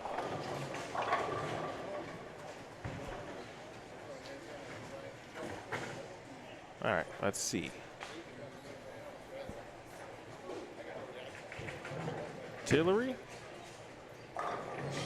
Miss Novak, and to the right, Matt Murdashaw.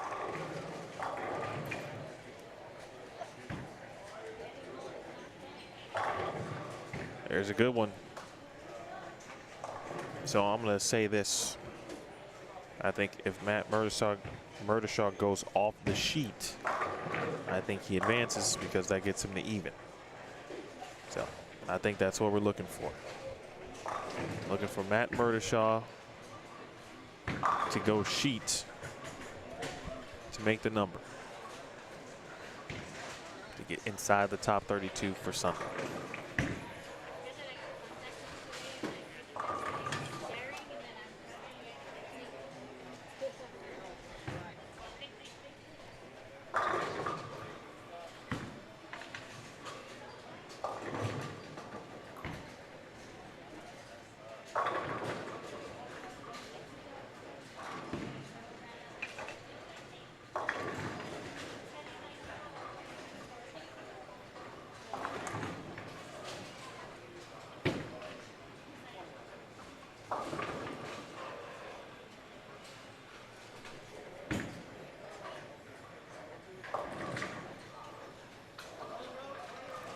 Look here at Murdashaw, who is, man, battle.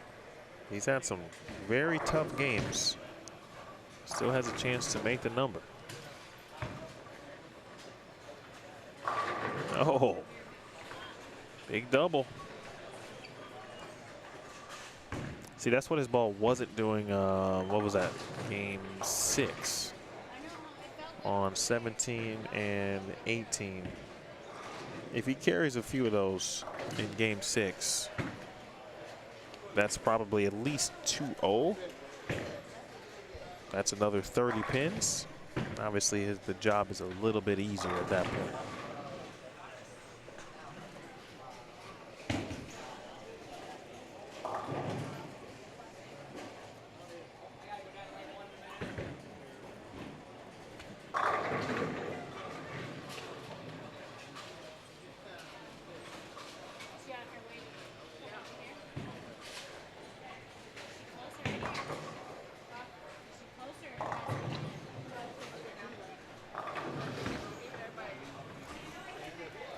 Novak made a ball change,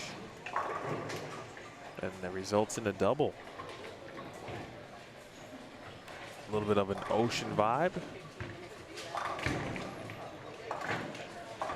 Maybe a little ocean view with your island stay or your cruise.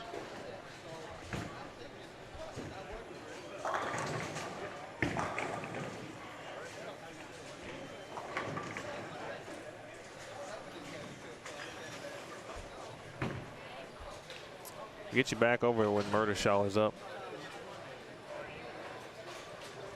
He's got lane 21 to finish at the moment, as Trent Irwin takes care of business here on the spare again. Next squad coming up, originally scheduled for 2 p.m. I don't think these folks will be off the lanes until at least 1:45. Lanes will need to be re-oiled, so you'll be looking at about, I guess, 2:30.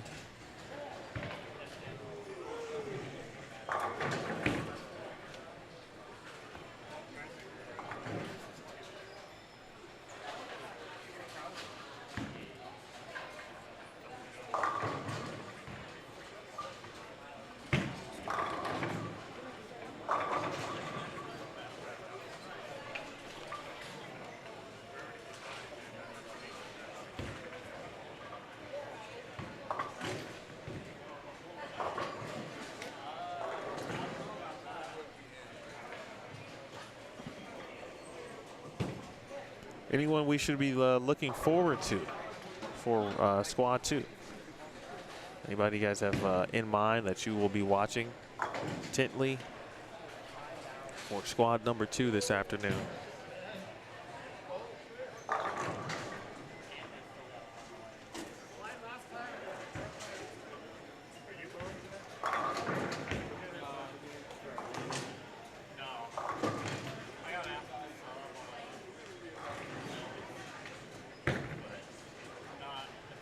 All right, so Murdershaw's going to have to finish on the right lane. This would be a good testament if he can do so here with a strike in the 8th. Again, minus 68, can max at 268.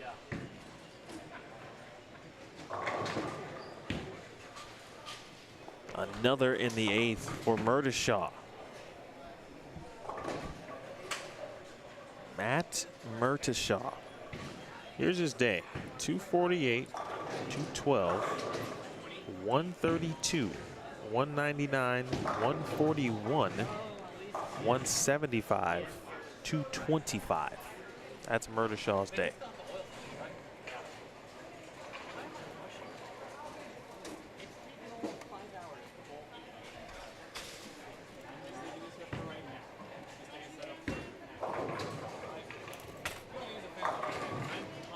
That was a good finish for Tracy. I'm going to talk to her and Steve and see which one suggested the ball change to gain some information at the end of the tournament.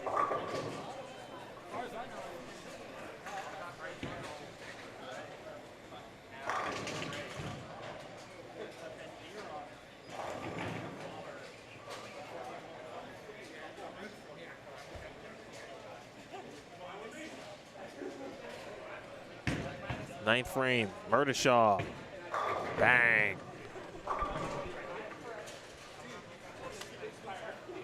Well, he set himself up nicely. So now, I'm gonna say at least, I think at least a double. Sticking with my, if you're minus single digits, you get it. 250. For Jeremy Glover. I tell you, he made him look real nice in the back half of this game, or this block, excuse me. But I don't know what ball it was that he went to. But I still think he was throwing a fired up and went to something that looked like kind of a hyped, or one of the hyped pieces of equipment from Roto-Grip. Rick's looking forward to Shane Martin. Cody's looking for Joe Rosa and Chris Trujillo. Be looking for those individuals as well.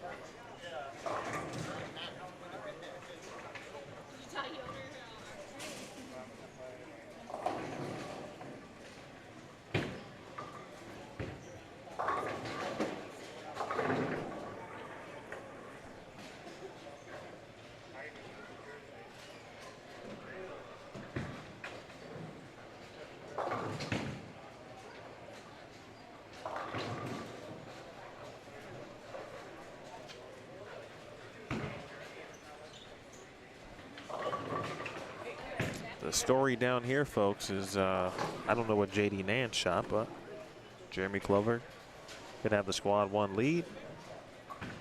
The way he's going to get some additional monies courtesy of Principal Financial Group. Matt Murdershaw might zoom himself up into getting a few extra dollars as well. If he can double, he's going to be in the 260s.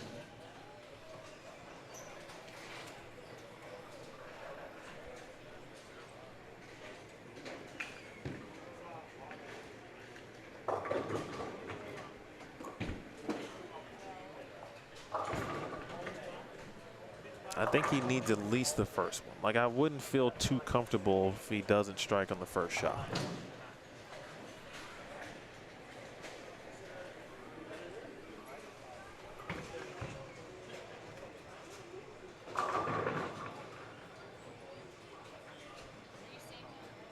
And I'm only basing that on what I've seen, and I think there's going to be a few more players who will Rivas, Price, Jenkins, Gilchrist, and Jackson.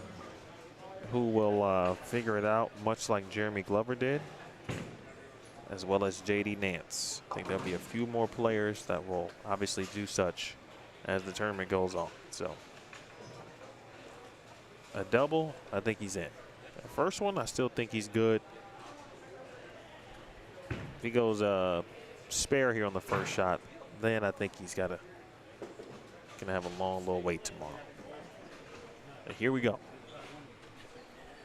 At Murdershaw, far right of your screen.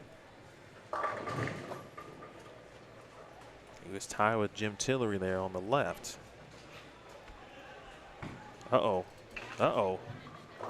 Oh, wow. How about that break? He did not stick the landing. He almost went over the line. Hey, man, sometimes they come around, right? This is bowling.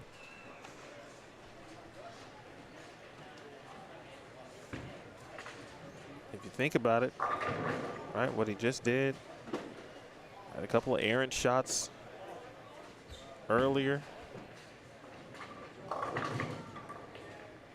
Young man almost goes down.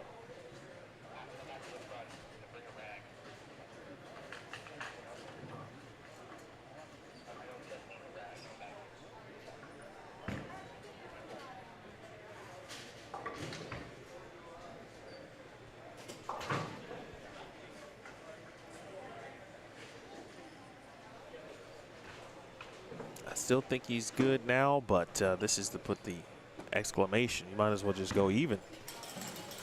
And the strangest way you can do it. And just like that.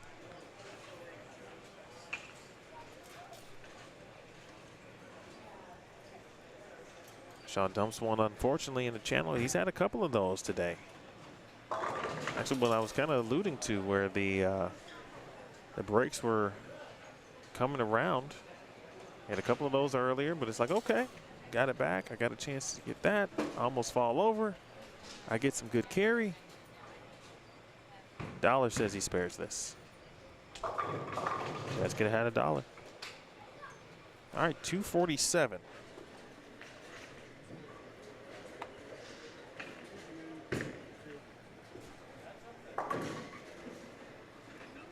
Puts him at -21. What do you guys think? You think -21 is going to be enough?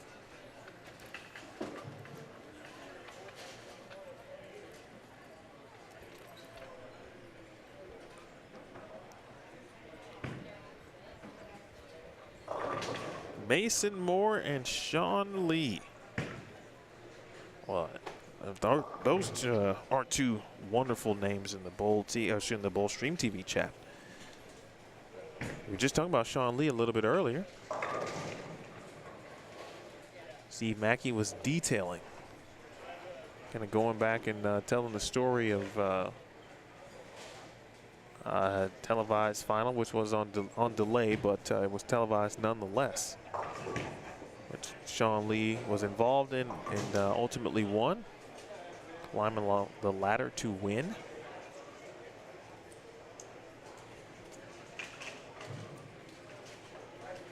Mason, are you bowling the tournament? I'm going to assume no if both of you are watching this, so.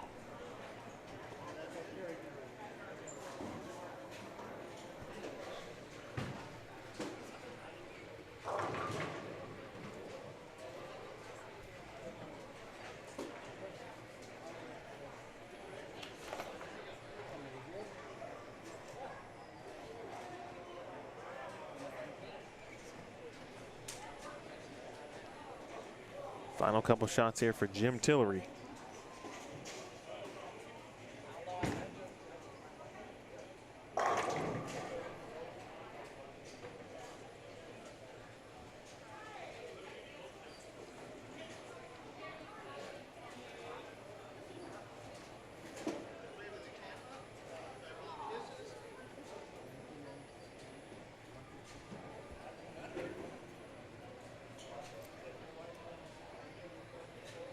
Jimmy T.